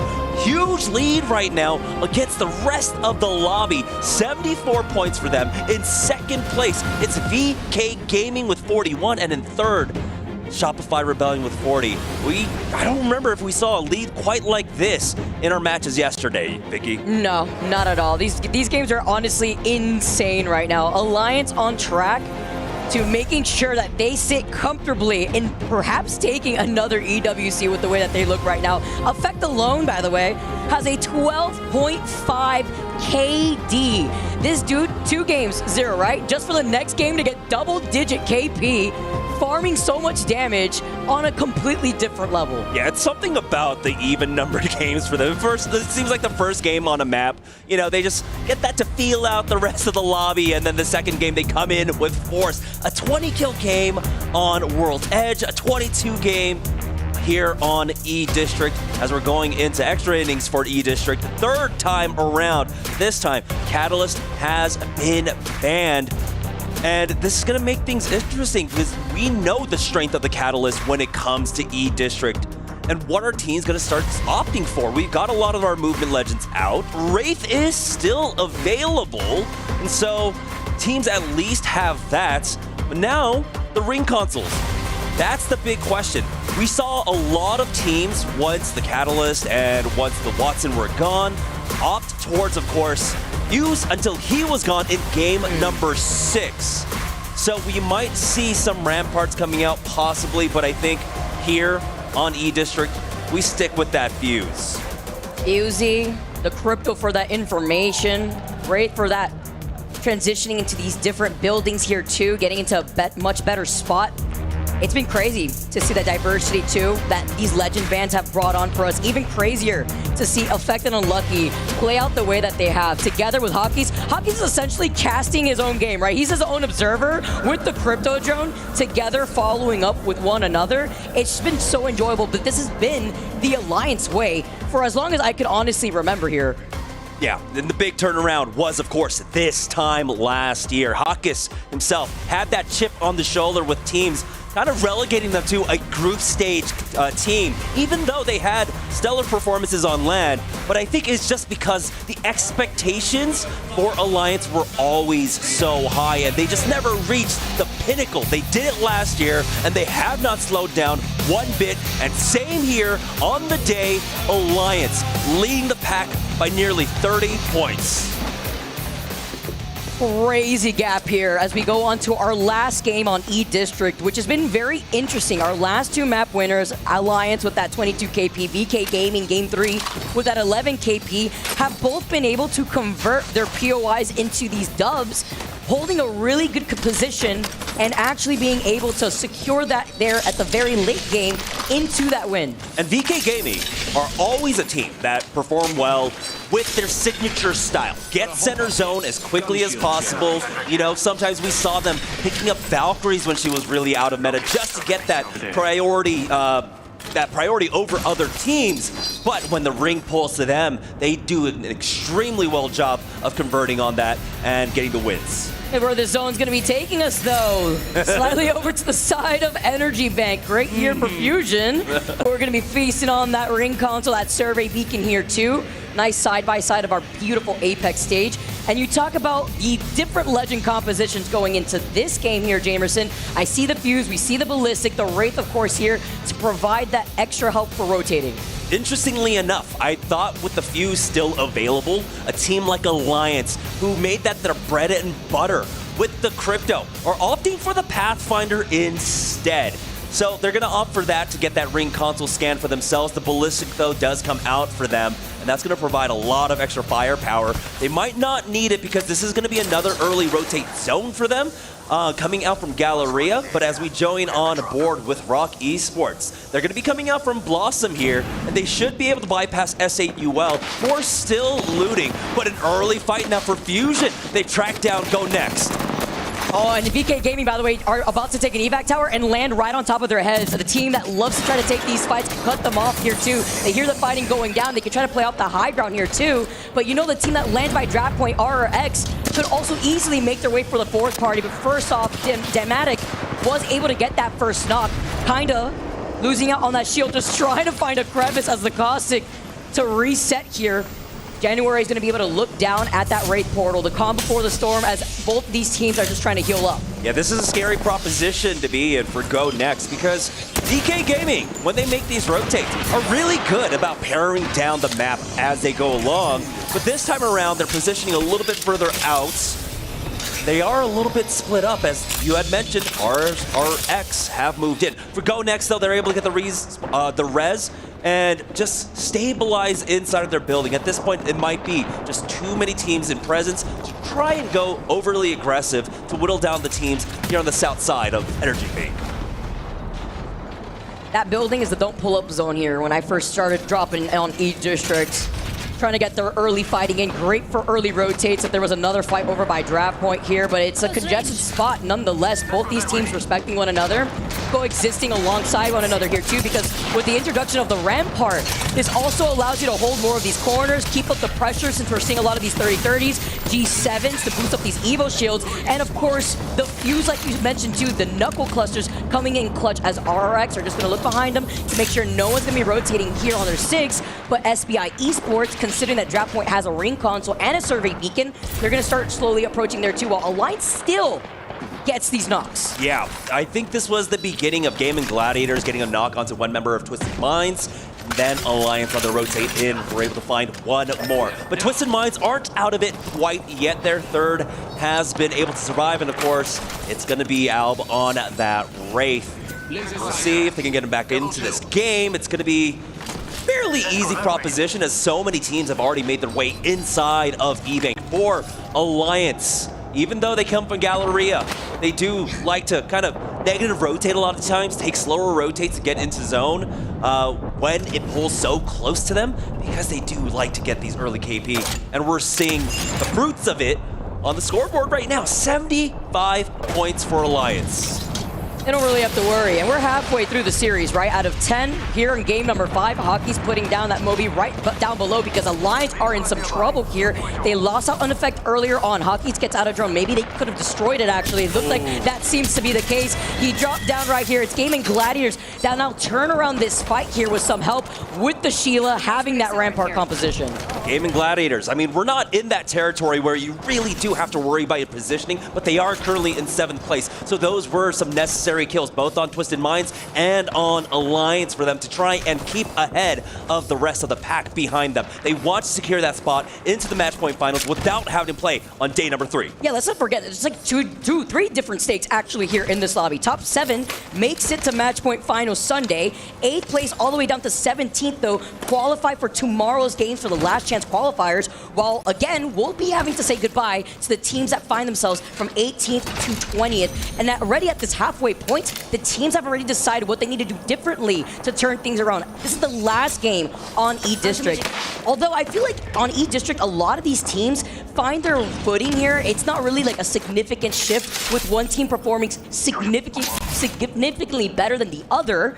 But we've been seeing that kind of evened out with the way that Alliance has been able to soak up a lot of points, especially in that last game. Yeah, and yesterday we had 3 point sponges, right? In NIP, Falcons, and TSM. Bringing our cutoffs over that top 7 and top 17 down a little bit lower than we were expecting. For top 7, it was at about 58 points, and for top 17, it was 32. So if you want to avoid getting knocked out day number 2, you're still looking at about 32 points because we have another point sponge in this lobby, and it is Alliance. For a limit, though, they are starting to make their way on into the zone, joining on board with 100 Thieves. Again, squad that started off the day strong. They haven't been able to recreate that quite yet, but they haven't been getting outpaced, right? They're still picking up points along the way. Twisted Minds are able to get the respawn, though, onto Crook and Enemy. Keeping your eyes on where Twisted Minds is right now. Lions still being able to reset to another team that has gotten the full respawn. Great looks on these resets, all in each different corner of this next zone, but Alliance went right back to where you were saying, Jamerson, wrapped up on the other side of Galleria, this time taking it slow. They got the respawn closer to Heights. Now we're gonna play objective. There's a ring console on their pathing, as well as a survey beacon. A lot of these teams, though, are trying to find these different corners in that next zone, creating a pileup, but they want to avoid the congestion that comes out of Draft Point, that comes out of the west side, where VP and NRD are currently situated in. Yeah, for EVOS, they're going to be taking some ring damage here as they secure that last bin to get on to purple. As we get a better look at the next zone, it is going to be pulling directly on top of Game and Gladiators. You can see that about 7, 8 teams are inside the zone right now, but we're getting a big pileup of teams on the western edge. You got Unlimit, NRG, Shopify Rebellion, but others are starting to move now up towards that eastern side. Crazy Raccoons are going to have to watch their back with Rock Esports behind them. Twisted Minds can come in for a delayed approach if a fight breaks out there on the southeast side. Deciding if they want to go over to that far east side where there is that ring console, that survey beacon 2 playing more objective as well. While we take a look at the graveyard at the feet of JDG. I believe this was earlier on too. We saw the death boxes of Alliance similarly into this middle part of Energy Bank, but looking at Gaming Gladiators still holding over to that north side. JD Gaming are just going to be able to loot. They have a scout ahead with the crypto drone. VP are able to get these knocks though in the feed. Crazy Raccoon 2, Aquarius getting the double back-to-back knock onto SBI, while JD Gaming are just watching from afar. But this is the fight that we were talking about before. We're seeing these third eagle eye view camera shots. Crazy Raccoon are going to be able to delete that Sparrow, as Mortal Flare has now come in as well. It's going to be the Motherlode just to be able to detect where they're located inside this building. But it's a lot of side-by-sides. The VP fight that we had seen before still had gone down over in that building. Go next. Looks like plugging someone in right now as Virtus Pro are left down to Slayer here. See, Fusion decide to full push onto this one. It's just January right now on the ground. Hitting up that bat. He'll have plenty of time. Not getting caught on the reload here. Slayer. It's a full 1v1. Nade out. I don't think he made it across. He's going to be forced back on out. Third party is not here quite yet. VP as Slayer is able to get that thirst onto Kimchi. And now it looks like VP are starting to get cleaned up. Go next are able to come in for the third party. That fight was going on forever, by the way. We saw them getting knocked there originally on the feed. And now it's really up to Slayer to see if they could get the reset here for the whole team. as that pile-up has now diminished. Go next, claim that building. They get the res. Fusion is left as a solo, and the Mythic Bin has now respawned over to that north side by Energy Bank. They will be spawning here by the end of this round 2, closing in, and Shopify for Rebellion on the other side of Crazy Raccoon. Yeah, we got Crazy Raccoon starting to get sandwiched, though. We were talking about Rock Esports coming up from behind them. Shopify Rebellion are just trying to slow them down enough to allow the pressure of the ring to start whittling down their HP just a bit, though. Crazy Raccoon will be eating this just a bit, but right now Sungjun working a path in for his squad, can't make it through the door, and he somehow survives, but Rock are now starting to hold him out. It's going to be Shopify Rebellion, actually, getting focused down just a little bit by Baxlon here. That might create enough space for Crazy Raccoon to survive. This is a 4-team pile-up on the southern side right now, as Crazy Raccoon stay alive inside that bunker. They try to get away as Baxlon tries to close in the gap. Rock Esports, they want blood. They're trying to gatekeep these teams here, but they have to plan this tactically because they have to make sure that their backs are cleared with 100 Thieves being right there. Sungjun gets that medkit off just in time. Crazy Raccoons want nothing of this fight. Shopify Rebellion back away as well. And so Rock, they don't get much else from it, but they at least alleviate a lot of the pressure on this side. Now, with Shopify Rebellion moving away, they only need to deal with Crazy Raccoon. They haven't forced them out of this spot quite yet, but they need to because they got 100 Thieves looking at them this entire time. So split in terms of these fights, so we see Shopify popping off, still getting that double knock with the mother load because there's that fight happening also over to that north side of this zone. Taking a look at Shopify with Crazy Raccoon now finally wrapping up around draft points. RX come out on top from that fight. One of the teams that are hiding behind these rampart walls, but with the knock here too, it's an easy cleanup as Crazy Raccoon walk in and Go Next claim that. Not sure entirely what happened in that fight, but Crazy Raccoons are the beneficiaries of it, and so they will have that free spot to work with. Rock Esports now only have 100 Thieves to deal with in front of them. For Twisted Minds, though, they've lost out on enemy rival. They will find one. Alliance again, up again as a full 3. Gatekeeping here on the eastern side. It's Twisted Minds. Last remaining member. There we go, Crazy Raccoons. That's the replay from that SBI fight much earlier on. Now Crazy Raccoon will be able to claim that southwestern side of this zone where NRG have taken over that building where we saw that early game pile up.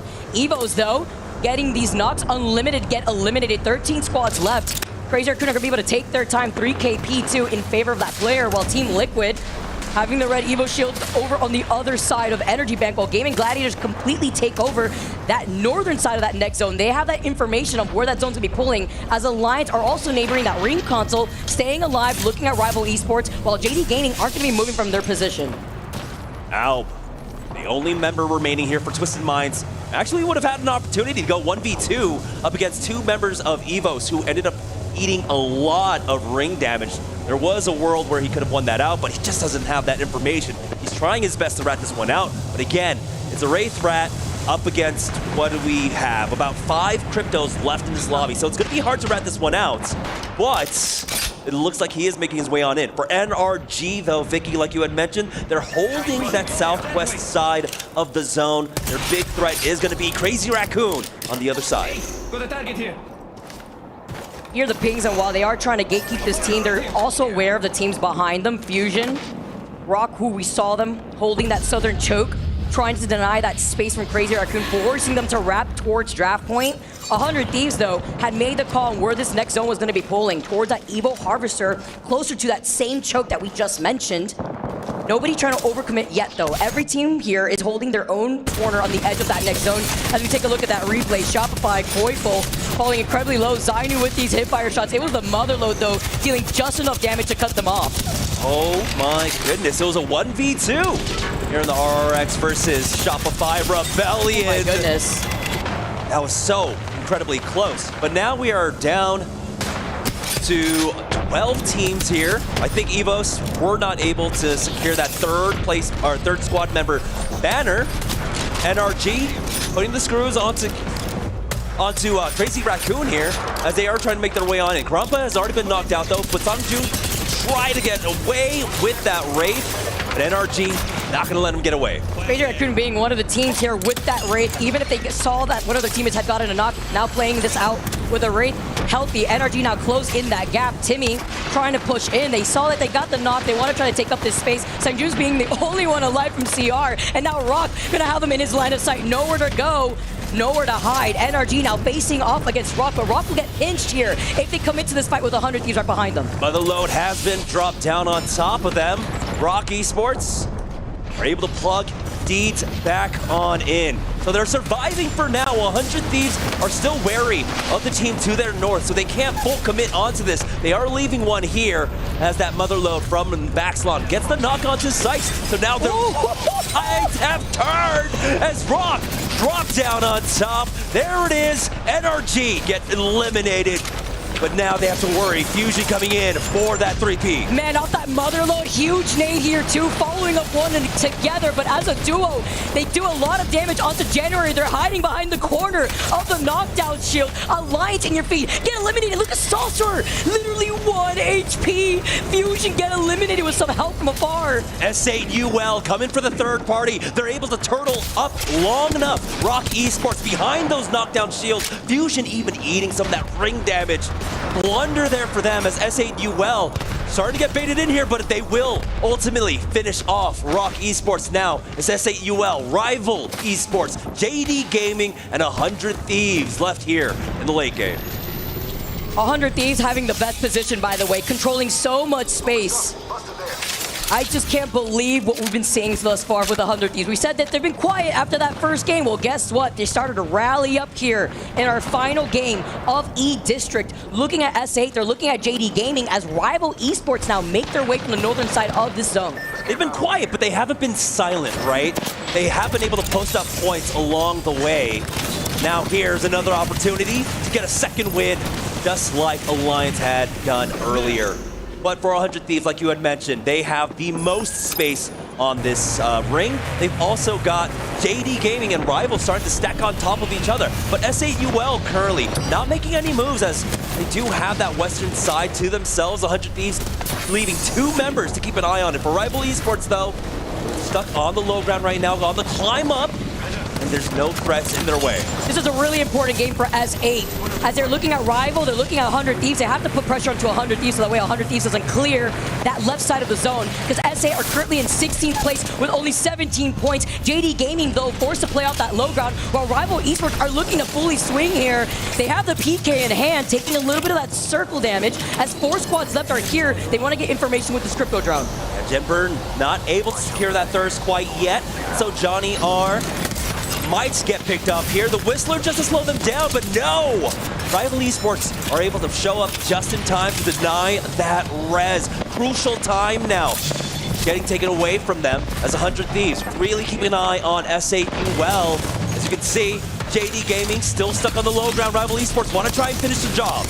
Difference here is that you have that Ballistic, you have that Tempest, you're ready to push in here. Jen, by the way, with the Alternator in this late game, with 4 squads left, gets the knock here, jumping down from the high ground. Rival Esports with the PK and the Gold R301 is all you need to take out JD Gaming. That's over to that north side, and without getting third party, as 100 Thieves are still looking at them from the high ground, while also paying attention to S8.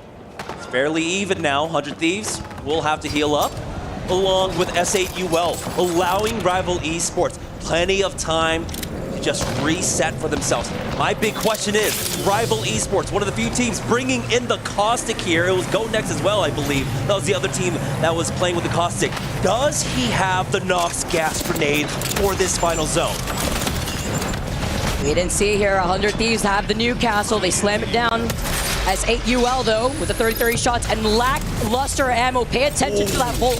87 here. Jen taking a lot of damage. Huge nades hurled at his feet. And Rivals are trying to push in. They're trying to wrap up behind 100 Thieves. And then 100 Thieves will get sandwiched if they don't pay attention to S8UL. That's a Nox gas grenade right on top of 100 Thieves. Knock them out. S8UL going in for the finishing blow. But Rival Esports are full and healthy as S8UL with that high ground. Almost getting the knock. And there it is on the Gobcap.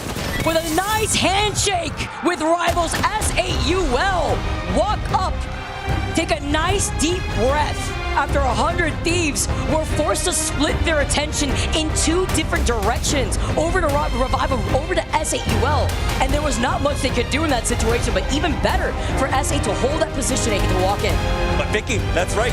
They were able to take that deep breath because that Nox gas grenade ended up going straight onto the feet of 100 Thieves. And unfortunately, they just ended up getting focused down. They did a great job of trying to turtle up behind those Newcastle walls. It just was not enough to the utility that was being brought out. S8UL were able to read the map extremely well and finish that one off. And like you had mentioned, Vicky, they were sitting around the 17th, 18th place team. They needed a win like this. And so with the plus 19, that does propel them up into 10th place. It's not quite in the top 7 yet, but now they do have a fighting chance for it with 5 matches left to play. Got enough time here, and this is when they needed to get it done here on E-District 2. Not going to be seeing that crypto anymore with the amount of cryptos we had in that lobby, but looking down at our match results from S8UL, finally taking that first place finish, and before that, they hadn't even gotten a 10th place finish in terms of placement points. Yeah, that is actually absurd, but again, we've had some dominant performances so far, of course, by the likes of Alliance, so there hasn't been that much room for teams to really show their heads like this. Alliance, though, we saw that they had a difficult time in this game, and really, with the help of Twisted Minds and others, it did slow them down quite a bit to have that eastern side at the very least. But Alliance are still well ahead of the pack. A 34-point lead right now up against 100 Thieves in second place with 44. We talk about Alliance's kill points being 47 points. That's more points alone than the rest of the lobby and their total points and where they sit in this overall series results. That is crazy here. As you can see, that little gap, Rival Esports in top 7, Rock right behind them with a 1-point difference. Yeah, it's a 1.5 to 1 ratio in terms of KP to placement points, which typically when we see teams playing on edge, it'll be closer to 2 to 1. But Alliance haven't really had that same kind of space to do that, right? They've had a lot of zones pulled towards them, and so they've had to play negative rotates on a lot of it. So they don't have the same opportunities to find a lot of fights, but when they do, we've seen what they can do. But that's going to be game number 5. On the other side of this, we'll be swapping off over to Storm Point, our first Storm Point of the game. So don't go anywhere. We'll be right back.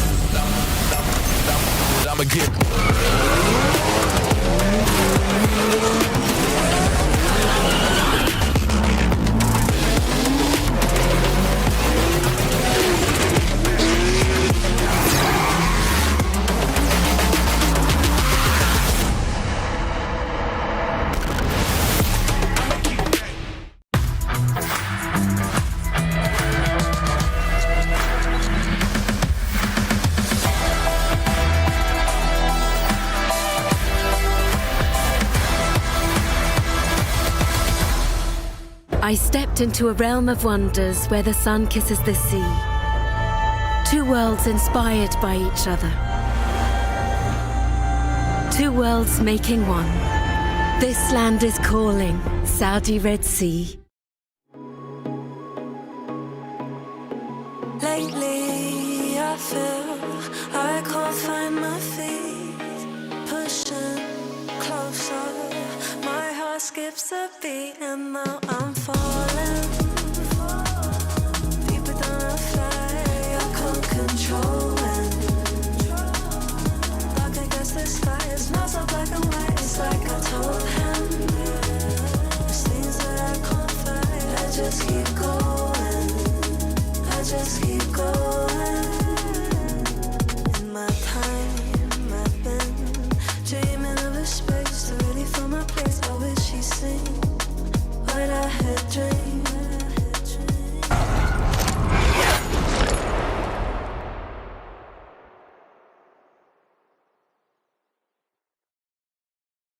Not gonna lie.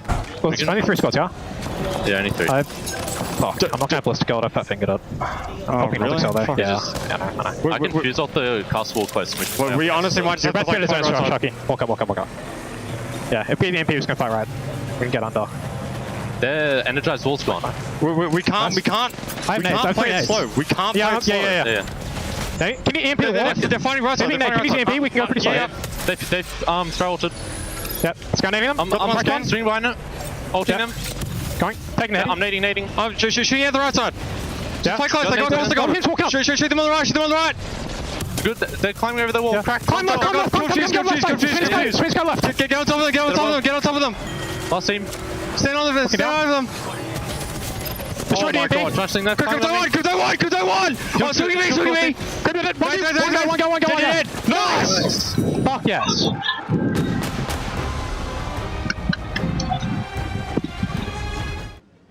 APAC South on APAC South handshake each other with S8UL going on the other side of the pinch against 100 Thieves to take the dub, a well-needed dub at that for this team to skyrocket themselves to the top 10. Both of those squads, by the way, needed a good performance there in that game just to have a good second breath, but it was S8UL that had the ultimate victory, and honestly, they were able to buy time long enough.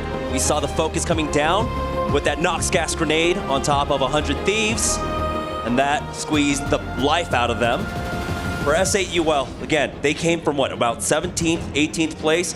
This propelled them up to 10th place for Rivals. Similar story, I believe they're in about 8th place right now. So both of them extremely happy with that game, but they need to continue to carry this momentum because it's not enough to be in the top 17. You really do want to try and avoid our games tomorrow, and so that top 7 mark is what they're aiming for. And it's so tight too, right? Ignoring the big point sponge that has been Alliance throughout the course of the series, looking all the way down, 100 Thieves sitting at second place with 44 points. Even looking at VKG, Shopify, a point difference between 3rd and 4th. Then you separate that gap between themselves and NRG with 37 points.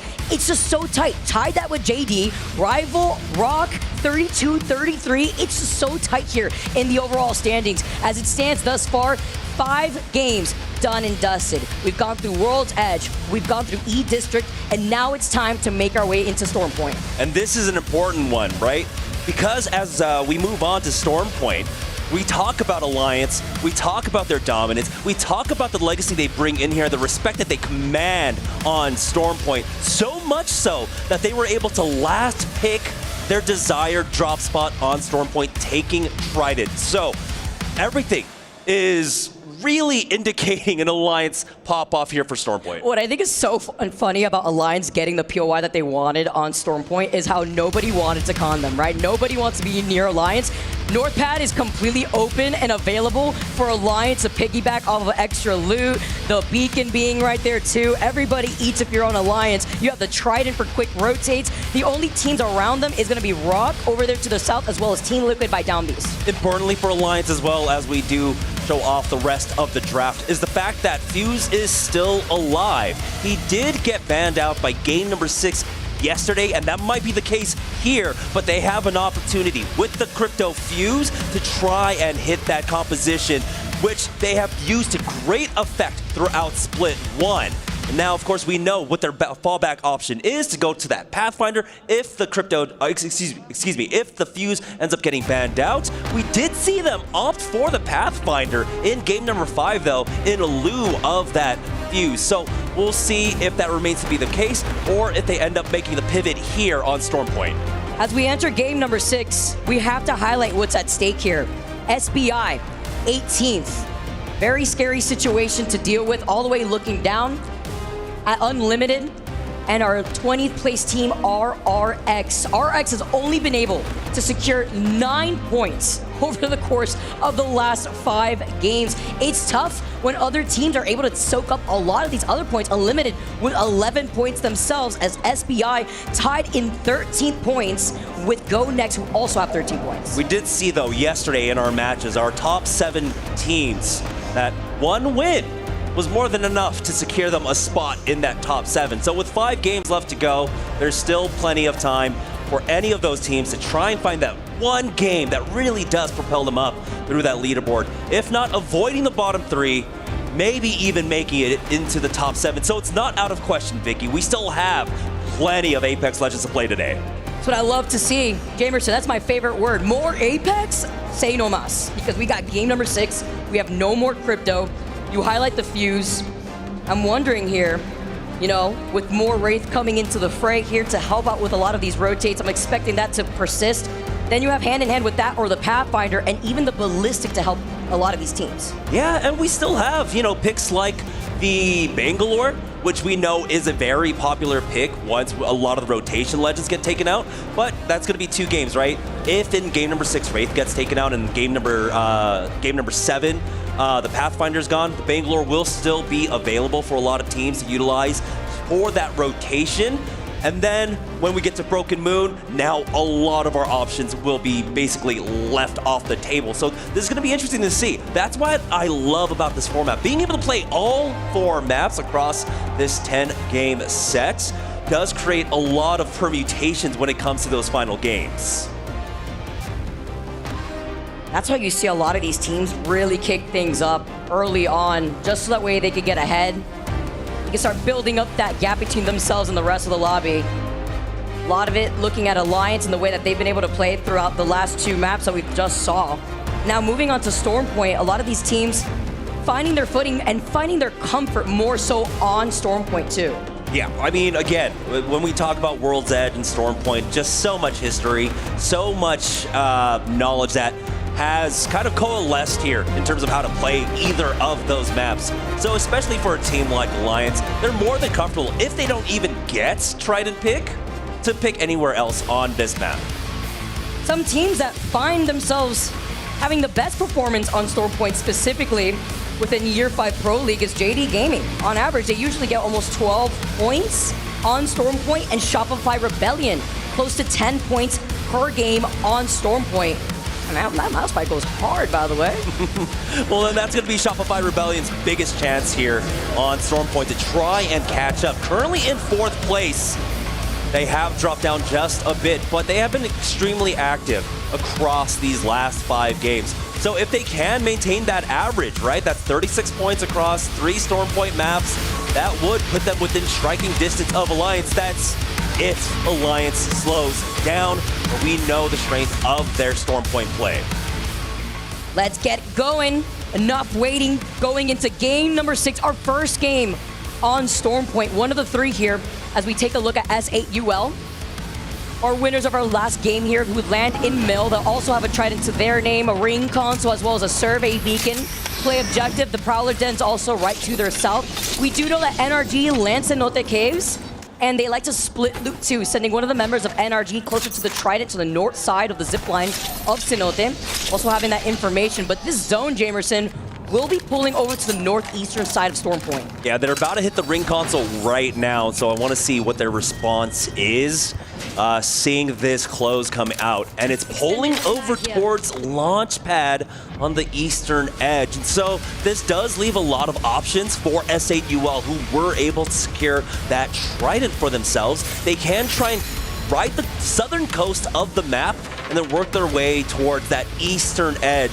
But you have to imagine, teams that do well with priority on Stormpoint with a pull like that, well, it's going to be VP coming up from Devastated Coast. Gaming Gladiators already dropping on Launchpad will be there. They'll take a power position, and Virtus Pro will also be able to play pretty back in the corner here, try and play in the deep pocket and control the slow side of the zone, which is their bread and butter, which they are able to really convert on. When it comes to VP, I feel like Stormpoint is where they need to try and bounce back this series.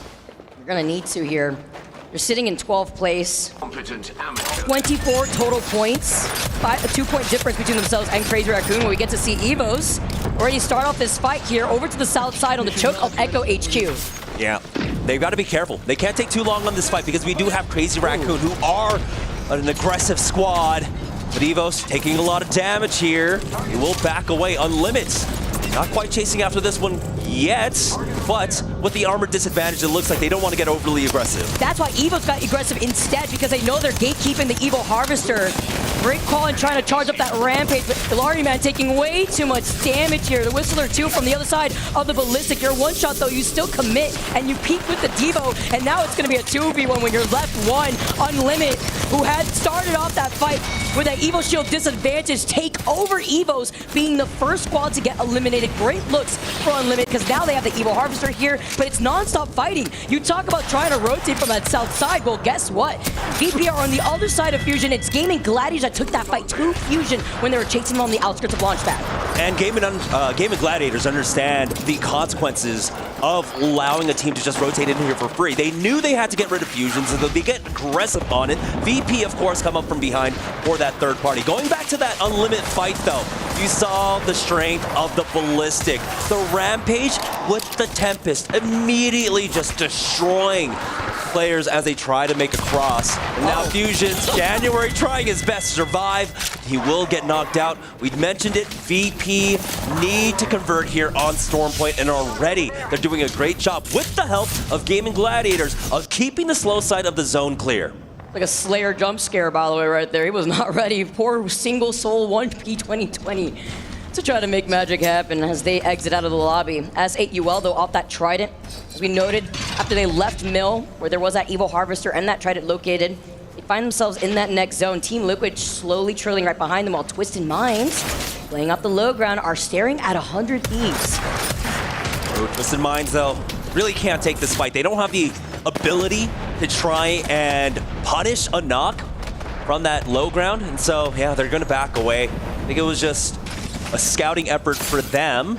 For GG and VP, they both know this slow side of the zone is the most important part about securing this victory. This is smart, though, to call off trying to commit to this fight, because there are so many teams right behind Gaming Gladiators, but it's an even smarter call from VP, because they know their backs are cleared over to the south side of the edge of this zone. They don't want to find themselves pinched between themselves and Gaming Gladiators, so they're going to be able to put the tracker darts from the Sparrow just to be able to get that information. Okay, Light just take a huge bullet to the head, it looks like, from a distance here. Gaming Gladiators having to play that safely.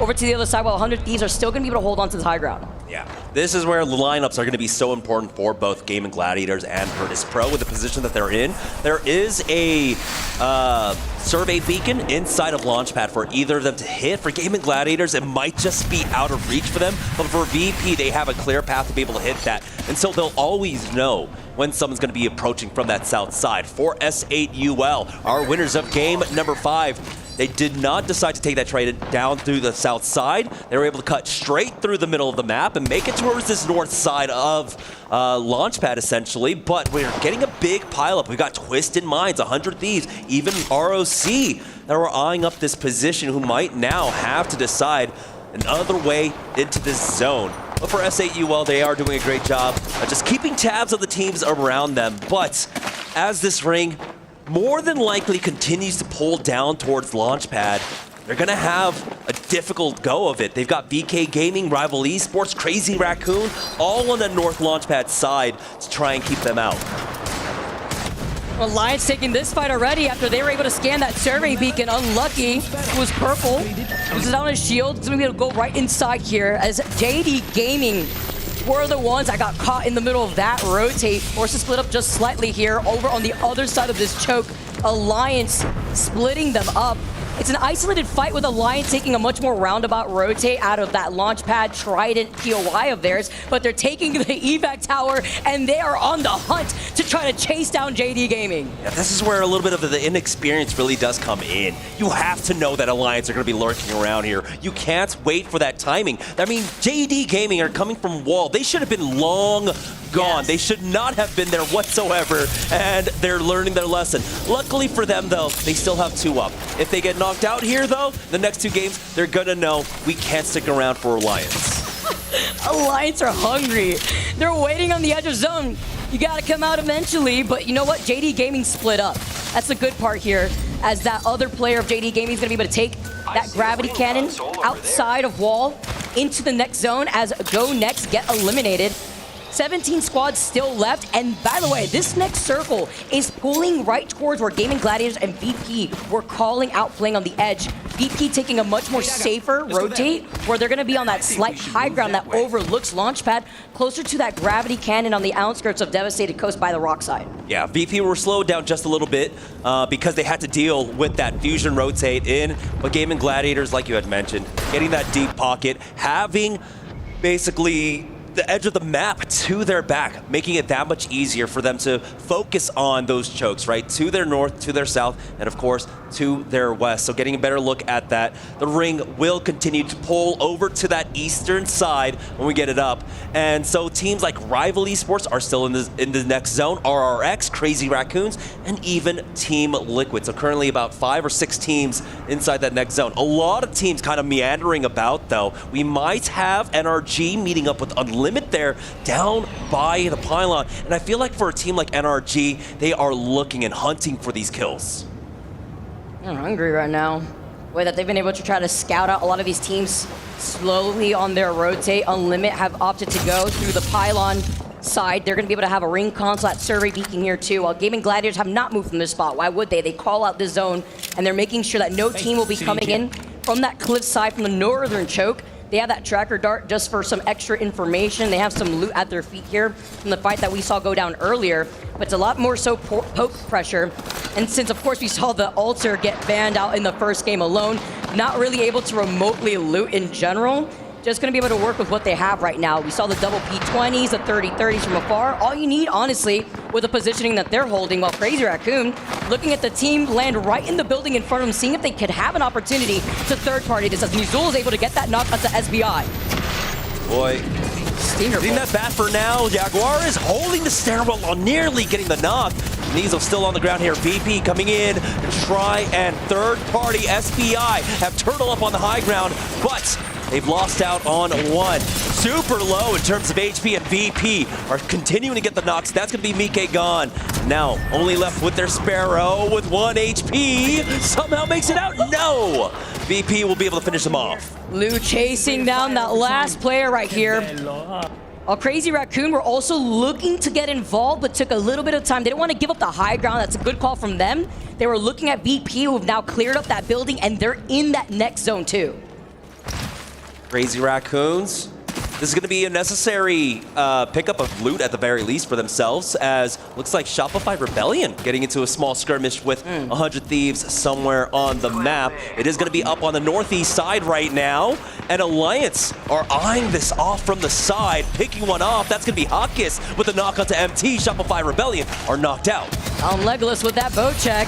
The beautiful death box right there. Shopify eliminated 100 Thieves up on the high ground now, facing up against Alliance. Jendo gets 2v1 against a double Devo, it looked like two. Unlucky holding on to the height, looking down at 100 Thieves in this isolated fight at that too. Great fight to try to take it. They try to wrap around. Effect gets knocked down though, as Alliance still up as a two-man drop down phony one shot. Only so much you could do as he was still trying to keep alive here. They get the trade. Unlucky gets that next, and Burles is the only one from 100 Thieves up and alive. And Jen Burden, who got the res. Yep, and now Unlucky is able to get that shield swap. Trying to go for the res. Alliance, though, Unlucky! He's still fighting back, but the res on the other side there. 100 Thieves trying to slowly whittle down the rest of Alliance. Unlucky hits another bat. And now in the 1v2, can he pull it off? No, Alliance will get eliminated. This is now 100 Thieves' opportunity to catch up to Alliance. That was such a great, slow, individual 1v1 fight between both these teams, though. In that 2v2 situation, holding two different split angles, forcing one of the players to just put themselves out on the line of sight to feel the pressure. But they were holding hands here with that comeback from 100 Thieves as we take a look at Twisted Minds in this position, holding up on height. It is nice to note, too, the Mythic Bin has spawned right on top of VK Gaming, so they will have access to that as they were bunkered down with the Rampart inside those zipline buildings on the outskirts of the gravity cannon that Rock were holding. For Twisted Minds, though, they've got one hell of a rotate in the next 20 seconds. They've got JD Gaming off to their west, S8UL on their east, trying to pepper them down, and all in their way. ROC Esports along with Rival Esports here on the high ground. Triple take in hand, too.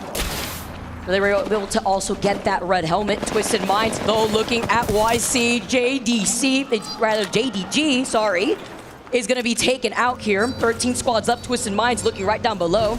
Well, they've been positioned here. We're able to get that KP, which is what they need. Only 2 KP to their name for this game alone. As round 3 closes in right behind them, they're going to have to start moving in as S8UL are right in front of them. Evac tower out. They see that S8UL are moving well ahead of them right now. They're just going to actually fake that one and continue to walk this one in. S8UL slowed down just a bit because of it, but they have 1 member ahead of them. But the last member of JDG, that's going to be Johnny R holding the line. Not for long, as Kruk will be able to finish him off, pick up the extra KP, and now they have to deal with Rock Esports ahead of them. Yeah, they needed that KP because not only do they have to deal with Rock, VK Gaming are right there, and S8UL have settled inside the edge of zone with the rampart walls too. Twisted Minds in trouble as Aberlele is going to be able to phase away on that raid. Rock Esports holding the Prowler down though. Reed's taking a lot of damage, that triple take, peppering at him with their backs, feeling pressure from the ring. Eating out the nades here as the pilot begins. Rock in some trouble, but they get some safety behind the rock. Just so much pressure here on the northwest side. VK have lost out on one. S8UL set up a little bunker for themselves with those rampart walls, and they're able to secure that thirst onto QQ. VK, though, somehow surviving for now, but it's only Casa with about 10 HP before he goes down. So, a lot of our lobby leaders now out. It's a 100 Thieves moment here in second place with 50 points. Catch up.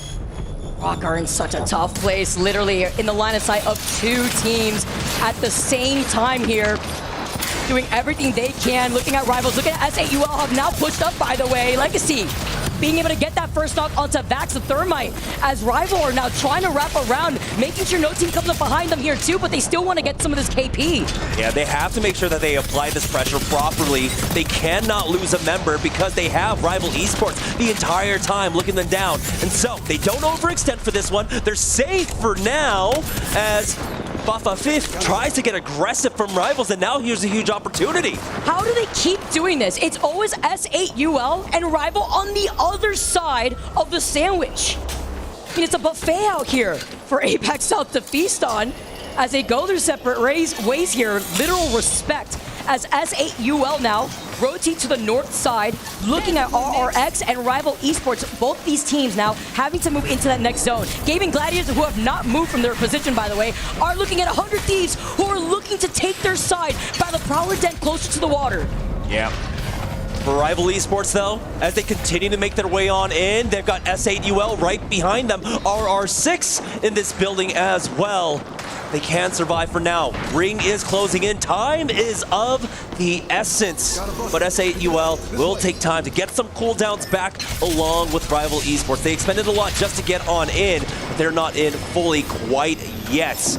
Now we still have 4 other squads in the lobby. Crazy Raccoons making their way in along with VP. Right now we're sticking with S8UL as Rivals take that high ground. And now as they wrap around in this building with this 3-team pile-up, let the Sheila sing as Jesco's looking at a corner. Off a feed with the red Evo once again, but Rival Esports still with the double blue Evos that they're forced to play off of this. Off that low ground too. VP, 100 Thieves by the way, lighting up the feed. Another 3-team pile-up, it looks like, with Crazy Raccoon losing out on 1, but trying to play off this corner, hailing down the damage as S8UL, nobody's stopping them here off this rooftop. Jesco gets the next knock here, 2 back-to-back, 7 squads left, and no third party here inside this building. S8UL, they're on the verge of a back-to-back until RRX decides to drop down on them. Nane finds 1 knock onto Jesco. Sharky falling next, but Legacy, the 1v1, can he finish him off? The knockdown shield making it a little bit difficult as Legacy will back away with that RRX. Just have too much firepower here, and they will eliminate S8UL along with Crazy Raccoon going down to VP. Clearing that entire western side of that next zone, but you're going to be forced out into the open. 100 Thieves are splitting their attention at RRX. They're looking down at Gaming Gladiators. Let's jump into a listening with 100 Thieves here as we jump into a listening to see what their next move is. 18, how about we reposition over there? Yeah, I did like the spiders, but I couldn't see any vision to get there either. The only thing I can think of now, after obviously you just said it, was just Command Center. Just such a tough situation to be in. Very congested on that zone.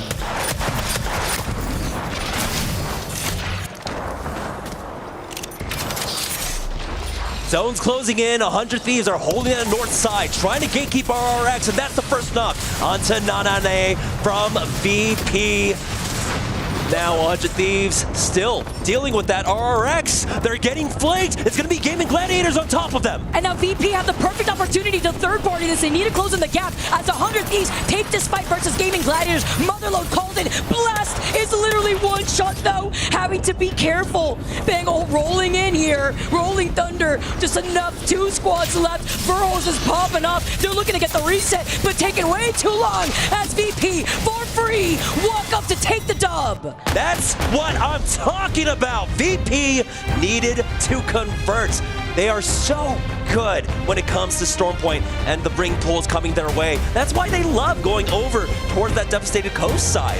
And they were able to do it extremely well. We saw them move early on. They got cut off by fusions, but with the help of Gaming Gladiators, they were able to take them out early on, keep that slow side of the zone extremely clear. And we saw that action, that proactivity out of both squads forced a huge pileup on the western edge, and they kept the fight ahead of them the entire time. And that's why VP wanted to play off of that southwestern choke rather than committing by the Prowler Den that GG sat in for the entire rest of the game. When they cleared their backs, they knew that with some help from GG, unintentionally, they were able to deal with Crazy Raccoon. That would have been the only team that could have stopped their plans. They walk in, they get the free third party after the action that we saw go down in the lot over to the left side of that final zone.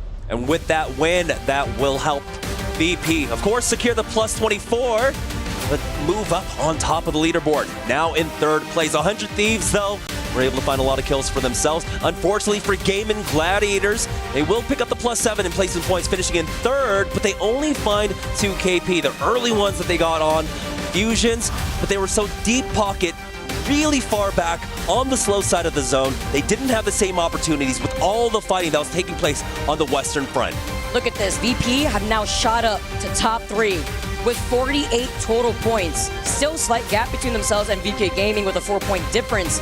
But as it shapes up right now, that was game 6. Done and dusted. We literally only have 3 games to go, and teams are getting a little desperate here, Jamerson, with Crypto being out for game number 6. That included a lot of Sparrow for that game, specifically for some information. That means we won't be seeing Sparrow for game number 7. Yeah, and we'll see how teams adjust to it. We did see, of course, that we saw a lot of Bangalore getting picked up for this one, so hopefully maybe that's how we finish it out. We're going to take a short break. When we get back, we'll have more Stormpoint after this.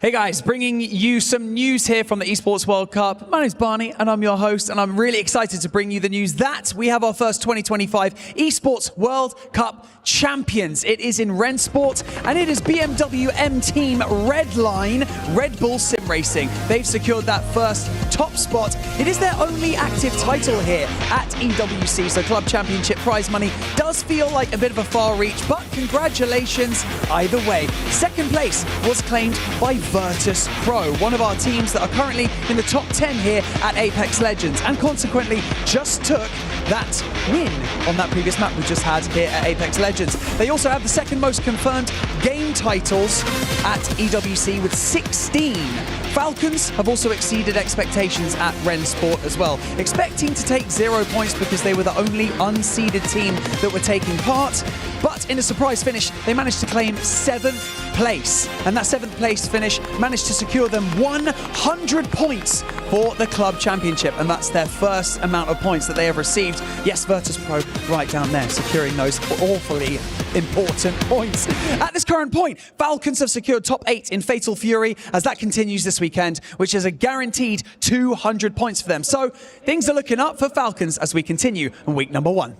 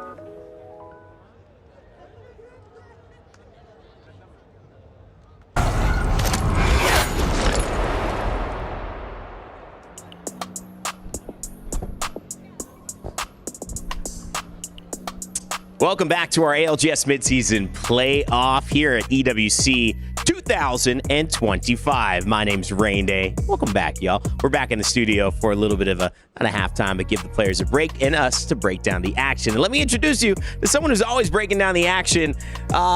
Man, this guy. Have you lost your voice this time? Today, no. Okay. Welcome, Privacy, the data analyst for Team Falcons. Very, very animated in our green room, already arguing with Jayhawk for, I kid you not, 5 minutes a row, as loud as he could. Snipe down, and of course, Lauren joining us again, Glitter Explosion. Privacy, give me another chat in there. Make sure your mic is on. Can we hear you?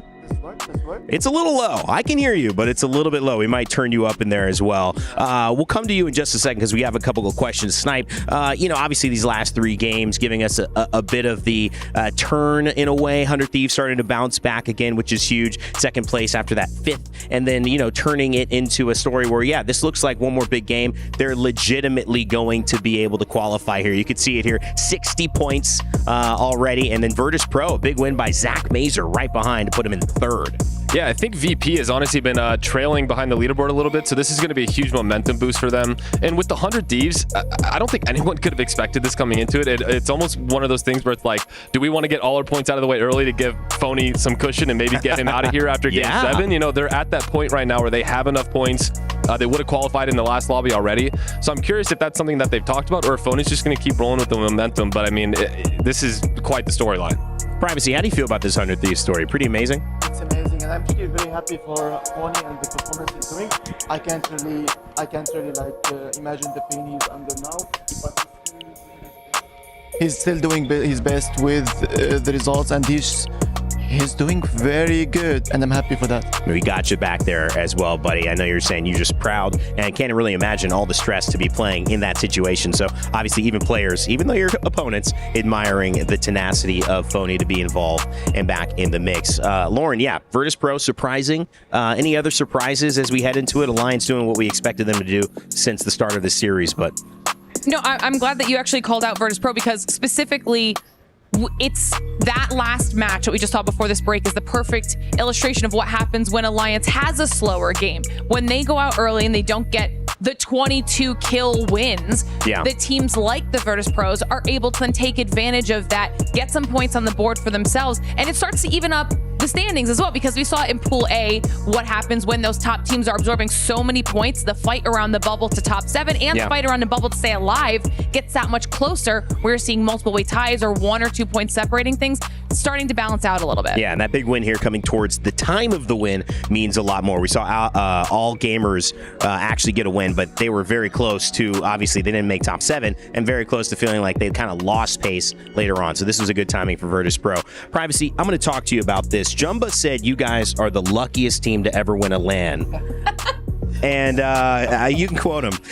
No, but in reality, how do you guys feel coming off the Open? Because a lot of the conversation is Falcons, hometown. You guys have been playing the best coming into this. You also have Alliance, who were basically here in Riyadh last year and won, and they are playing phenomenally. How do you take your chances? What's the mentality from a Falcons perspective coming into this tournament? I mean, this tournament, we are coming to win this tournament. We are not coming for the second place. We don't want to play for that.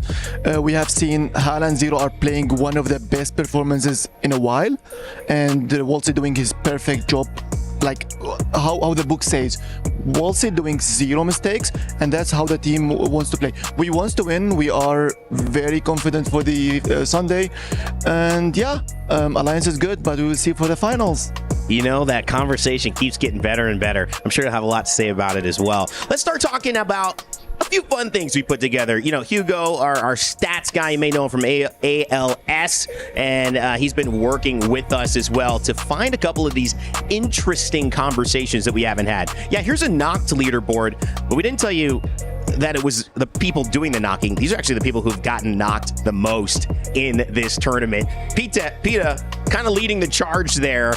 He had a pretty funny moment the other day, and him and Vane, you know, they kind of had a conversation. It just felt like couldn't get his point across, or maybe Vane couldn't get his point across. Pita certainly having the resilience to continue on, and I think about a minute you'll see exactly why he's leading that leaderboard. Also, it talks a little bit about the 30-30 right there. That's one knock for Pita. Maybe this is why NIP felt so dominant there. The confidence. Tries to take it back again. This has all been us, guys. That's 2.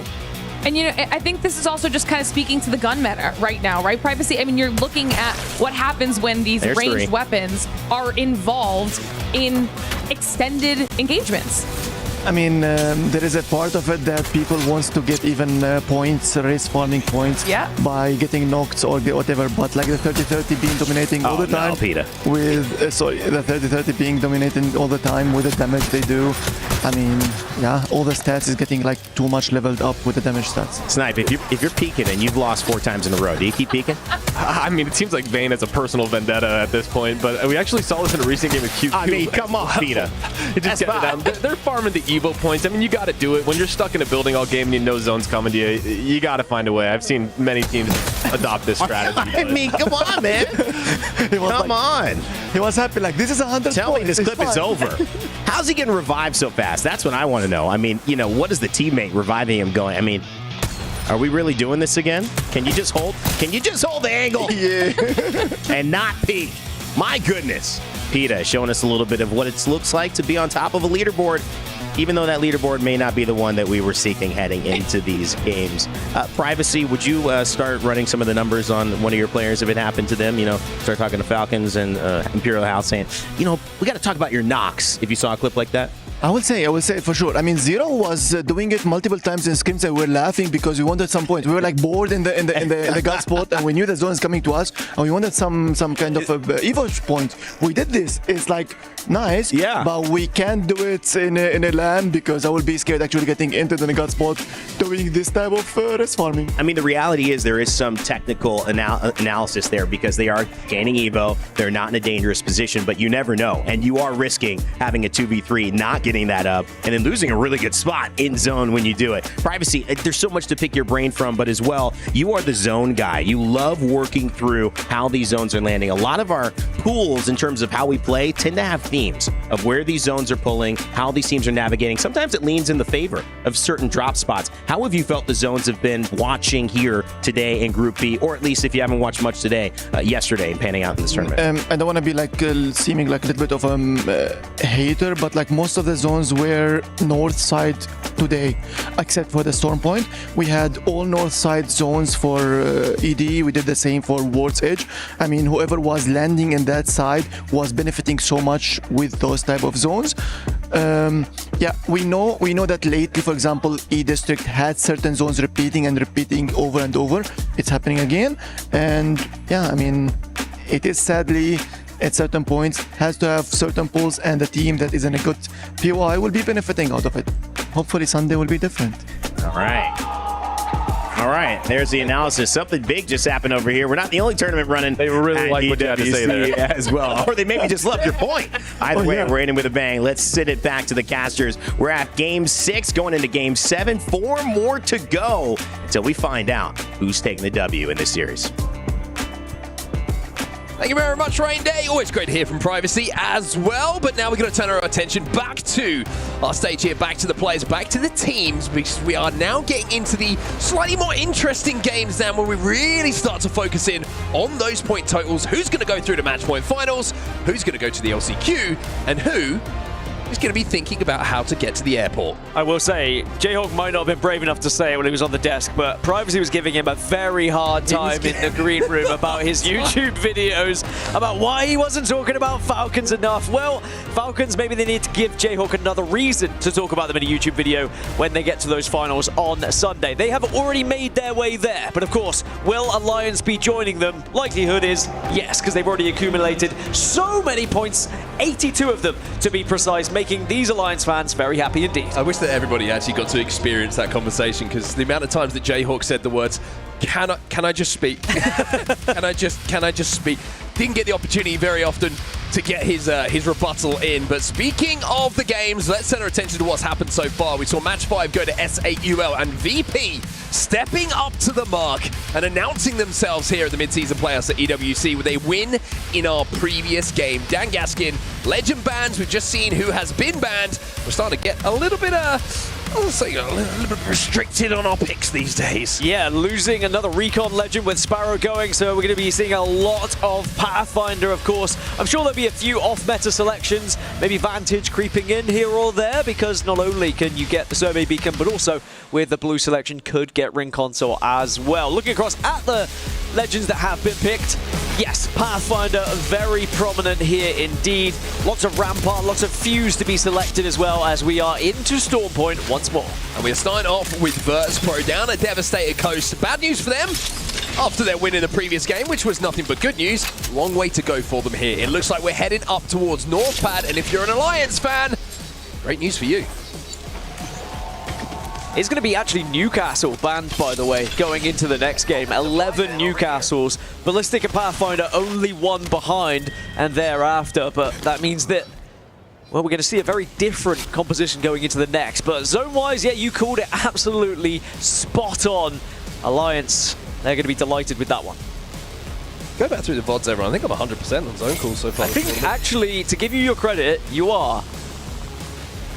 See if that keeps up. Obviously, the next one will be a dodgy double pullback. But for now, it is Alliance who are going to be happy, and most happy as well.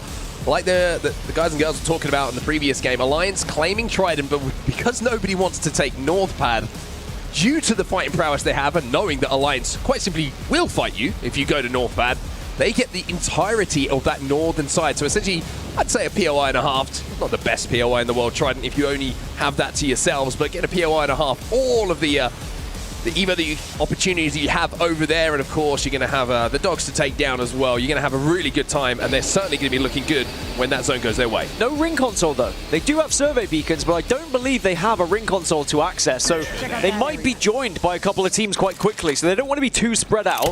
I think they'll get an idea of the zone coming their way once they start to see people arrive, whether it be from the skies, via the water, or via the trenches. There's various different ways to get into their zone. I think they're probably going to look to the sky and see them. Speaking of looking to the sky, JD Gaming are doing just that. They see RRX making their transition over towards Northpad. Yeah, Alliance are going to know right now, because Liquid have just arrived, RRX are on their way, and ROC have all landed almost simultaneously over at Northpad. JD Gaming over at Wall are going to have to work their way there. They do have pretty good prio to this zone, but there's already 1, 2, 3, 4, 5 teams who have beaten them to the punch, as we look at Alliance now, who will have control of the main building. So ROC can set up with that Newcastle, which will not be available for the next game, but this is going to play perfectly for their idea. They can hold this area for quite some time, and it's Team Liquid they're looking over towards on the edge of the fingers there to maybe see if they can add some damage. But ROC, going to be happy as Larry. I don't think anyone's going to be able to push them here. Yeah, they'll be good for quite some time here.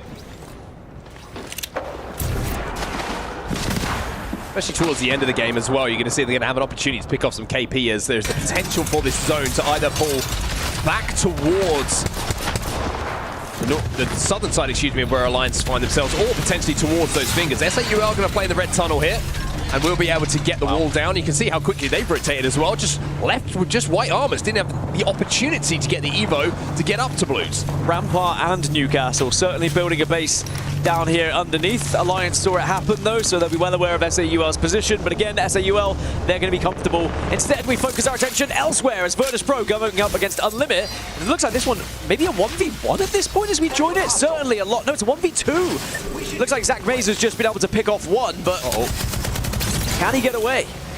Looks like he's managed to just about scarper away. And I mentioned how VP, having won the previous game, have got a long way to go. Well, they've got even further to go now. As Yalari Man will finish off loot. Stuvie's going to be able to get his teammate back on his feet. And it looks like Zach has managed to escape for now, but only into the zone. And just looking at where he could potentially craft. He's got a crafter available over at Launchpad, but that might be a little bit telegraphed if he goes there. Unlimit will be thinking about where he is. And with the zone closing behind him as well, he might actually have the timing here to get his teammates back into the game. But obviously, redropping here, they do have a ring console over VP if they get that res. We jump on board them to see where that zone's going to be going, but it's a tough situation for them, and it's a little bit of a sobering moment for them as well, having won that previous game. Yeah, I wonder if he was considering Stormcatcher as a potential area to res, but I think bad news is there could be a Gaming Gladiators on his way. Anyway, Effect is taking a lot of damage here, so Alliance clearly struggling. Yeah, Alliance really are struggling. Effect is going to go down as well. Alliance have moved away from that big building as well. I don't think they were just trying to take space if they saw an opportunity to pick up KP. With the points on the board, they can pretty much do what they want at this point. Hackis are unlucky. Their job is to get their main Slayer back into the game, and with a res beacon right in front of Hackis. On the Crypto anymore, of course, having been banned, but on the Pathfinder, might have the perfect angle here to deny LOS. And unfortunately for the rest of the lobby, Effect is back and he's going to be pretty pissed off. Bro's never fake. He was always sticking that one. Even though some people had a shot maybe on his knees, they weren't able to connect with them. Zach Mazer will continue his journey.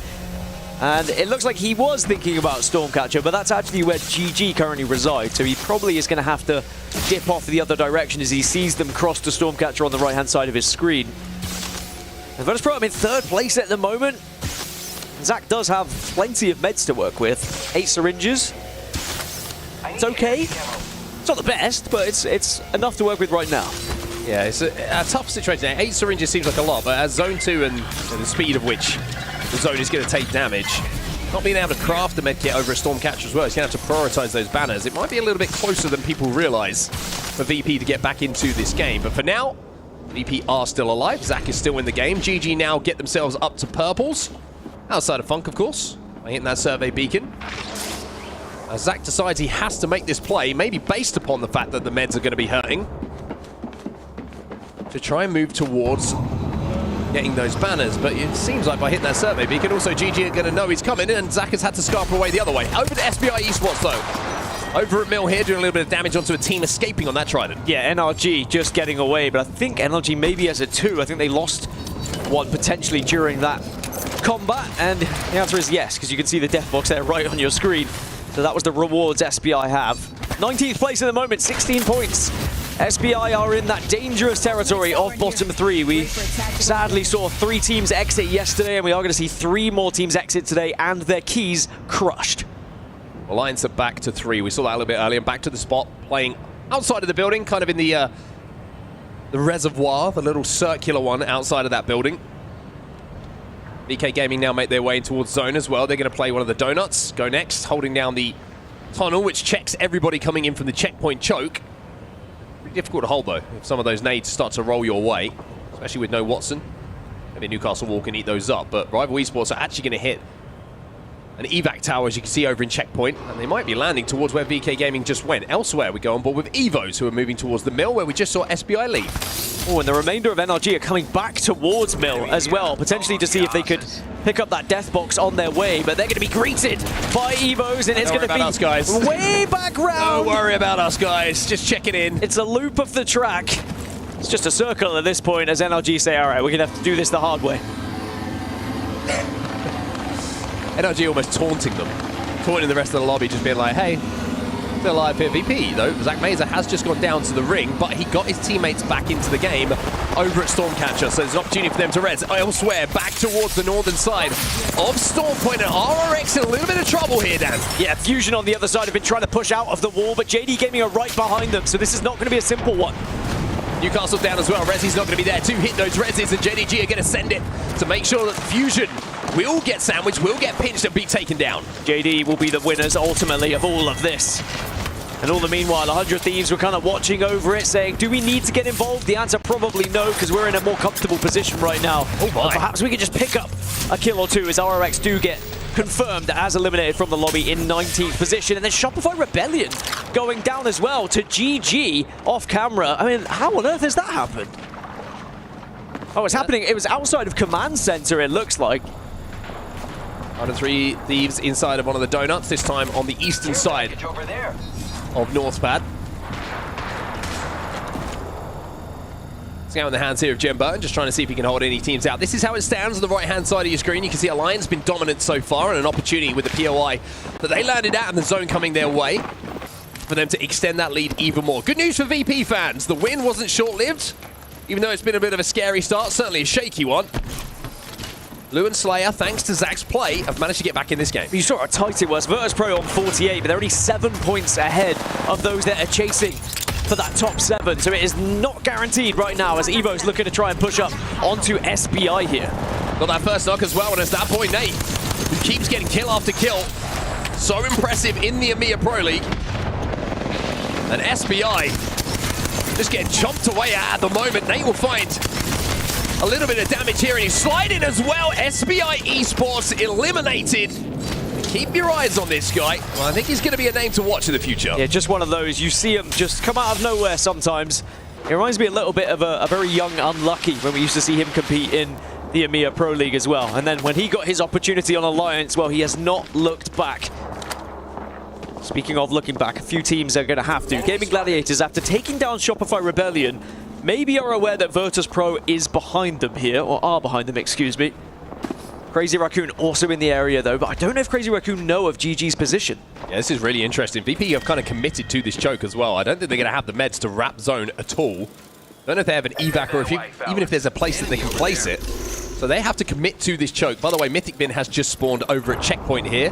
That's going to be good news for Unlimit. They're going to be able to pick up the goodies from there. It's Crazy Raccoon now, maybe having realized that GG were a little bit closer to them than they thought, and also maybe realizing that they've got to get towards zone here as the zone will start closing in around 60 seconds or so. Just seen on the south side as well, southeast, NRG are about to walk in onto Virtus Pro and maybe don't realize it. There's definitely an engagement that's about to happen there, and I think NRG may struggle with it. And here we go, NRG. Slayer takes damage. Big fuse on the motherload is going to hurt NRG here. Numbers in the favor heavily right now on VP. They've just got to play this one slowly. NRG will be eliminated.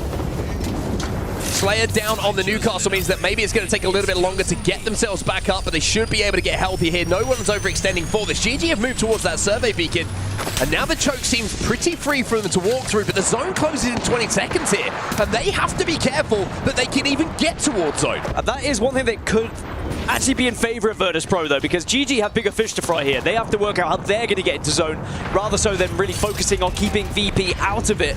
All the meanwhile, all these teams are fighting currently in the trenches. You can see Crazy Raccoon and Go Next very close to each other, and Unlimit are just coming through from Checkpoint as well. And Unlimit, who just hit that Mythic Bin as well. So Gaming Gladiators are actually wrapping all the way round here towards Checkpoint through the choke, and may be able to pinch all of this that's going on right now. VP have made their move, you can see that from the skies, in towards where this zone is going.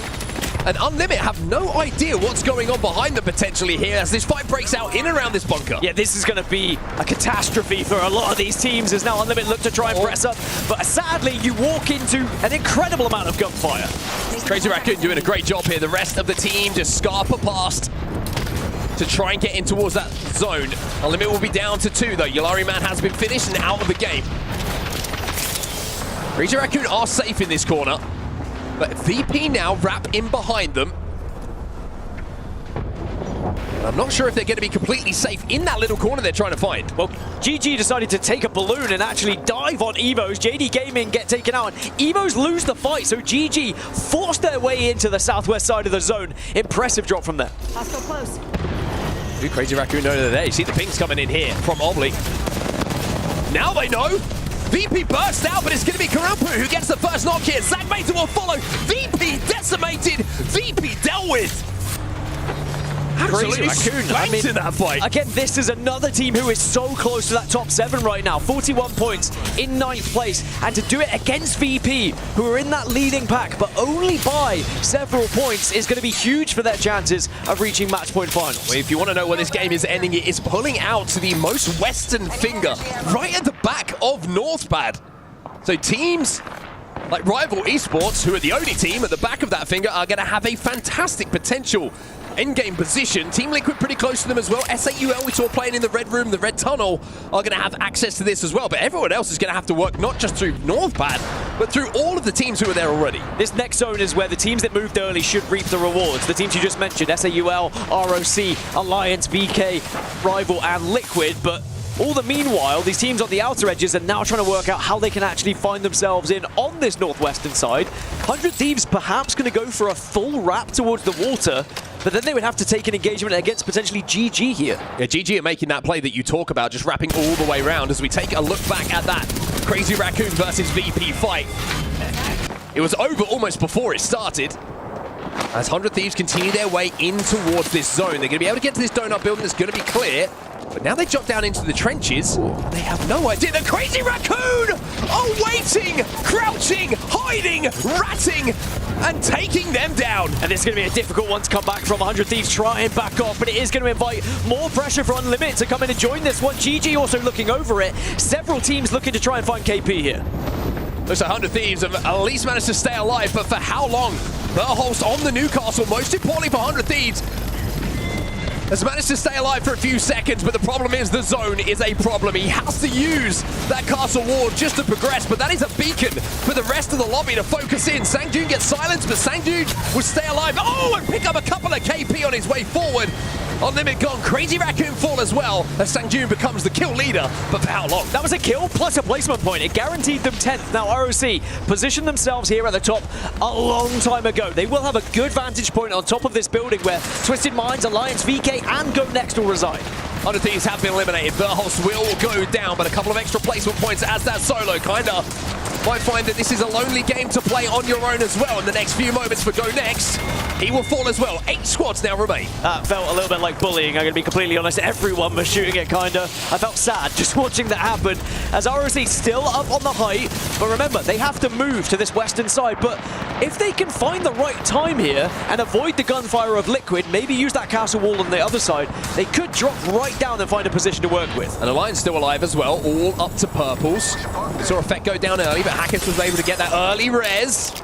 Effect is finding out that Rock is still on this high ground. Great shots coming in from Vaxlon with that 30-30 repeater, but Rival Esports in the meantime just waiting for everything to happen in front of them. But this building is where the action is going to be taking place.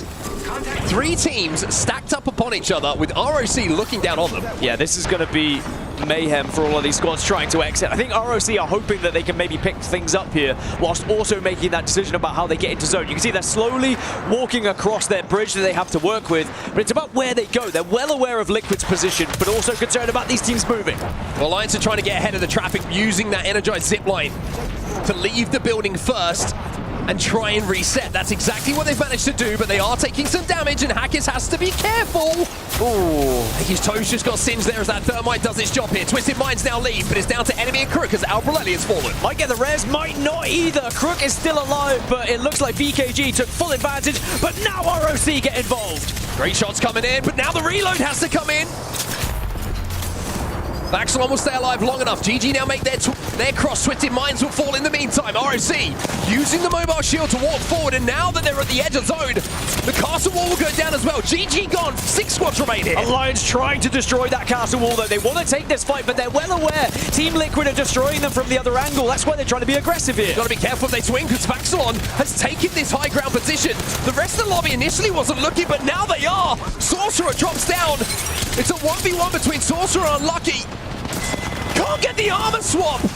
And with barely any HP, Alliance survive, and Unlucky wins another 1v1, and he has taken on all armors. Unlucky will not die.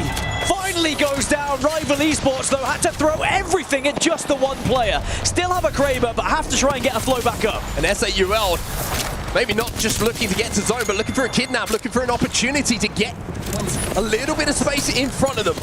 Team Liquid in the meantime, they've been on that secondary finger for the majority of this game as SAU will fall, and we find ourselves with just 2 teams left. It's a 3v3. They are able to get that res just about. Flows back on his feet. So now, Team Liquid have not pressed up on that because they had so much to work with on their side. So there will be a moment of respite here. Both teams to analyze the situation, take your position, try and find angles, and think about these ultimates. Nizel does not have an ultimate available to him. That's going to be important here. Player to watch here, I think, is going to be Gogaps. Gogaps is the angle that I don't think Team Liquid are aware of. You can see him at the top left side of your screen here. He knows where 2 players. He's waiting for the help to come in so they can angle out these 2 players. Jaguares has to cross to his teammates. But the shots with the 30-30 from Jaguares, but then the Kraber shots come in. Team Liquid, 2 players alive. Oh my god, the shots coming in from the R9. It's a 1v2. It's a 1v3, excuse me, and Rival Esports will close it out. The Kraber and the R9 sprays immaculate from Rival Esports. I mean, that Kraber shot was a savior.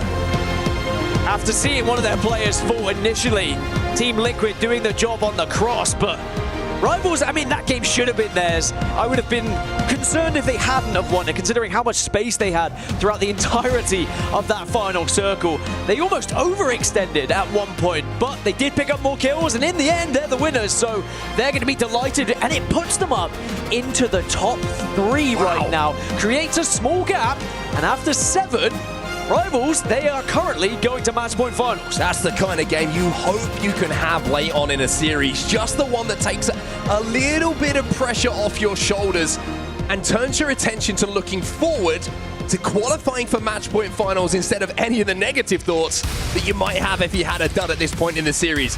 They put 8 KP on the board alongside the 12 placement points. Rival Esports take 20 points away from your match number 7. 20 points is huge for their chances. Team Liquid also putting 12 on the board. SAUL, not 7 is going to be a nice consistent number for them, and still Alliance putting another 12. And it is important to keep tracking the points that Alliance get, because they're now on 94. And remember, if they win this lobby, they are chasing the total of 117 if they are going to get first in that POI draft for match point finals. Of course, TSM, the team who hold that at the moment from Group A that played yesterday. And we'll have to see if that is going to be a point total they can defend, or if Alliance will steal that away, and of course that first seed in the POI draft. We'll take a look at Rival Esports though. That's the story right now, and you have to say, Dan, when you're looking outside of that match 1, it's been pretty darn consistent from this lineup. Yeah, very consistent indeed, and I think they'll be happy to finally turn something into a victory for this reason, because when you look at how close it is for that top 7, just to create that little bit of a gap gives you that buffer going into the next 3 matches. Otherwise, you don't really want to be in the chasing pack, but you also want to give yourself a little bit of leeway in case you have a dud game. But when it comes to 7th and 8th, it is directly tied right now between GG and ROC. I've got to say, keep your eyes on Shopify Rebellion as well, because it's been a little bit of a quiet day for them. The KP, not where they usually are, usually one of the heaviest slaying teams. The placement points certainly not where they normally are. So an opportunity for them in these next games to maybe just make that look a little bit more Shopify Rebellion-like when it comes to that points total. Of course, was getting very scary at the bottom of the leaderboard as well in those elimination spots. Only 3 more matches now to try and save your tournament. Otherwise, you might be going home today and you might be getting your key crushed, which is not where you want to be. Where you do want to be, though, is sticking around on this stream, because we've got match 8 coming your way right after this short break.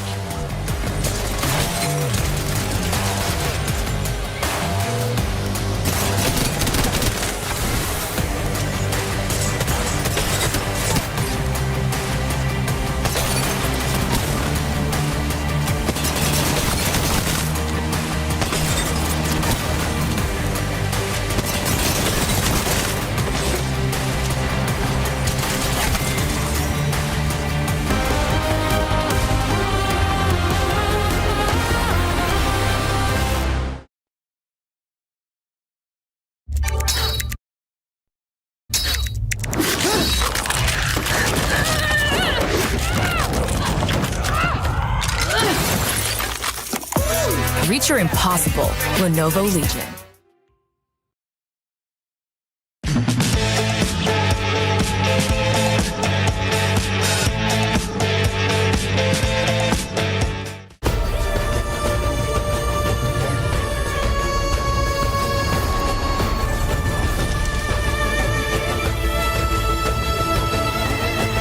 This land is calling.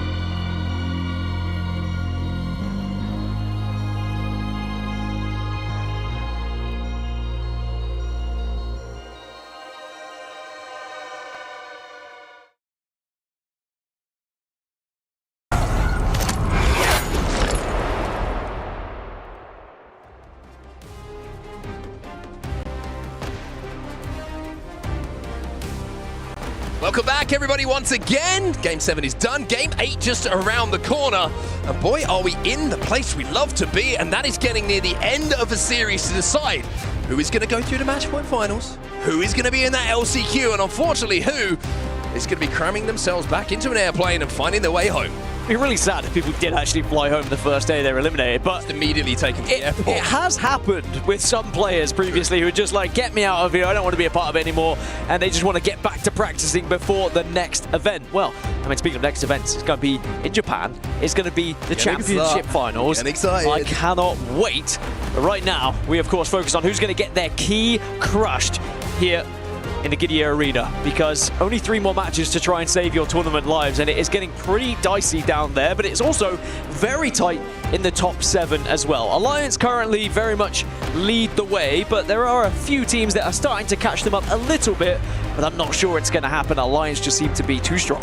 They certainly do indeed, but one team that was very strong in that previous game was, of course, Rivals Esports, and let's take a look, and you know, if you want to listen to how it feels to win a game in a tournament like this, well, we've got you covered. Check this out. ตีท้าย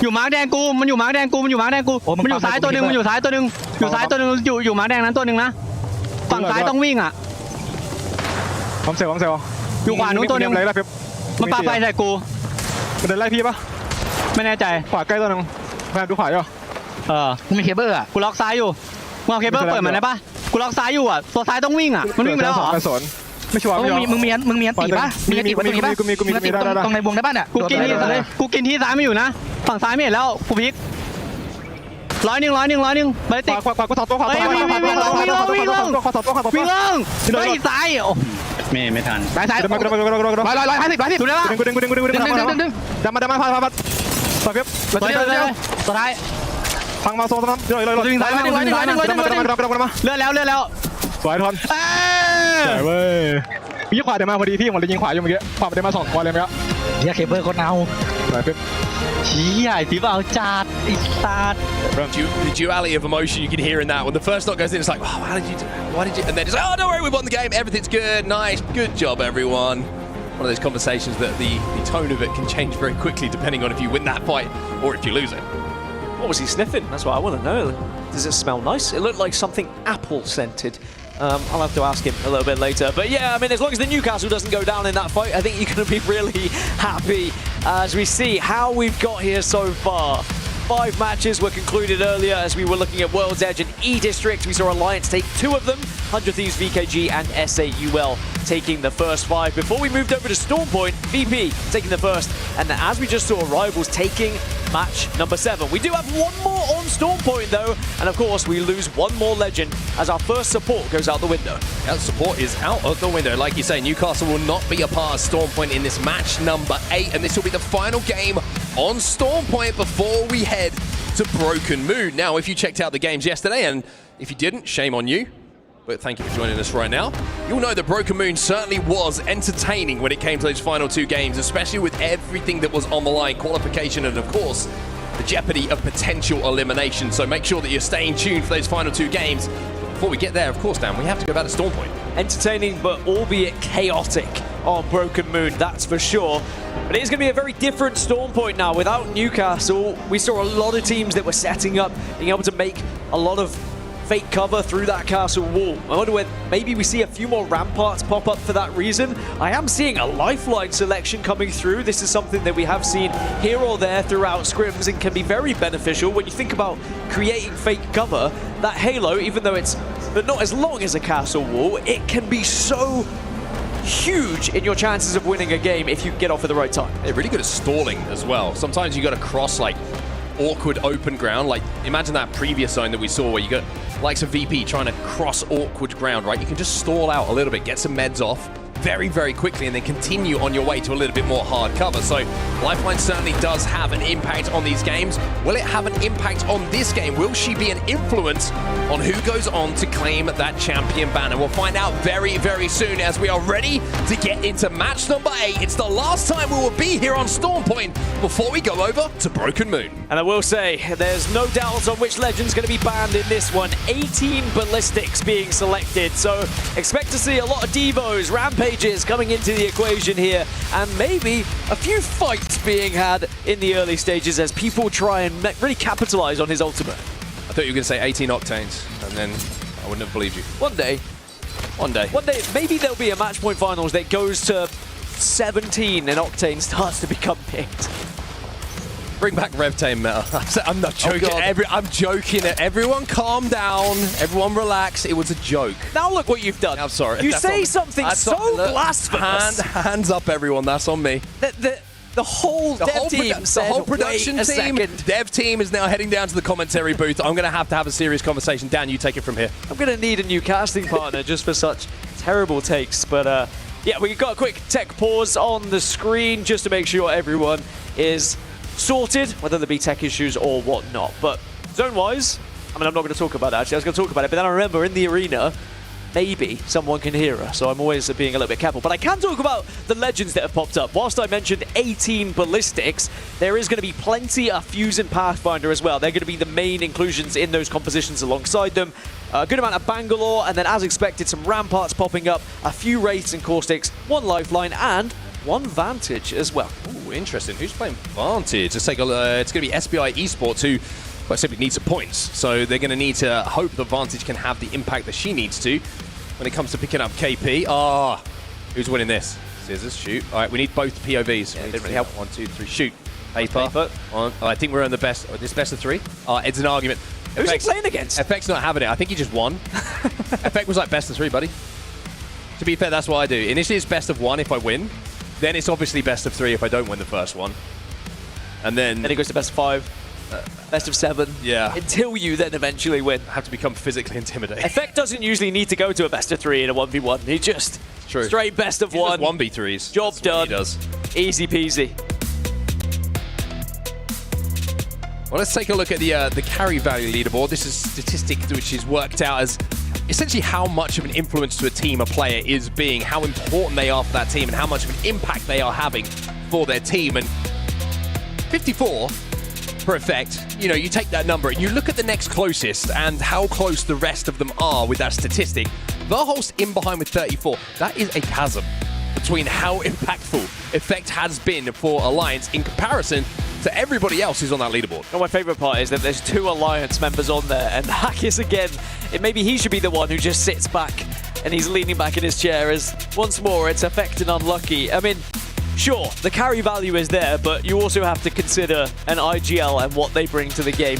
So of course, take these statistics with a pinch of salt, but we've seen today just how effective Effect is, and I didn't mean to say it like that, but alas, here we are. It still works. I like how Verholst hitting the round of York, by the way. The legend killer.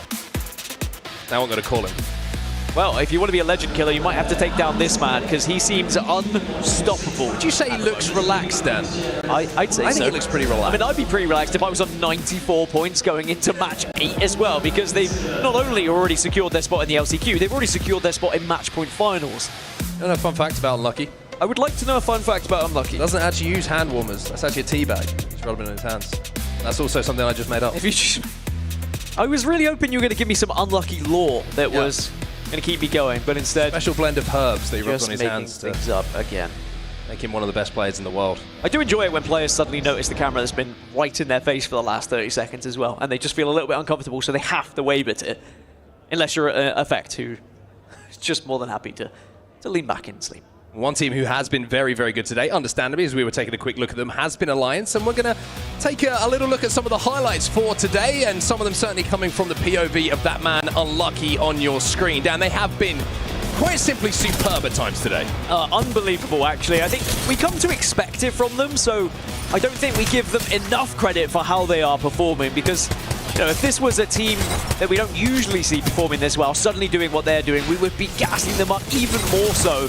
But it almost seems like we don't need to gas Alliance up because they do it themselves. Tournament in, tournament out. They are the most consistent team in the league, without a doubt, because they've come top 3 over the last 4 LANs, which just betters Falcons, who have come top 2 of the last 3. And they just seem to know that recipe, know that formula. But remember when we were speaking about Alliance saying, oh, they're a group stage team, because they used to do this in group stages back in the day, but then they would struggle in those finals. Now that is not the case. Now they still get those numbers up in finals. Let me throw you this one at you, though. Something to remind everybody as well. The one thing that eludes Alliance is the ALGS win on LAN. Haven't managed to secure that. Yes, of course, they were champions here at EWC last year, but now that this is an ALGS event, part of the Apex Legends Global Series, this is the one that they want, I think, just to prove to everybody that the second place, third place curse may not be a thing. If they can take it home here, I think that's the one thing missing that Alliance want to add to that trophy cabinet. And also, can they get it done in fewer games? Because if you think back to EWC, 13 matches it took them. I remember. We remember. We were already packing our bags after match 11, thinking there's no way we come back for 13. I was on life support at the end. And alas, Mark was resuscitated. We were brought back into the casting booth at 13 matches. But if they want to be this dominant force and to be respected as the best team in the world, they need to get it done in less than 13, in my opinion. Anyway, that is still a long way to go before we get to match point finals, and we are back underway here in match 8. We are indeed. Match 8. 2 to come after this one. That is where the zone is going. Looks like a mill zone. Maybe we might have one of those funky pulls up to the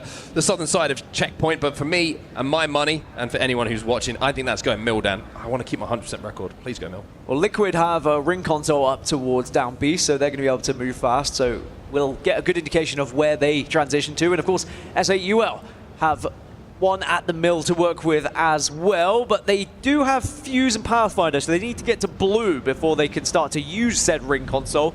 So they're probably going to be spreading out, looking to try and find ways to get those Evos.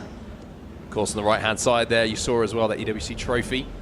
Winner of this tournament will get the opportunity to put their key in that trophy and call themselves champions. As we take a little look at the top of Command Center, and Twisted Minds down in 14th at the moment, which I think is a little bit lax for them. Expectations certainly picked up for this team after the ALGS Open back in New Orleans. Yeah, there's a high skill ceiling for this team, for sure, but they just haven't really been able to get going today, and they are in a dangerous area. 25 points in 14th.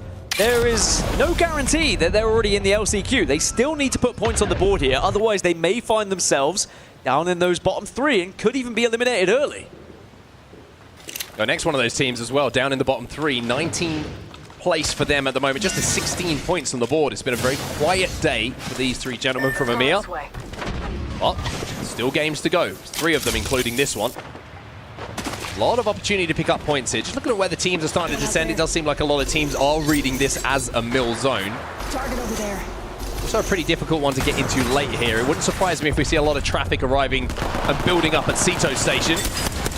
As we see Evos and Unlimit taking a fight. Not for the first time we've seen Unlimit take an early fight here, Dan. Yeah, Unlimit seem to get into the action very early on, over and over again, but they are drawing attention of other teams. SBI Esports in the area and looking to see if they can pick up some pieces, but Unlimit have done pretty well at staying healthy. Real question is, are SBI going to commit heavily to this one, or will they instead focus on their rotation? It looks like they are pushing. Well, they've got the advantage as well. Remember, SBI, I'm surprised maybe that there wasn't a couple of pop shots coming in there from distance.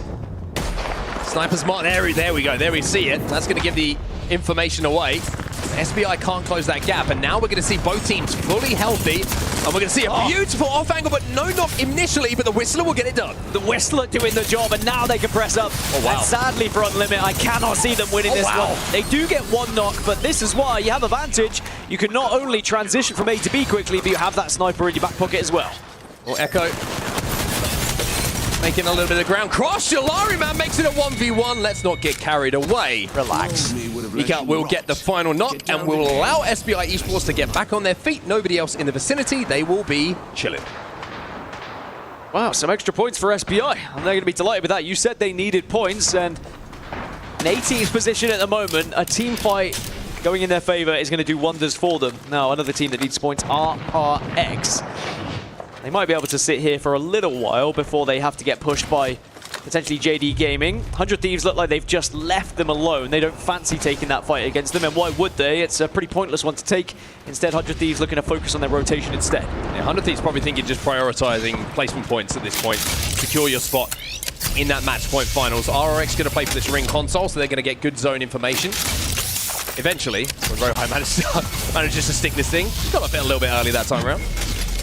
Now that they do hit it, well, they will have that information on where they need to head. Just looking across elsewhere, Shopify Rebellion, I just want to keep a bit of an eye on here. We mentioned how bit of quiet set of games up until this point for Shopify. They're over at the wall at the moment, so they're quite a way away from where this zone is going to be going. Yeah, it's been an interesting day for Shopify Rebellion. If you remember how they were playing on E-District, they were kind of playing edge, and they were hunting down some of those teams and then bullying their way in the late game. And looks like they might have to do something similar here on Storm Point, but I think once Broken Moon comes around, that could really benefit them. If you think about that playstyle and how it changes going into matches 9 and 10, when teams are starting to take a few more risks, looking to take a few more fights, Shopify Rebellion might be able to capitalize. I think it's important for them to just win a couple of fights in this game as well, just so you have the confidence in your fighting ability going into those final 2 games on Broken Moon as well. So a lot of factors playing into what potentially could be a huge few matches here for Shopify Rebellion.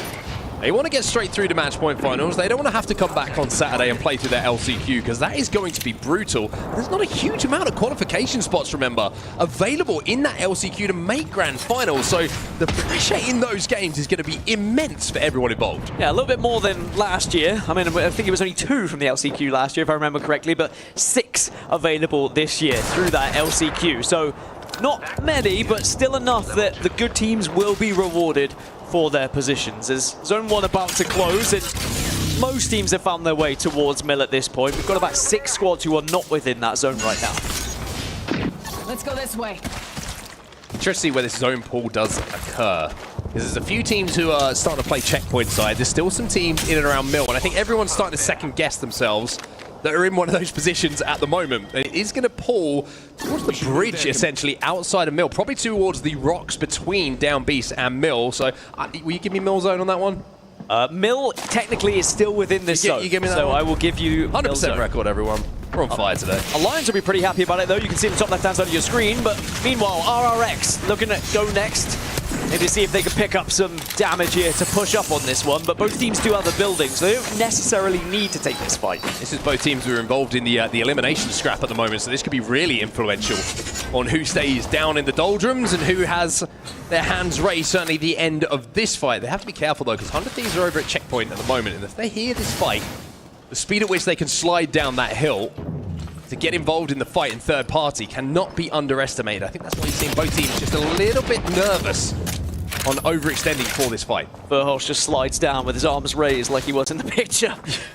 Guns in hand and I'm says, here. I'm more than happy to improve my carry value, boys. But Alliance, by the way, were able to hit ring console at Down Beast, so now they know exactly where their zone's going, and they hold the northwest. So their chase for 117 points is starting to look pretty good. They are not far off. One more big game, and they could be that #1 pick in the POI draft when it comes to match point finals. So for now, a little bit quiet across Storm Point, as most people have found their way into the zone. One team that's a very interesting team to just highlight for you, as we look in at Fusion, who are down on the southern side of where this zone is going, is Virtus Pro, who are actually deep in Cenote Cave at the moment, inside a zone, probably playing from a ring console, survey beacon, and an assault bin. And then they're wrapping all the way towards the backside of Mill from zone. So if they don't get spotted out, they might be able to steal a little spot away. They could steal a spot and potentially upset SAU will as well. Rivals have spotted him. Oh, they have seen him? Yeah, Rivals spotted him. Spotted him with a Sentinel as well. And a 4v8 to go alongside it. Here's as it stands though. We did check in with Fusion a little bit earlier. They're only 2 points ahead of that cutoff. But still, I mean, like I said, Twisted Minds, I wouldn't even say they're safe on 25 points. Remember, including this game, still 2 games to come after this. Yeah, there's a lot of points available. There's a huge amount of points available. You could go from elimination to qualification. Package over there. The amount of time that we have left in these games. Glass shatters. Stone Cold does not appear this time around. Let's go next. Now have to think about where that zone is going and how they get towards this zone. RX still very close to them, by the way. Gaming Gladiator is thinking about coming through that tunnel from the Cascade side of the map. So they've got to start to think about what's next. And I think go next. Ooh. Firstly, stay alive. Maybe a little bit of panic here. Or maybe it's just because RX have pushed up onto them. Yeah, burning that ult. Maybe for nothing. But I guess you're right, a little bit of panic. And for good reason, you're in 20th position. Plenty of reason to panic. You don't want to be going down here, so the ult maybe feels worth it just as a defensive option. By the way, Virtus.pro have found their way into zone on that southwest angle that you were talking about. A Mythic bin has just spawned up by Alliance, but they're currently fighting against JD Gaming. You see in the top left-hand side of your screen, SR have just got a nade onto JDG as well. Yeah, this is really interesting because Alliance are looking to overextend to pinch JD in this fight.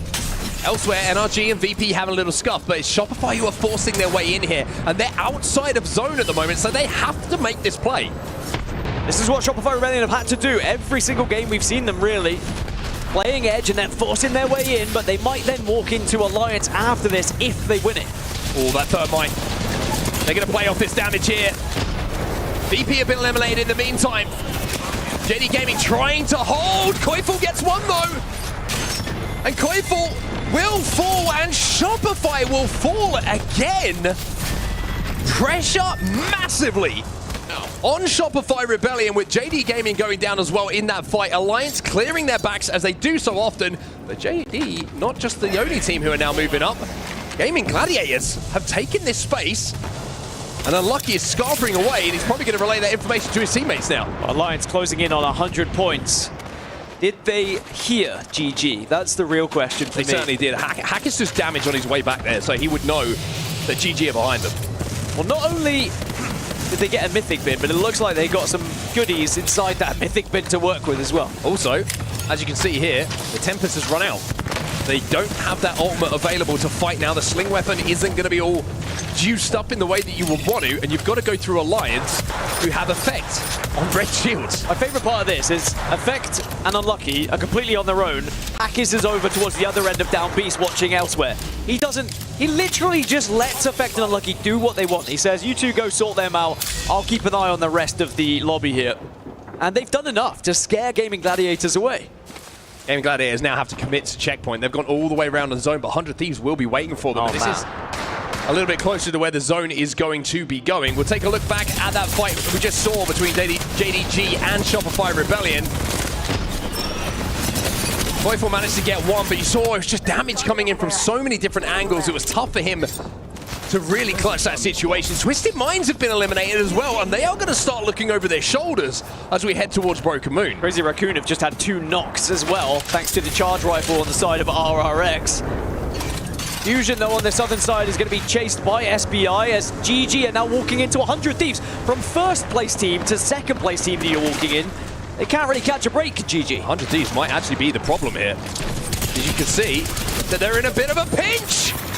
And Blast and Fun combined. Now they pop that Tempest. They want to get this finish, get this knock, and make sure that 100 Thieves will suffer. But somehow or other, Jim Burton will cause them a problem, and Blast is last alive. Gem will go down. But it's SPI elsewhere who are getting kills themselves. Now, can Game Gladiators reset here? The charge rifle is raining down from RRX, though. Yeah, RRX are just doing damage from up in the hill. Even Alliance have sent one member to get involved in this as well. Everyone sees this as potential KP. Blast will still be alive, using all the meds just to try and stick behind this tree right now. 100 Thieves have been eliminated. That will be them gone. GG gone as well. Alliance collect yet more KP. And this man's wallet is getting extremely full of kill points as well. Effect almost added another one there. It's bulging in his trousers now. The wallet. Thanks for the clarification, as Alliance will hold the northern side. Stop it, NRG Stop it, chat. will have the western side. I'm just going to move on for you, as RRX now, after taking that position, can control the entire eastern side, but they have to go through the choke. But Alliance are sending a member to kind of watch over them, so it's not going to be an easy push-up. But are Alliance trying to hold too many teams? Anyway, elsewhere, S8UL against Rivals right now. And S8UL, who dropped over at Mill, have been here for the majority of this game. Legacy and Jesco, the controller boys, doing the work here for them. They get 2. 25 seconds left on this Tempest as well. One more player is going to fall from the skies as ROC will be eliminated in the meantime. Aren't quite connecting the way they would have wanted in that little spray as the player fell down from the clouds, but will quite happily collect the KP that they had. Crazy Raccoon just been eliminated as well. A solo player from Rival Esports surviving and gaining maybe a couple of placement points just from avoiding that gunfire. I'm not sure he really did anything in the air.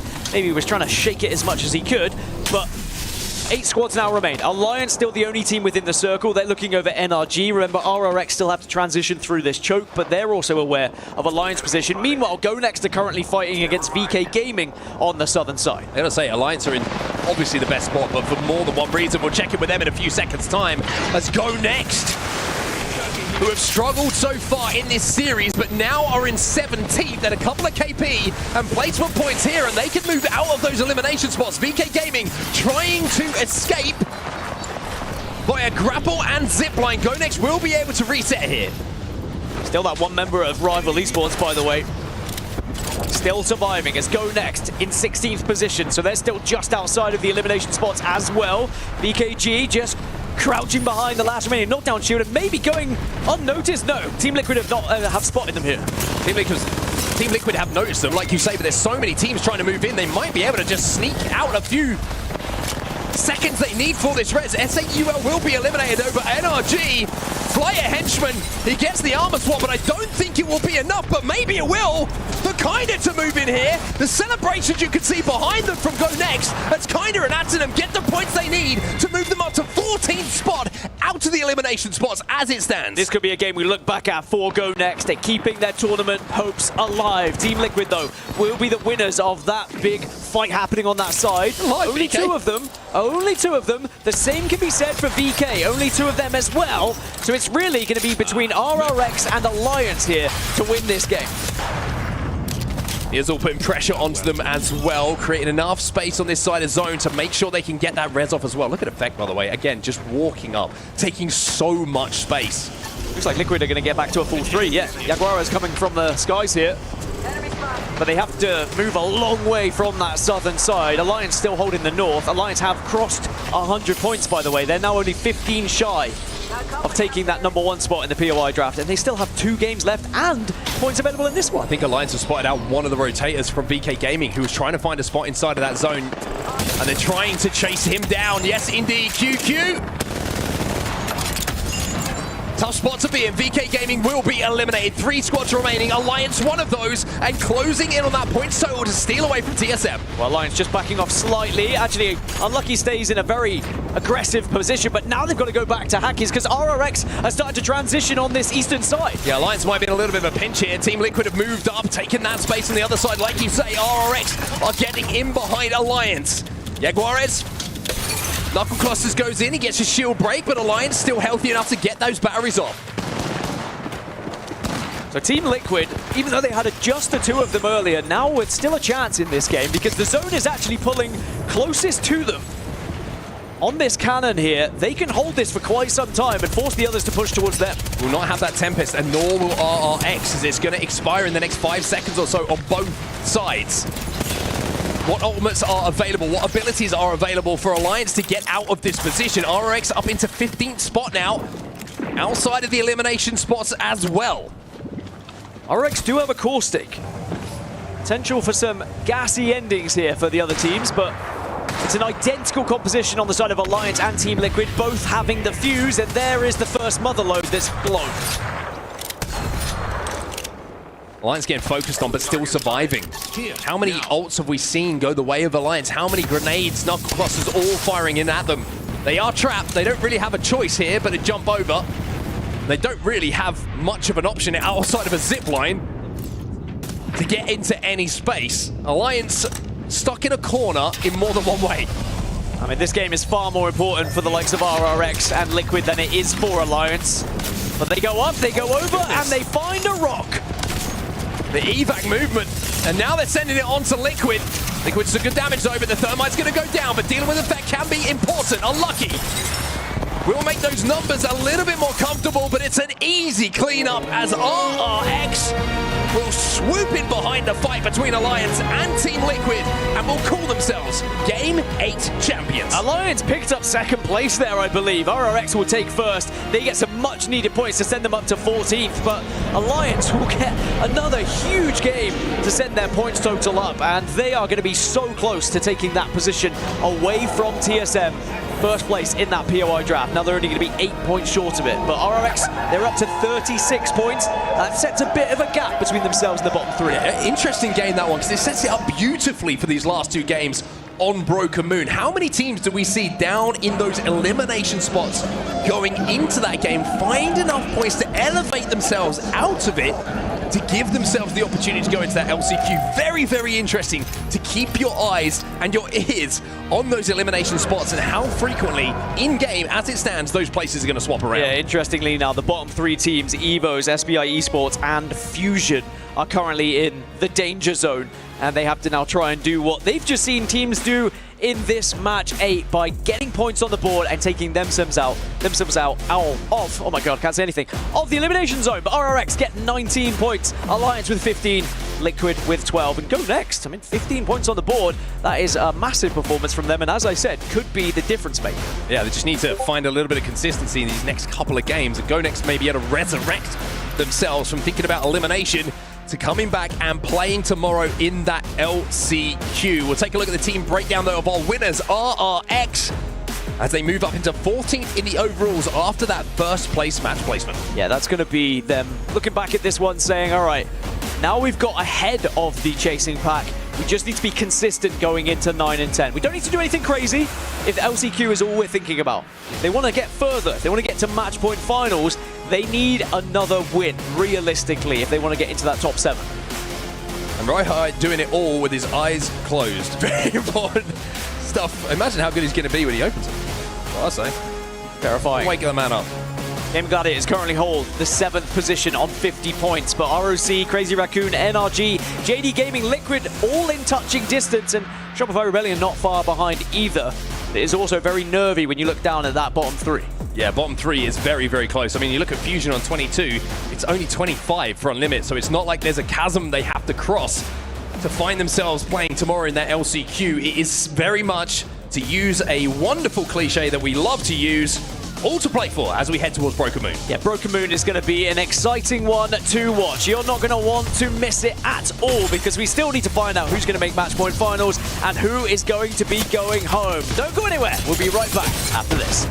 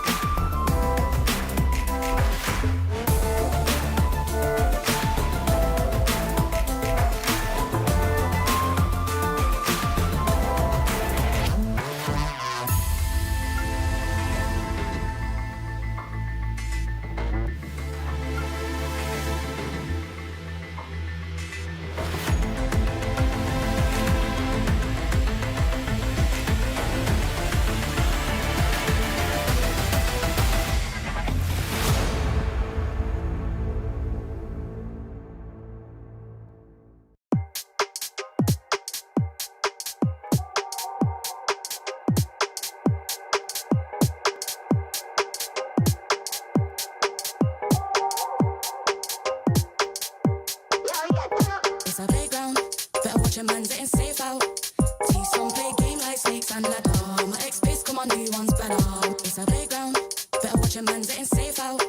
See some play game like snakes and ladder. My ex-base, come on, new one's better. Moves like Jagger, hits come on, new one's better. We ain't in a mix, no grabber. Them trick bang fraud like scammer. Ex-claim me real, that's a real born capper. Pass don't matter, build strong, still pray this thing don't shatter. When shit gets real, so the real don't scatter. Got bread and batter, 4 hands on the bread like platter. Said it's cold out, Dave I can beat.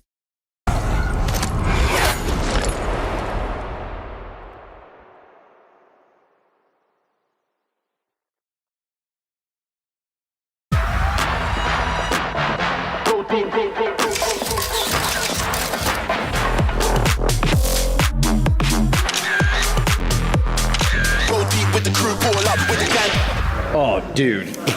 I don't even want hair anymore. あるかも全然。3分ね。普通に3分ね。120、120、1人、割り。右はめっちゃ固めてる。ずっと。ずっと。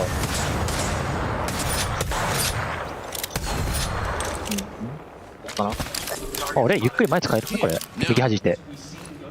右弾いて、マジゆっくり前使えるよ、これマジで。1個ずつ前だな。マジ右に俺も使ってよ、ちょっと。俺。エバッ結構あるけどだな。いや、エバック使わなくていいよ、これ。絶対使わなくていいよ。敵がバリウルトで俺らの方を突っ込むかも、これ。いや、敵側じゃね。いや、ちょっと右が取るよ、一緒に。右が取って。俺も出るよ。ナイク左押さえる。待って、この裏押さえるよ。俺次使うとこ押さえるよ。オッケー。前。プッシュして。巻いて。ゼロ。ナイスレッツゴー。ナイス。でかすぎ。ナイス。ごめんなさい。ナイス。Welcome back, everyone. RRX keeping the dream alive. A team that was sitting in 18th place have now moved up to 14th, where the competition is tight. Literally, the bottom 3 teams at risk of elimination. A point difference separates all of them. Yeah, the fact that there's a 4-point spread, 3-point spread, whatever it is there in the bottom is extremely terrifying. But even then, into the teams above them, 4 points up, it's not that far off. So any team that has a decent game, it doesn't have to be a win. It could be a 3rd place with maybe 3 kill points. That could be enough to secure a spot into the last chance qualifiers tomorrow. And guys, don't forget, while you're here tuning in, to collect your Twitch drops. Today is Friday. Make sure you guys hit claim on that Crimson Crasher rate and tune in for the next 2 days if you guys already missed out on that Nemesis skin. Saturday, we got that cool out of retirement Nessie holo spray, as well as Sunday. My favorite thing here for these drops is that Script Rider emblem to collect here. When we take a look at the map rotation, we're moving on to our final map of today's 10-game series for Pool B, moving on to Broken Moon. Yeah, and that's with the Ballistic Band heading into match number 9 as well. So a lot of the aggression that we saw there on the final map of Storm Point will not quite exist. Now this leaves things open for, of course, the Bangalore, which we saw a little bit more there at the tail end of Storm Point, but I feel like Mad Maggie might be the pick for a lot of these teams that are looking to get aggressive, to make up some ground, to avoid getting knocked out here in day number 2. But again, it's extremely close there. So it's hard to kind of predict the psychology of our players, the mentality. Do they want to try and play it safe because it's so tightly packed there in the bottom 6, bottom 7 teams? Or are they going to want to get aggressive? That might be something that's held on to for game number 10. So true, right? Because, you know, you have the Pathfinder still available to help cross that distance, Fused here too, but we're moving on to Broken Moon. And you know, when there is a lackluster available pool for legends that help you rotate, it could get pretty tricky here on Broken Moon, man. These chokes are so brutal. So a lot of our teams that know where they stand in these overall standings, the pressure is on. Yeah. The thing is, while we don't have the same kind of movement as other legends provide, we still have that utility, right? The Bangalore throwing down the Rolling Thunder can clear out a path for you, along with the smokes to cover some of that. but you've also got the Mad Maggie speed boost when she throws down the wrecking ball. So there are still some options here, but like you had mentioned as well, the big one, it's gonna be the Pathfinder. You would have to imagine he saw a lot of play throughout the day, and he's gonna see a lot more here, as well as nearly a little bit over half the lobby has already picked it going into Broken Moon. Ooh, Pathy, Bangalore tied. 12 picks here for both legends. As we get started here, our first game on Broken Moon. No ballistic. We saw all the ballistic in that previous game, Game 8 on Stormpoint here. As we take a look at RRX, the team that felt a lot of that pressure, playing that final zone patiently here just so that way they could feel safe. But are they really safe, Jamerson, when just a few mere points separates themselves and the rest of the lobby who is at risk of elimination? Yeah, 20th is currently Fusion with 22, so that's a 14-point split between them and the bottom of the leaderboard. And we just saw RRX take, what was that? I think like a 19-point game? Fusion could do the same because the 19-point game is kind of, you know, like an average win overall. So it's not out of the question for Fusion to be able to make it. But here on Broken Moon, getting a look at our first pull, and it is going up to the northwest side of the map there at Dry Gulch. That's going to be SBI Esport, another team that is sitting there on the bubble that needs a good performance here. Currently in 19th place. They get the zone pulling to them. They've got the ring console. They've got the survey beacon as well to utilize to try and figure out what's going to be the god spot for this ring.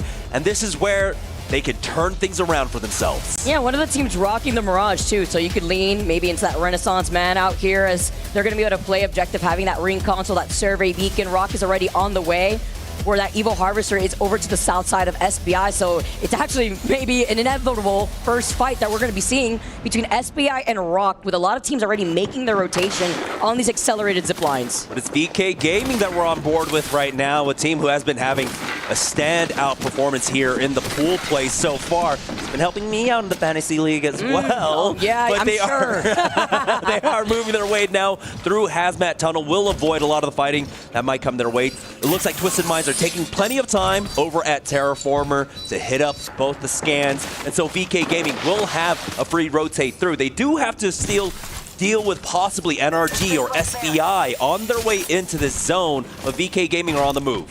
SBI didn't want to take that fight when we saw Rock make their rotate to the north side of that Evil Harvester, because SBI were denied an Evil Harvester. It didn't spawn over by Dry Gold. Sure, they had the survey, they had the ring console, but they didn't want to try to take that fight already at a disadvantage, while Rock get the scan here over on the survey beacon. Vaxlon being on that Pathfinder and already trying to settle their way into the high ground here. Having that information and having the Rampart really comes in clutch with those accelerated walls. Yeah, between Rock and SBI Esports, a tale of two different teams and consequences for these next two matches. For Rock Esports, it's about securing a spot in the top 7. They are so close to it. For SBI, it's just about surviving the day, surviving the tournament, making it on to game number 3. And now with Rock being able to get further in, they're going to be playing on the back end side of Dry Gulch. It'll be the slow side of the zone, but we're already seeing some teams teetering their way on up there. RRX being one of them, coming in from the northern side. We'll see if they're scouted out early on. Rock can stop them from moving forward. As it stands right now, look at that cutoff, 25 for Unlimit. Literally 1 point difference between themselves and Evos. We could see Wraith Portals coming out, making their rotate, taking a look at NRG, who are approaching that choke that we saw SBI avoid Rock earlier, closer to that Evil Harvester. Making their next move, you could see in the minimap, they have that next ring console scan here too. Approaching Dry Gold, so there's already 5 other teams, make it 6 honestly, that have already made their way into that next zone. Shopify taking a much more safer route on the accelerated zip lines on the northern side, where there is a survey beacon on the edge of the zone. Yeah, that's going to be nice for them, moving their way on in. SBI Esports are able to plug in their third and get their Bangalore back on in. So the negative rotate will slow them down, of course. The res slowing them down immensely. And now really put behind the 8 ball here, as they've got NRG coming up on top of them to the VP finding themselves in a skirmish here up against Unlimit. It's a great reset from SBI after Rock was able to get that one player earlier. That 3-1 KP here for them to situate themselves up on that high ground, while Unlimit looking at that player closer to that gravity cannon here. taking some shots with the G7 too, but trying to hold a much wider angle here as a limit, knowing where they're positioned. 17 overall, 25. They need to get this KP now. They have to get more aggressive. Wrecking ball in, but they don't have much in the way of utility here, as no riot drills exist. Yulariman is caught inside of that motherload right now, but a lot of damage was dropped down onto Lou, slowing down VP. We'll be able to hit that bat. Nade comes in, he dodges it just in time. The riot drill here as Stuvie jumps on in and Lou gets taken out. Great follow-up. Love the communication that we could see right there from Unlimit, holding two different angles. The Pathfinder with the accelerated zipline to get right back into the building here too. Looking at the other team that's right across from them, while they do tear to take this fight, Evos were also looking ahead, go next to the south side of Core, but Unlimit could at least clear this northern rotate, where they'll still have that ring console, the Evo Harvester that they probably already got right behind them, and the survey beacon that we saw Shopify Rebellion rotate from originally from the north side of Core. Yeah, great disengage there from BP. Despite losing out on Lou, they, left pretty early on to go for that res. They are a team currently on that 7th place bubble. And with 52 points to their name, we had that cutoff at about 58 points yesterday. So they know they cannot throw away this game. They cannot go away with a 0-point game. For Fusion, though, they might be able to find the kill here. RRX losing out on one. The Bangalore ult coming out as well might actually slow them down just long enough to get the res. Gets that trade-off originally there with that flatline too. Trying to give the suppressed fire, but you have to worry about the Mad Maggie right through the wall here too. Retzi gonna be able to pop this shield bat. Fusion right now on the other side, trying to close in that distance. Yeah, I believe that might have been Rock from the other side, but trying to push in on a Caustic. We know how difficult that is. It's gonna be enough to slow them down at the very least. As VK Gaming of kill feed ends up getting eliminated. It's a full 3-man swing out from RRX. Such a big pile up here. This POI alone. RX gonna be able to walk away before turning around to get that finishing blow. Fusion, who try to come in for that third party now, as they're trying to also reset here with the Caustic. One of the few teams rocking the Caustic here, and you can get away with it a lot better here, considering that Crypto, obviously, one of the band legends. Shopify now move up. MT takes a lot of that damage here with that Devo 2 in hand. Trying to see if they can get the reset, but it's been team after team trying to make their approach on top of this bridge. They are able to finish off Nanane and now Shopify Rebellion. Take purchase here on top, but RRX looking to try and restabilize themselves. They find out that one member of Fusion, but here's Shopify Rebellion now looking to hunt them down. It's going to be Unlimit who ends up finding that last kill onto January. Yeah, Unlimit wanted to get involved here too. They were eyeing that bridge hungry, while from afar, Rock holding that northern side. Shopify Rebellion though, looking around to see where can they find themselves. They don't have that information for that next ring console that's over to the side, and there's 4 other teams waiting for them on the other side of that bridge, with Rock Esports, who had gotten that early rotate, are now situated on the roof of that building, with Rohai still alive here alongside Red Sea. Yeah, it seems like Rock was able to apply just enough pressure onto Shopify Rebellion to really force, as we saw very early on, Shopify Rebellion taking that northern slow side of the zone. Now RRX, again, are winners for the last game. They cannot afford to drop a single point, excuse me, this game, not any points. They at least picked up 2 KP, but they need so much more than that to feel safe in the top 17. Leaning into those placement points. Now as we take a look, 18 squads still left. Not gonna take any shots here too, having to play this safe, seeing if they could clutch this out, if they could get the res here without congested. This POI is so many teams. Really, the only teams that are not in that next zone, just 3 teams alone in this entire lobby. It's Go, Next, VP, and Alliance. And that was because VP had to get that reset that we saw earlier onto Lou. JD Gaming playing on the southwestern side of this next zone by Production Yard, taking it slow, who will eventually have to collapse onto Gaming Gladiators or Crazy Raccoon if they decide to rotate from the western side. Yeah, currently for Shopify Rebellion, they're just looking to hold out the teams coming in from the northeast side. You got Unlimit, Go Next, possibly even Evos, who are skirting around the edges there. As you can see, Twisted Minds. We're looking to try and find that flank up against Evos, but go ahead and back away for now, not overextend on this. Twisted Minds, unfortunately, another team that is right there on the bubble. 27 points, 16th place. So yeah, that spread amongst the bottom teams, not far at all. So honestly, even a 4-point game might be enough to really put you on top. It's crazy, literally just point difference that can make a huge difference right now. Twisted Minds, rocking the Pathfinder, Bangalore, and that Cossack. But we take a look at Go Next right now. Trying to close in that gap. Full blue Evos, though. That's something to know as they try to approach the team that has full purple Evos inside this building, taking a different off angle as they try to open things up with the Arc Star. Nice smoke just to block out the line of sight from at least one entryway. Lariman does back up to the rest of Unlimited as Henchman blind fires in, gets some damage off and tries to find another angle here, but that's going to be the first knock. Snoopy goes down, but Naoki answers back, and Evos with a third party gets a knock onto Henchman. Unlimited will not survive the fray, will go next. Adnam backs away just in time, but he is getting hunted down. And what a nade from Evos too, without having to get involved if they were just slightly late to that 3P, now only leaving Adnam to stay alive. Evo's unsure here as they want to try to chase down the straggler, talking about the points that they need. Evo's running the lifeline, having that gold extended light mag too on top of it all. Look at this, his team being in 18th place, only having 2 games of an opportunity to put themselves in the safe zone to compete in the last chance qualifier. Desperately needed points here for Evos, but also now starting to position themselves for honestly a game-winning position. They're wrapping far around, looking for more of this. Adnam on the other side, they have spotted him, tagged him. He's eating ring damage throughout all of this, and it's just a matter of time. They should be able to pick this one up. No, he gets the the syringe off just in time. Evos sending the hunting party of Clutch and Nate after this one, but Adnam will surely go down here, and that's going to be Go Next getting eliminated. They had to do that. Evos had to do that. Not only was that extra KP going in their favor, but Go Next being one of the teams very close to where they're sitting in the overall standings. Another team at risk. As we take a look at RRX, still also with 39 points. Only a solo, by the way, as that Conduit is trying to keep the dream alive for this team. Throughout all of that, by the way, Twisted Minds also fell in 17th place with 27 points. So there's a huge opportunity here now for a few squads to really try and peel themselves away from the rest of the pack. Evos taking a huge opportunity there now in 16th place. But here's ROC Esports with the first knock. That's 2 actually. Zainu and MT down.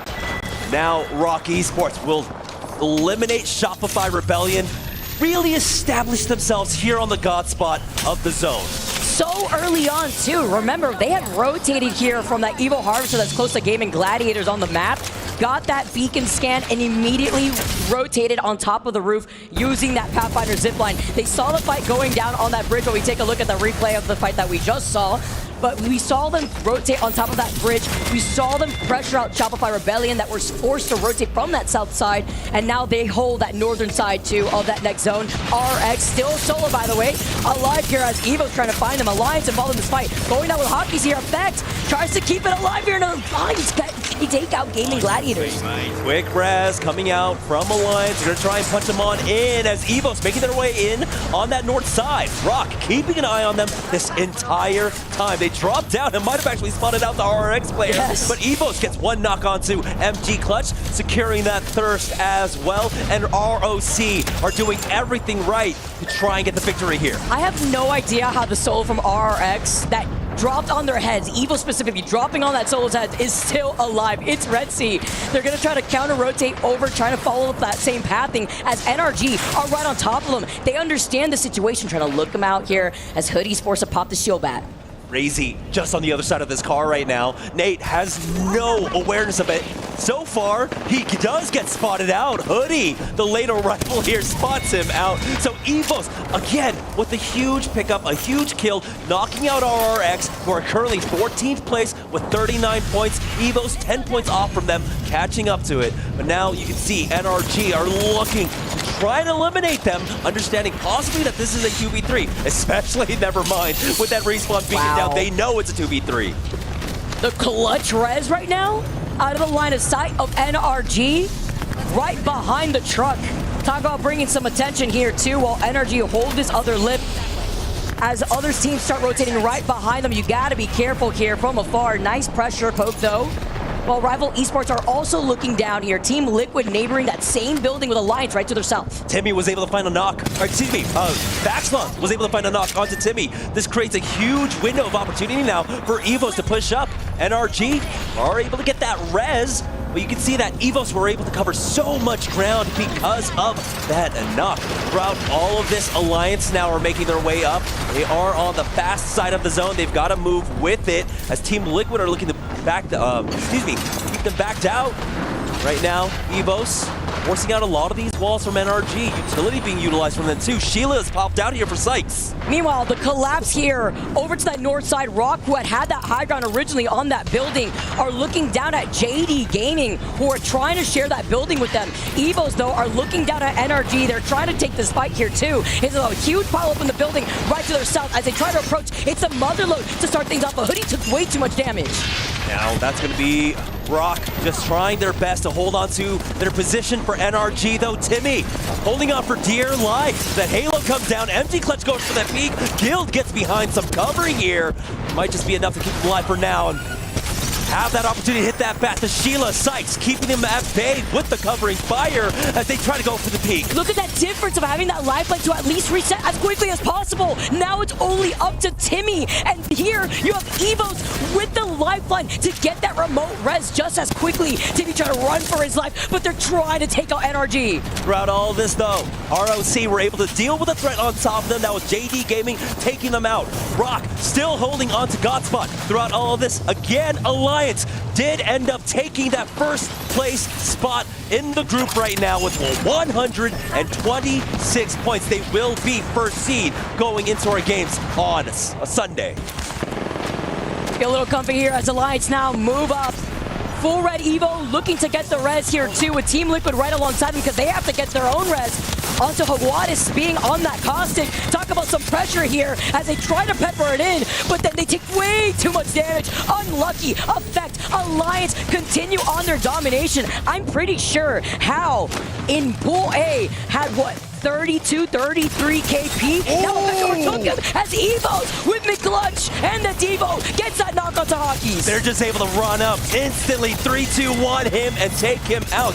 Alliance though still have effect and Unlucky alive. You can't count them out.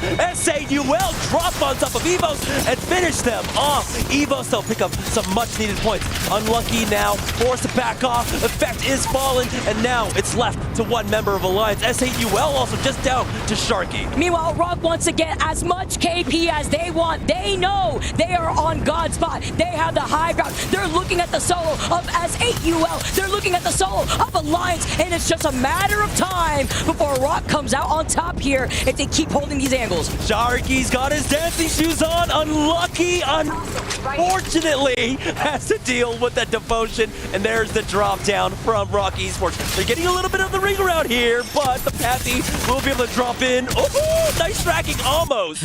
Rock Esports secure the dub off of a very well-earned Godspot. Remember, they moved initially, Vicky, into Dry Gulch. They ran into SBI, got that knock, and played off Cryo. Got into Godspot and held it down the entire game, dealing with every threat coming their way. That was such an important game for Rock to win, because now this puts them in the top 3. Before that game alone, they were sitting in 8th place overall. Now they can be a little bit more comfortable with one more game to go to already confirm them being in that match point finals lobby. Again, yesterday, day number 1, 58 points was the cutoff for top 7. But today, with the Lions being the only point sponge in the lobby, that does actually bring it up a little bit. So that's a lot of room for them to breathe, and will make it that much easier for them. They, of course, still have to stay on their toes, right? They can't drop a 0-point game going into game number 10, but that alone, that 22 points they secured in match number 9 is a huge sigh of relief. Can we talk about the fact that Alliance just drops like a casual 17 KP? Like, what? The way that we keep seeing them fry, Effect with 9 KP alone, I believe this has now set up Effect to have a total of 38 points throughout the series, being the all-time highest for a series in EWC. Rock, though, finish off first place with 10 KP. Yeah, and for Alliance, again, this is kind of what we see, right? We see the heights of Alliance when they have a lot of these cross-map rotations. And they did have one of the farthest rotations coming up from Bionovics, going all the way up to Dry Gulch. They were part of that huge pileup on the southeast side of Dry Gulch, and we just know how good Effect and Unlucky are dealing with the rodents there when they're all piled up like that. We need to see some of that consistency. Look at this, 133 points. Are you kidding me? Just to put into perspective, like TSM in our last poll yesterday had finished off the day with 117 points on top of Falcons, who had 104. Just crazy performance here from Alliance to soak up a lot of that KP from the teams that desperately need it. And even better, Rock understanding the situation, playing off the high ground, playing off a game-winning position, and preventing other teams from rotating from the north side. We knew how good the fighting duo of Unlucky Effect were, but now they are really proving it. And we're going to take a short break here before we have one last match breakdown. And so you're not going to want to miss that. It's going to come right after this.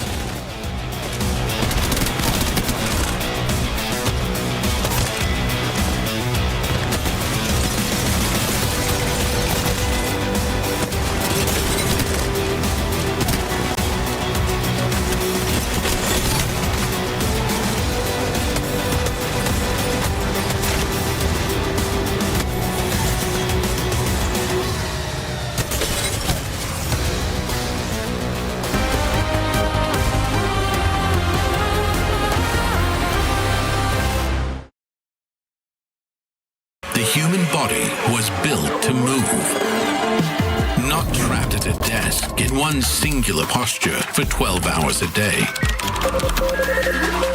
It's time your chair evolved. This is Secret Lab Titan Evo. Ergonomically engineered for you, gamers, hybrid workers, artists, backing your every move.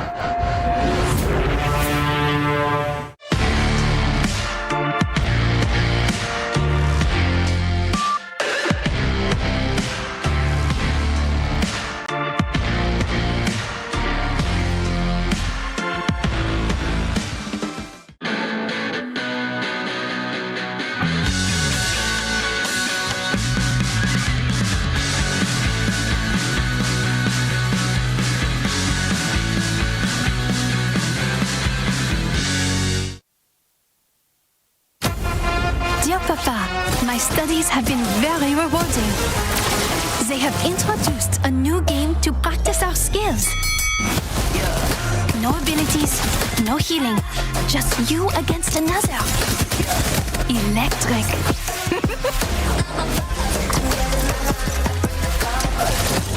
And my friends are learning too. Yeah, I'm heartbreaker.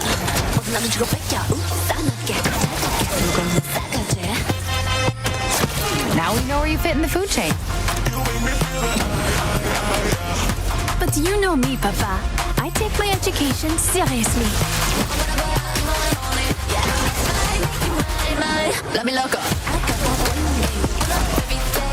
Even the extracurriculars.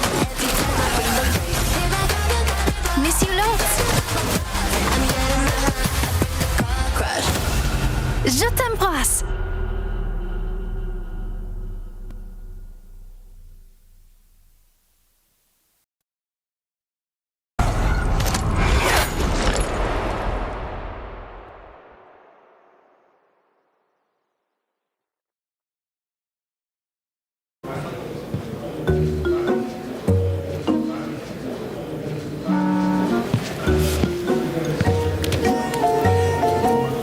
Do you believe in magic?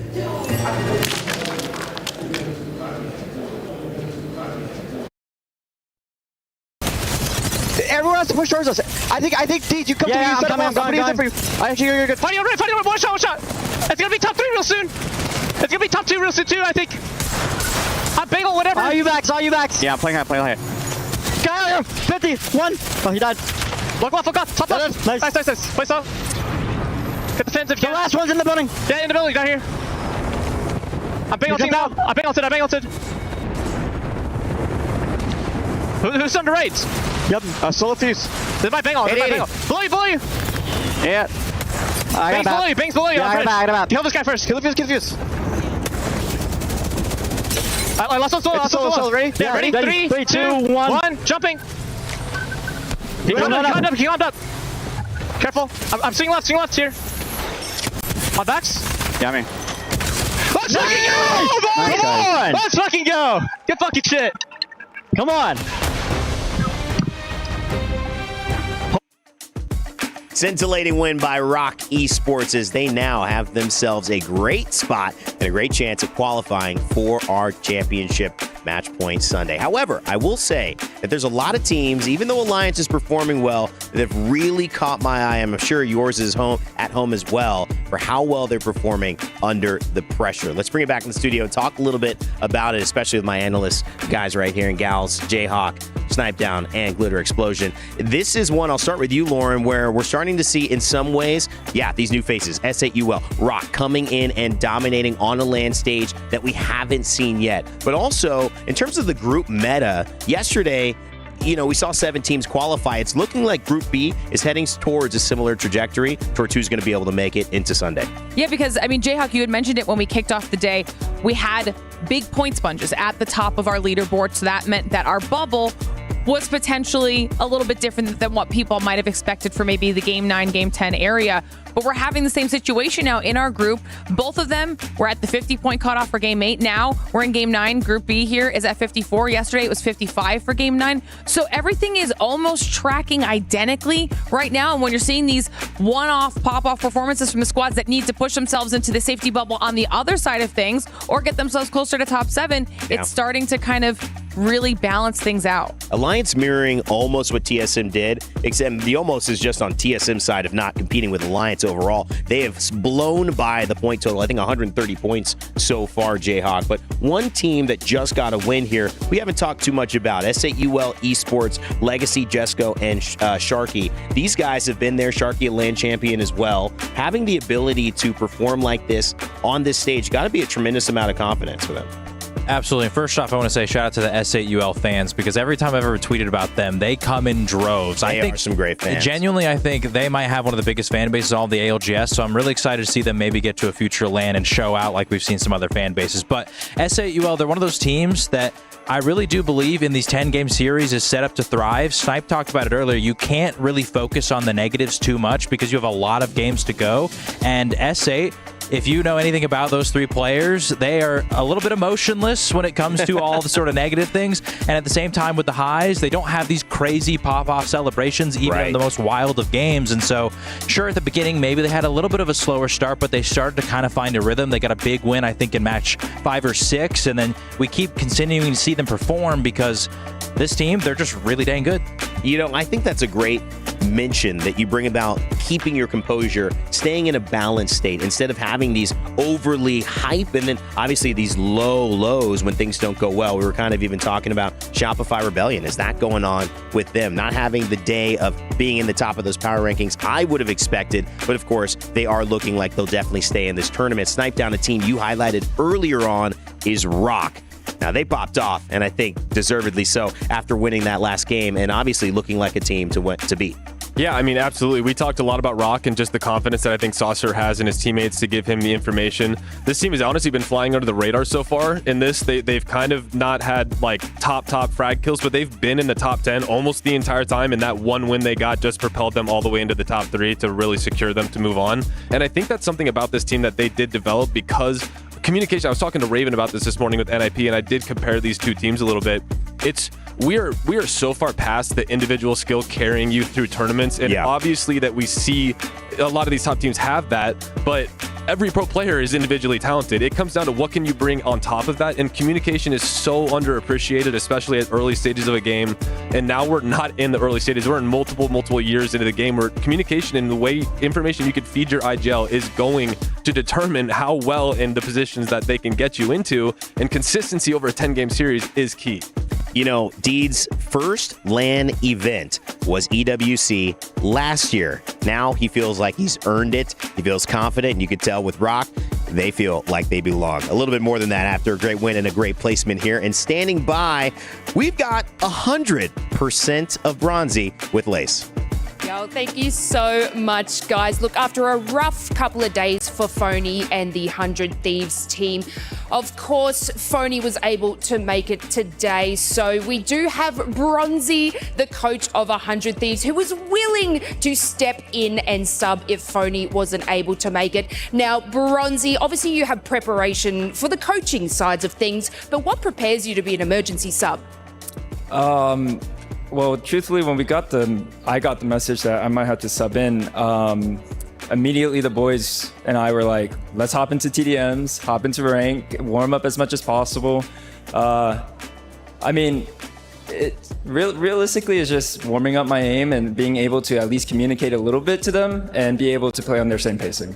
I mean, that's what you have to do. You just have to get in there and give it all your best. Now, obviously, you're kind of free from having to be an emergency sub, but you're not free from the roasting, okay? We do have a moment where Phony said 25% of him is better than 100% of Bronzy. And after their performance today, how true do you feel that is? 100% true. I mean, look at him. I would not call any of those zones, and he's leading the team perfectly.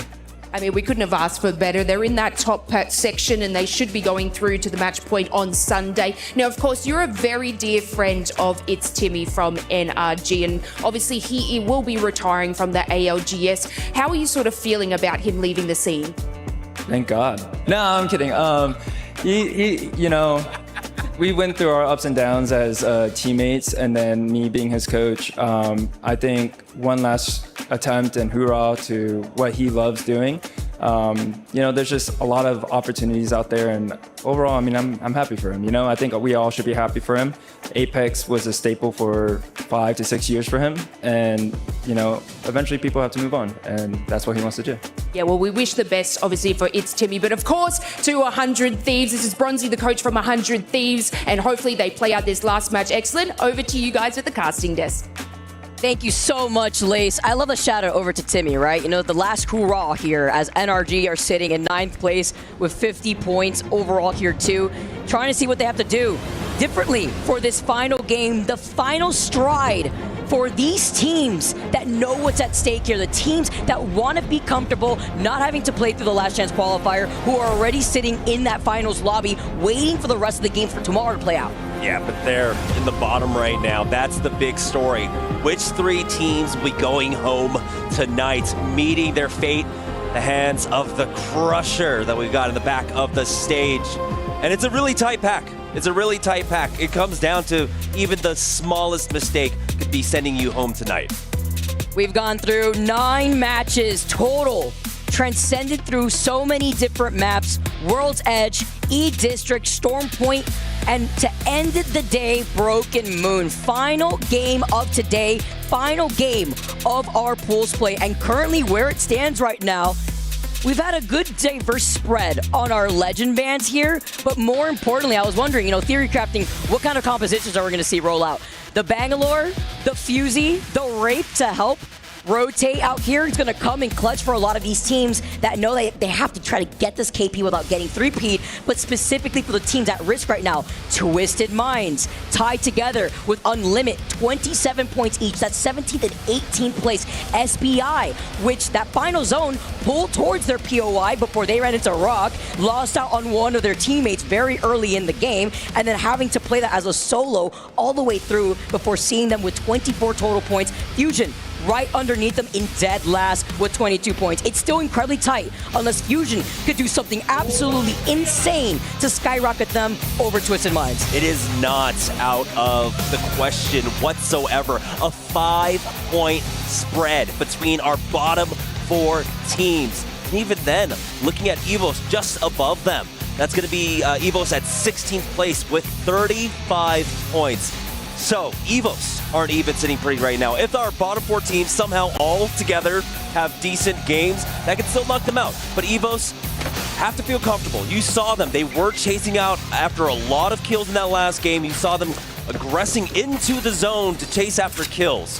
They might continue to do that here, or they might actually let go of the gas just a little bit, depending on where this ring ends up pulling. But it's Rock Esports. With that victory in game number 5, that basically secured themselves here in the top 7. Yeah, because before that, they were sitting in 8th place. They were outside that top 7 threshold here.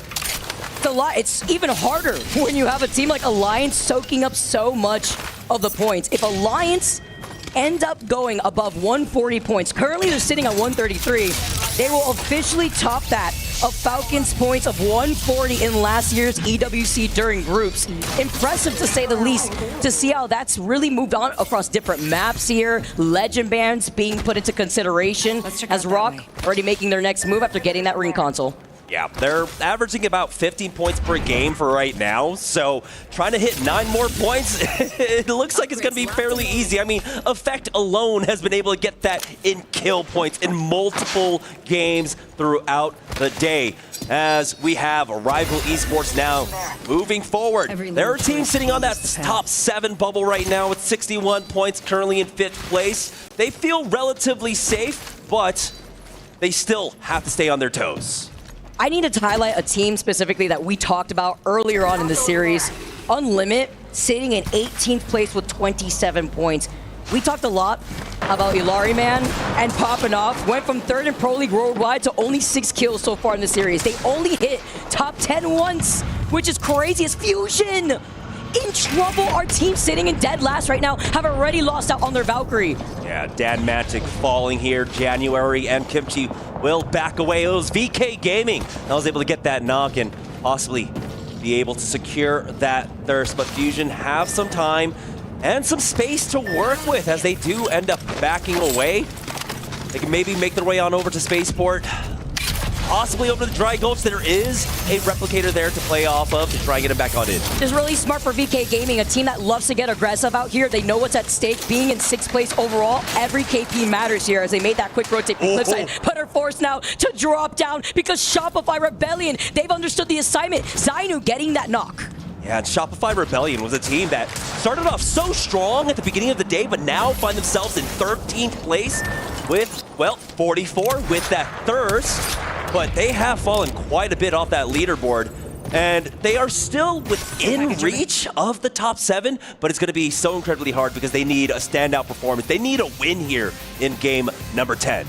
I think it's Cinema that this next zone, this final zone, is going to be pulling towards Quarantine Zone. The pileup is about to go crazy. Go next, holding on to that south side. Twisted Minds inside that building over to the north side. That Rock is already sharing. SBI, one of the teams feeling brave out here without really a lot of rotation opportunities. Rocking the Bangalore, Mad Maggie, the Mirage. Meanwhile, RRX over to the right side, closer to Hazmat Tunnel, where Team Liquid will eventually rotate into.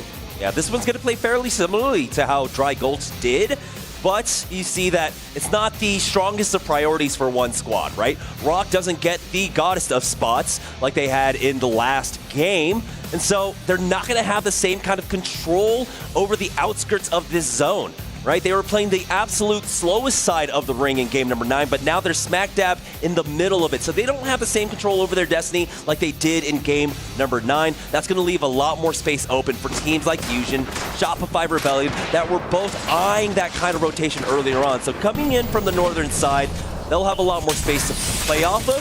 Team Liquid, though, looks like find themselves smack dab in the middle of Quarantine Zone. Man, seeing this comp, by the way, what year is it? The Valkyrie Cosmic Gibby, right? The one thing I think about whenever I see this comp, all right, you gotta take out, I was gonna say, he's stuck right there with the all right, at least he got inside and he's not getting pressured out by a team right behind him. But every time I see this comp, I can't help Jamerson but get thrown back to ESA back in our days out here. As we take a look at Evo's already finding some space, at least inside this building. They're gonna try to at least get the ring console. That's their priority right now in Alpha Base, as well as at Survey Beacon. No team within the vicinity, but a team that is looking behind them by the next choke that would lead Evos into their rotate is Shopify Rebellion. They get the circle, ring first, and now they're going to be able to see who's within the vicinity here before Evos makes that next plan. Yeah, they also have Unlimit that's going to be possibly shadowing behind them from Breaker Wharf. And Unlimit, currently in 18th place, 27 points. They have some ground to make up here, especially up against Evos, but not too far off from Twisted Minds, well, who they are currently tied with. Let's check out that way. Important to note, by the way, with the Fuse being able to scan the ring console, that's what they prioritize, which means they don't have the ability to scan a survey beacon, which means while they do rotate, Shopify moved away, so they don't have to worry about them waiting for them at the choke. While Go next on this big pile of so many teams already had made their way into Quarantine Zone. playing off the crates only. The 30-30s ringing in their ears over to the other side is Team Liquid, though, who are playing to their own advantage, considering they're playing much more bunker down with the composition that they're running. Team Liquid on the other side of this one, trying to find their way into the top 7, currently in 11th with 50 points. For Go Next, just trying their best to avoid getting eliminated here at 35 points and 15. They cannot go down early, and you can see them playing extremely cautiously, backing away the coverage fire coming out from Kinda and Atnum, enough for Henchmen to get back here. And so they're going to square off and look at Team Liquid in the distance. There's really no need to fight here in the middle of the zone right now, especially with the threats of third party looming. Oh man, we've all been there. When you're on the sticks right there, Danmatic, having to play split up before looking behind them outside of zone, then feeling pressured out. Hopefully Danmatic's got cement here. He's got the syringe while Kimchi's running for his life. The Devo right behind him, looking to see if he can at least get away from the player that's chasing him down. A lot of these teams, though, on the outskirts of that next zone, Fusion just trying to stay alive, but eventually you will have to run into Evils, who's right in front of you over by Core. Kimchi gets taken out, but again, they're all split up here. That's S8UL picking that up. Yeah, S8UL, they don't need the points, but they'll definitely take them, as they're not going to be able to hunt down the rest of Fusion like you had mentioned. They have split up.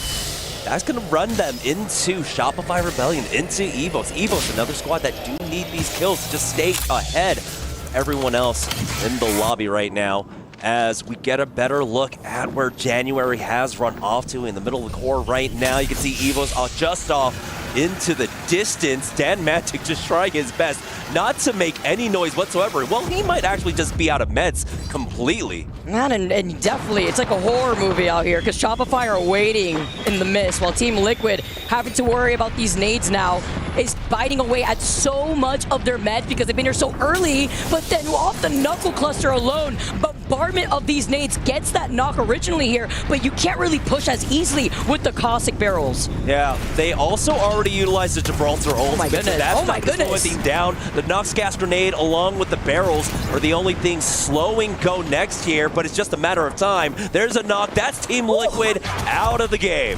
Pinched from the other side, Revival was able to take some pickings out of Team Liquid. See if it's going to be enough here for them, as Revival now just move up, take the graveyard that's at their feet that was originally Team Liquid, taking a lot of damage here, having to back away into their safety of their own building. On the other side, what we saw from Go Next, they're looking around to make sure Rival doesn't try to sneak up right behind them, and they're not the only team in the mist. Gaming Gladiators will rotate from their southern side of Cultivation, who have been able to get that survey beacon scan too. Yeah, nice little pick up there for Rival Esports, trying to whittle away down the forces there on the south side. Got a small engagement as well taking place on the northwest side of the zone right now. But right now, it's just a lot of jockeying for position, trying to whittle down the forces inside the center of the zone, as we do have a quick pause. Now, the last team we did see going down was Team Liquid, but they were safely in that top 17. 11th place with 50 points. The cutoff yesterday was 32 in the top 17. So they are, of course, going to be able to breathe a sigh of relief and know that, hey, we're not going to be able to get top 7, but we're not out of it yet. We got the last chance games coming up tomorrow. The worst type of situation to be in, if they were closer on that cusp, is having your fate out of your own hands here. So get to take a step back, as they are the first team out of this lobby. Of course, we are here in a quick break. Shout out to the fans. Alliance coming in with an army. Sleeper, no stress in this lobby. It's just quite impressive to highlight not only why we keep repeating that Alliance is this insane point sponge, but even crazier that Unlucky also has 30 kills.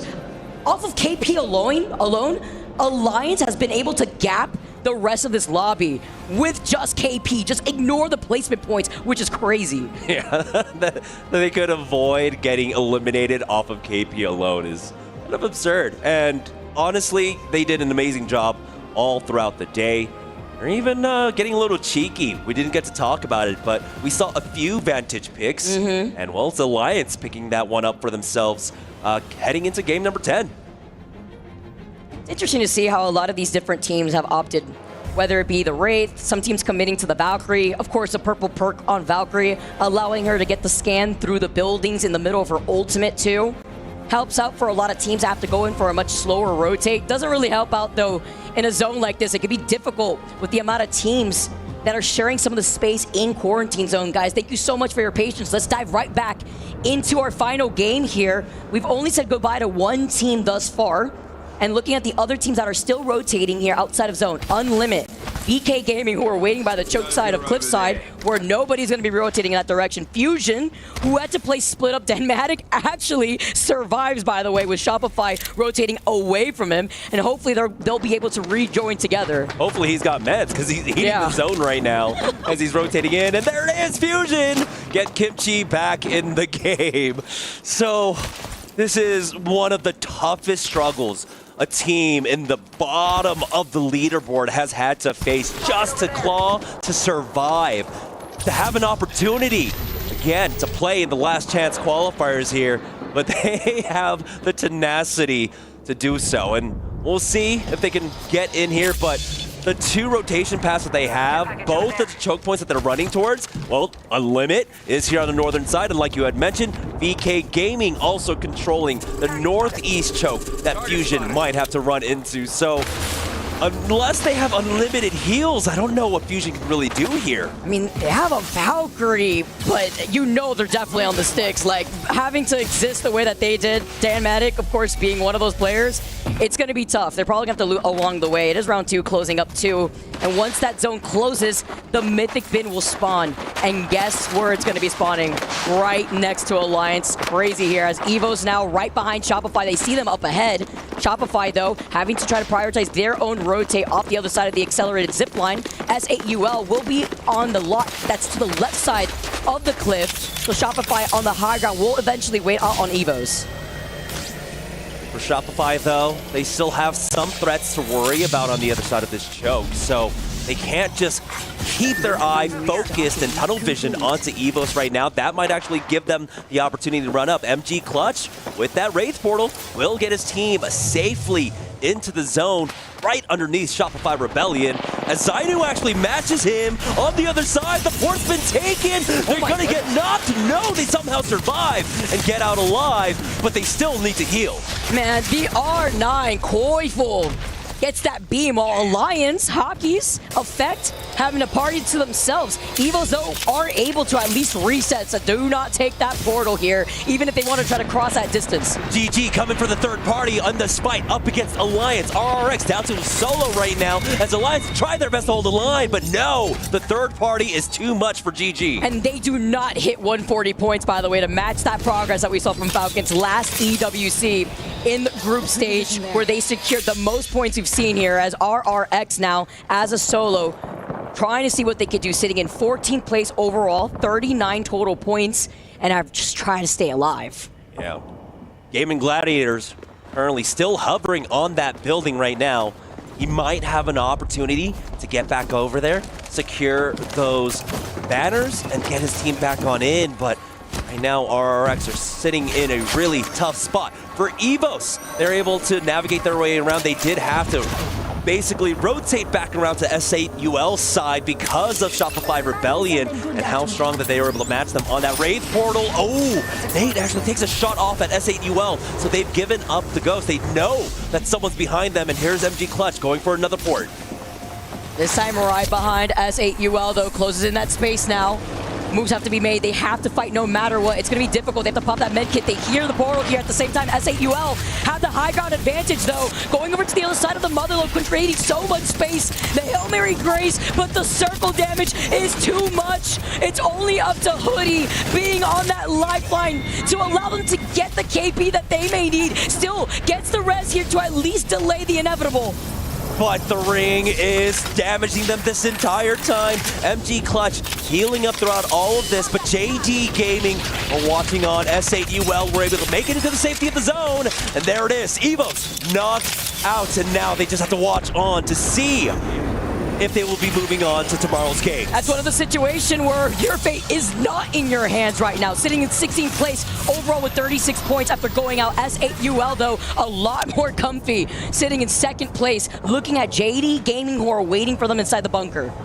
They're taking a lot of damage too, eating up a lot of that ring damage. Sharky is his last stand. S8UL will get eliminated along with RRX, dropping us now down to 15 squads remaining. JDG now clearing out their backs, can deal with the teams ahead of them, and they're moving forward as SBI are in the middle of a fight. That's going to be SBI eliminated. Go Next need the reset on the other side. And Go Next need this KP2, a team that's sitting in 14th with 40 points overall and some trouble now.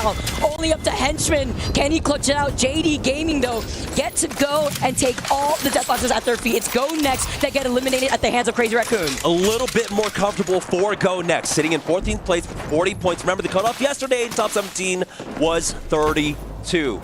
So they're feeling pretty comfortable. Still a little bit iffy, but they should be moving on. We also got to see SBI get eliminated. No opportunity here for SBI to turn things around as they go out in 19th place with 25 points. As we say goodbye to SBI, though, we take a look at Crazy Raccoon and where everything stands here. Unlimit, 28 points, tied together with Twisted Minds, who are sitting right in the middle of that zone next to NRG. Zone here on the backs of GG, as Funk is trying to close in that gap, PK in hand. Now for Gaming Gladiators, all about trying to keep Fusion out. Fusion somehow scrambling. I don't know how they made it in, by the way. I wish, well, I'm going to look back at the map feed later on just to see how they were able to rotate in here. JDG doing a great job, fighting their time. Did not have to force anything there. They had that power position. Here's Fusion charging forward. They've got 100 Thieves taking a little bit of damage, but again, they're still wary of their back right now as Kimchi ends up going down. Rival on the other side. You love those missile swarms right here. Fusion, after starting off in a really rough spot here, Rock served on a silver platter for them to take that KP. 100 Thieves on the other side. 12 squads left here as Fusion, unfortunately, get eliminated. And no opportunity for Fusion as they meet up with SBI. Our second team that won't be making it into the last chance qualifier will Shopify Rebellion light up the feed. 100 Thieves started off the day with a huge win. Wow. Boney playing all 10 games. Can he bookend this series with another win here on Broken Moon? Not unless rivals have anything to say about it. Try and put a stop to them right now. A lot of utility thrown out onto 100 Thieves, and they've got Sheila ready to go for this. Boney tries to go kidnap. It's not going to quite work. No, it's successful. He gets off of it. Oh no! Trying to close to the distance of Blue Evo Shield here too. Everybody eats here for 100 Thieves. Appendix not needed here in this situation with 100 Thieves and their performance thus far. 75 total points as Phony with his momentum, with the tenacity that you have mentioned here, Jamerson. Rival Esports only down to a solo. They got the meds here to work off of. These nades though at his feet put a stop to his dreams as Albert Laley picks that up. Even more important for Twisted Minds. Twisted Minds needed that desperately, finally, to break that gridlock between them and Unlimit, just behind them by 1 point. NRG looking for the gatekeep. VP also going to find a knock onto NRG, but for Twisted Minds, it's all about surviving here for them on the south side of the zone. It looks like a lot of the pressure, because the fighting between VP and 100 Thieves is alleviating. Now Twisted Minds might have a path forward. NRG had gotten eliminated and all that chaos. Deeds gets that knock with the nade. Yulari Man down to a solo. We highlighted Yulari Man, 18th overall, 29 total points. Unlimit get eliminated at 18th. 8 squads left as Rock move up. Crazy Raccoon get eliminated. It's the collapse here on the south side of Quarantine Zone as it stands. Unlimit out. SBI and Fusion meet up together without being able to make it into that LCQ. 100 Thieves, though, have the slight high ground, looking down at the team right below it. That's VKG. Oh, a lot of damage coming out there, but Burholz is going to hold the line now with this amp coverage. Well, he doesn't have the amp, but he's got the cover as they charge forward. LD getting knocked from VK Gaming. 100 Thieves are basically playing King of the Hill right now with no team really ready to challenge him. Twisted Minds still alive. They have already secured their spot in their top 17, but they just want to finish this last one out strong. Oh, they're trying so hard, but Twisted Minds, they get eliminated. A little sigh of relief, as this is one of the teams here on the bottom end of the scoreboard. 17 to 32 points, 100 Thieves though. Last three squads, Rock get eliminated. 100 Thieves versus Shopify Rebellion and VP. VP had their moment in the sun as well earlier on today when we were on Storm Point. They want this victory, try and get that better seeding again. The importance of the seeding when we go into the finals as Phony finds the first knock onto Koiful. Shopify Rebellion. It's a very... Wait, this is just game number 1 all over again.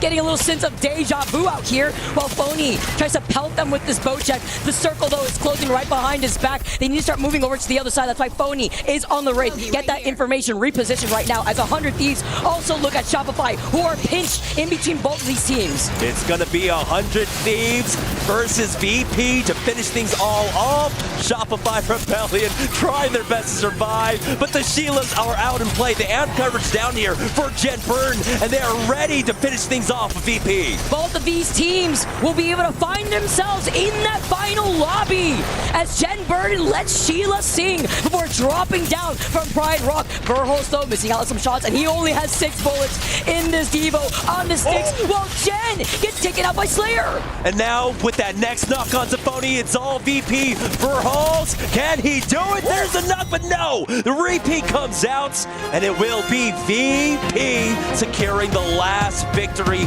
on the day. That's going to put them in 4th overall with 76 points. 2 games won by VP, 1 on Storm Point, and to end the day on Broken Moon. Comfy for VP, but we have to pay respects out here to the 3 teams that did not make it into the last chance qualifier. Unlimit, SBI, and Fusion. They tried. Fusion even had that recovery after a rough start to the end of that game, but it is VP that comes out on top. You saw Shopify Rebellion too, really trying to play us out to get into that top 7 out here.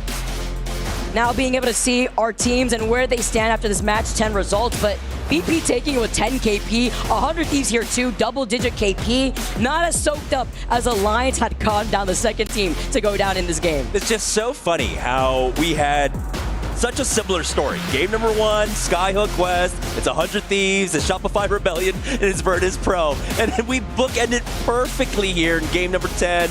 Virtus Pro, 100 Thieves, and Shopify Rebellion. This time it was Virtus Pro to come out on top.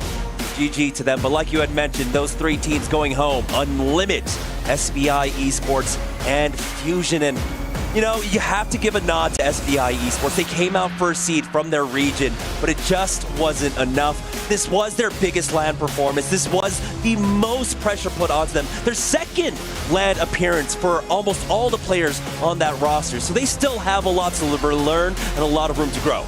Man, look how close Shopify was, though, at least. Sitting in 9th place, that's why they were so desperate to hold on, but they were pinched. Really hard situation to be in.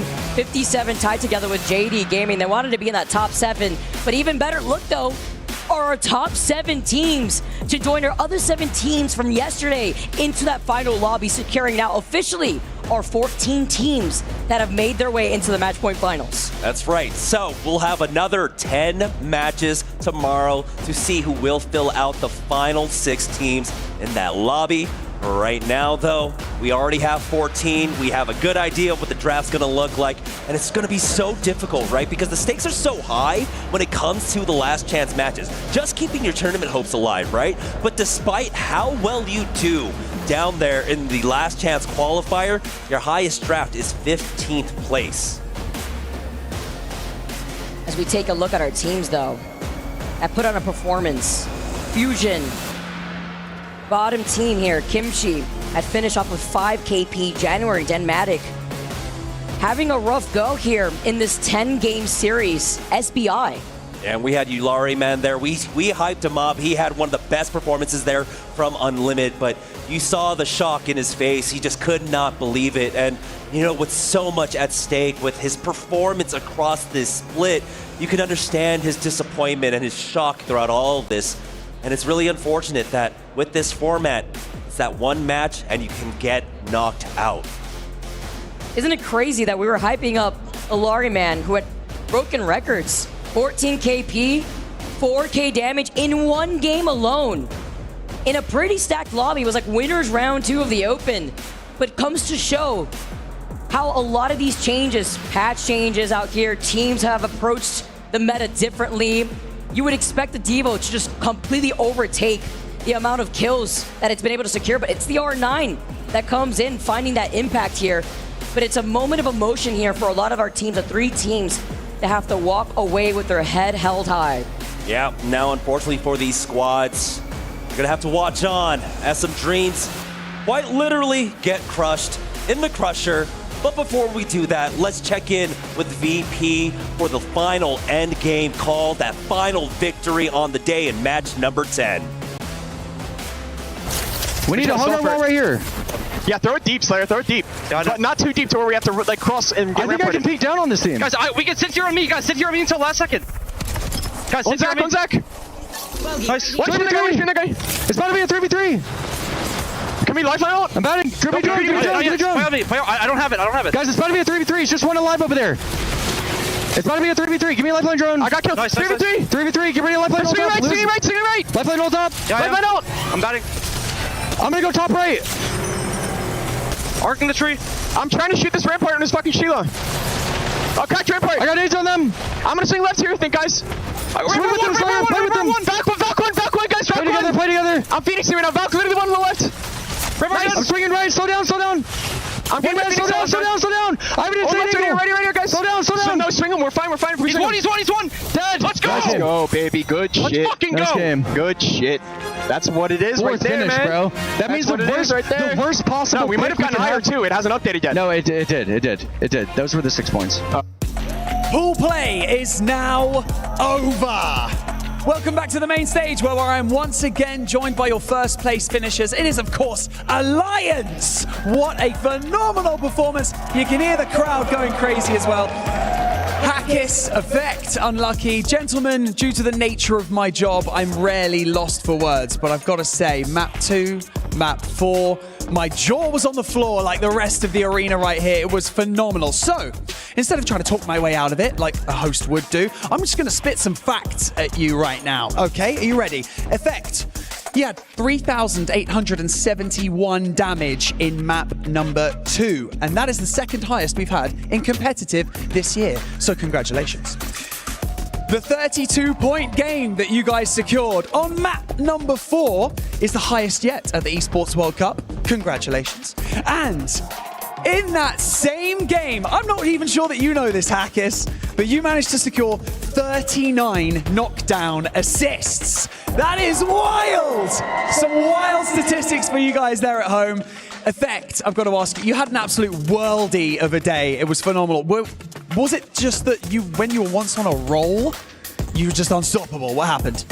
Well, while we were playing online, I was kind of like insecure. I was like not playing too confident, right? And just the day before, we had like a small talk, and I was like, just let me play my game. And it's how it went. And that is your game. That's just outrageous. Hackis, I've got to ask you, how does it feel to perform like this on day 1 at EWC, but in front of the army that you guys have with you?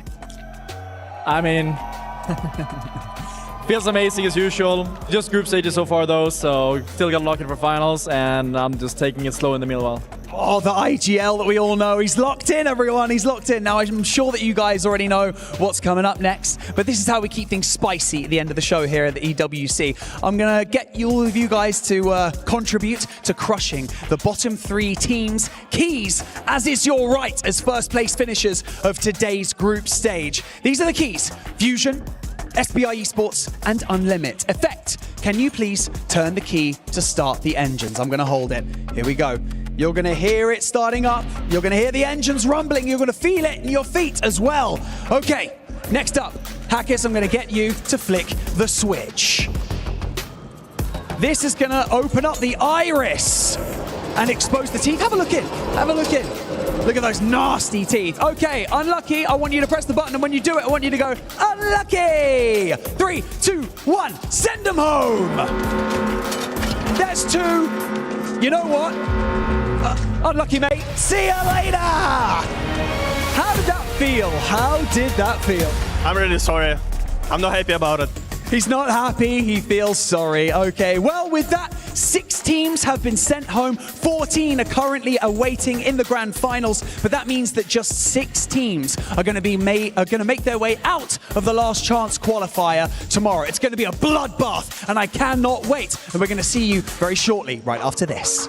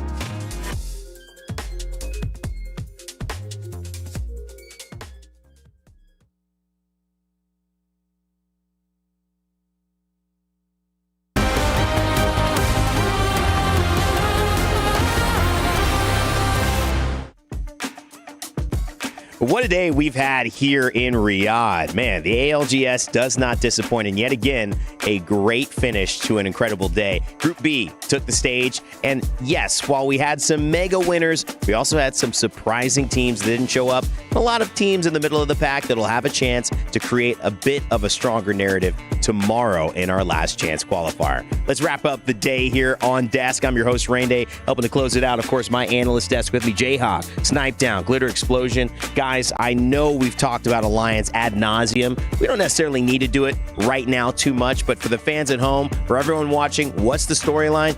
Alliance are looking like they could come back to Riyadh and lift yet another trophy. However, when you start looking at the rest of this lobby, we have to send teams home, and we also have to appreciate the teams that maybe caught our eye when we were saying they could be. They might show up. Virtus Pro, Rock Esports, S8UL, VK Gaming, Rival Esports, and of course 100 Thieves and Alliance. Jayhawk, I know 2 of those teams would have definitely been on everybody's list. The other 5, I'm not sure.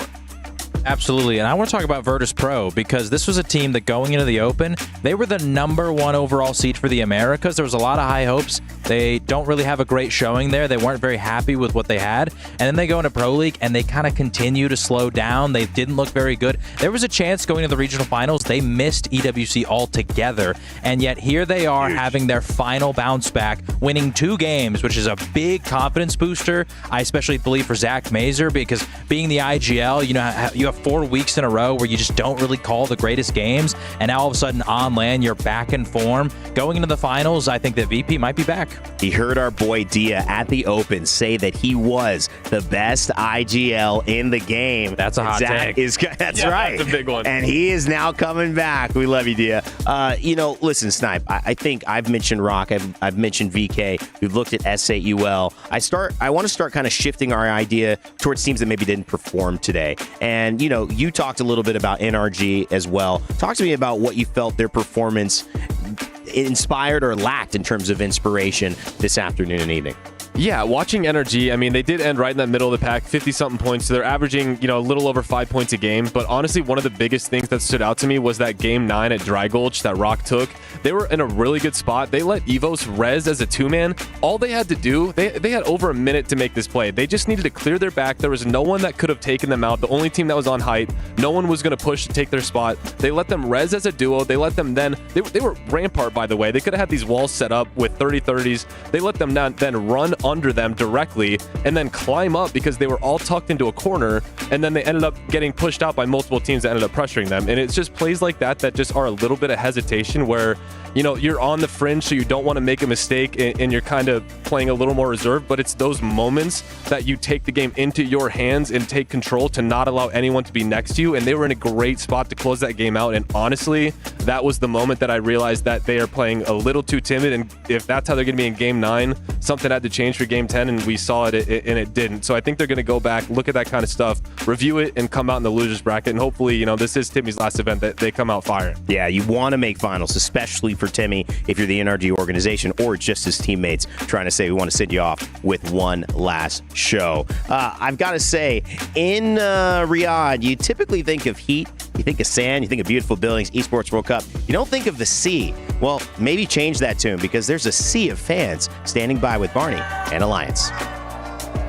As you can see, we are not done here on the main stage. I am amongst the Alliance army, and it is absolutely incredible to be here, to be in and amongst this high energy. And of course, I've got the IGL with me. I've got Hackis here. Hackis, how does it add to the experience of being here and competing, having these guys here, like rooting for you? Can you hear it through the headphones?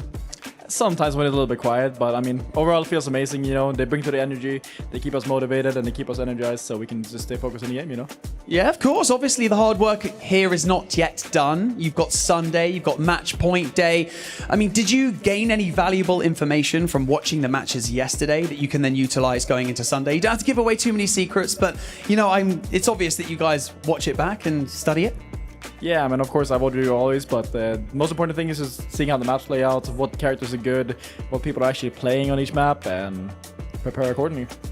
Well, it is safe to say that you're kind of familiar in this territory because last year you won at the EWC, and I think that it would only be fair to the fans and to the people at home to ask you, is this going to be another Alliance annihilation on Sunday? Of course. You heard it here first here, people! That's what I like to hear. Back to the studio. Thank you, Barney. Alliance Hockey speaking with us a little bit. Love that guy, and he always brings so much energy and confidence. Hard not to believe that you can win a game when he is on your team, but it's no slouch who he's playing with, especially when you consider Unlucky and Effect giving Jayhawk a little bit of a hand and getting one of the highest fantasy leagues, the highest fantasy league score out of everyone who played today. So congrats to him. But we're coming for you tomorrow. But also Effect, when you look at it, he's just an incredible player. In fact, getting a top 5 plays coming up here on your screen. I'm sure Effect will be mentioning some of those. He might be number 1 considering that clutch that he had, Lauren. Yeah, I mean, we got to highlight that a little bit earlier, but we saw some really big moments specifically. This is how we kicked off the day here with 100 Thieves. We just saw VP there as well.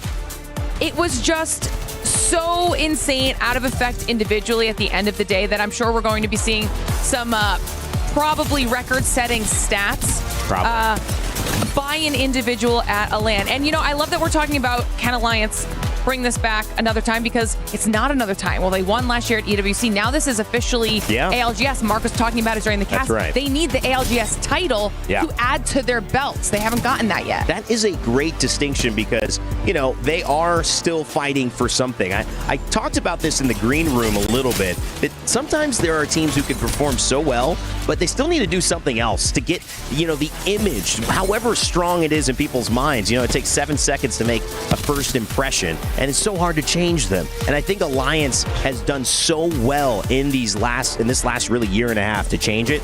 Clearly plays like this, in moments like this, help people feel confident that, yes, going into finals, Jay, these guys are the ones to beat. And considering how well Falcons are playing, that is a crazy thing to say.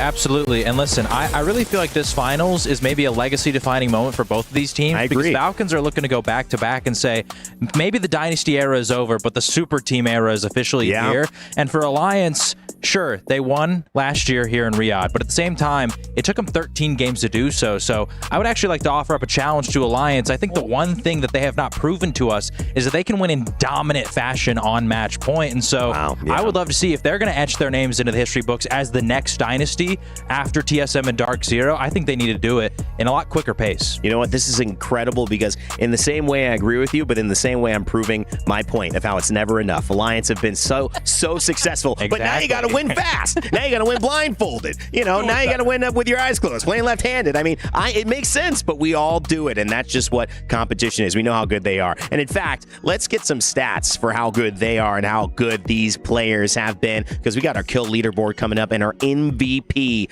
for today. It's Effect with 39 kills, but Snipe, his teammate, 30 with Unlucky. They are 12 kills ahead, and Effect almost 20 kills, 21 kills ahead from the closest player on another team. I mean, looking at the stat page, it's absolutely insane. And it just goes to show the testament of how incredibly individually skilled this team is under the direction of Hawkes. I mean, Hal was the previous kill leader in the past in a 10-game series with 33. And there were almost 2 people on that team that beat that record. And the whole time we saw that, I mean, I think right now Effect is trying to put a stamp on, not only is he dominant, but he wants to take that title of maybe the best player in the game. I'm a real big fan of seeing the R99 also coming back into it. Deadliest weapon as well. Devotion right behind it, but the R99 certainly making it happening. All right, and just to officially give the title out, it is the Sony MVP. That is Effect for today. Taking a look at just some of his stats, the damage and the kill participation alongside it. 83% of those kills. Hawkes was maybe, sneaking off. Yeah, you guys go over there, getting 17% on his own. He had that knockdown participation that was crazy. But Effect, no, he's your Sony MVP. There's no other player who had more of a higher carry rating or more of an impact than that player today. Jay, it's been a great day 2. Group B is done. We've sent 6 teams home. And now we've got the last chance qualifiers heading into tomorrow. What are your final thoughts for today? These 2 days have been chaotic, but if last year taught us anything, Last Chance gets even more so I am incredibly excited to see what happens. Snipe? I mean, we have some serious heavy hitters in this bottom half of the lobby, and I mean, it's do or die. I think there's a lot of teams playing for some legacy moments, and after these events, you have to ask a lot of tough questions, and that's always on people's minds as well. We're in for a show. We already know that. We've seen a lot today. Lauren, your final thoughts as we close. I mean, on the flip side of that, we've got just as epic a battle at the top of the leaderboard. We watched TSM just barely oust in the final matches to get themselves first place. They were looking for that first place draft spot. And then today, Alliance came through and made sure they were the ones that were going to get the POI picks that they wanted. So even at the top side of the leaderboard, it's still a battle, specifically looking towards match point. Well, from all of us here on the studio and all of our players as well, we want to make sure you guys know that while the action is done for today, we got some big-time games tomorrow. Our last chance qualifiers begins, and it means that we're sending even more teams home. We've only got 14 qualified, but that means we've only got 6 more places to qualify for our finals on Sunday. So we're going to be sending the majority of this lobby home. There is not enough room for every player here. There's not enough room for every single story. As we said, there is nothing granted here at the Esports World Cup.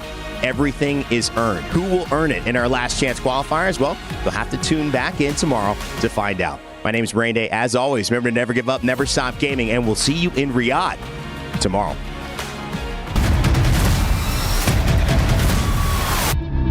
Let's go! I'm on top of this, I run this out like chips and rolls. Got the ball up in my court, I'm gonna make it go. I don't ever try to quit, I'm always on the go. Ain't left no crumbs on the plate like a pro. Ain't scared of miss, ain't scared of nothing. Nothing, ain't scared of miss, soon I'll be hitting. Hit, always on the grind, never lose, I'm winning. If I choose to do it, I'ma kill it, ain't no pity.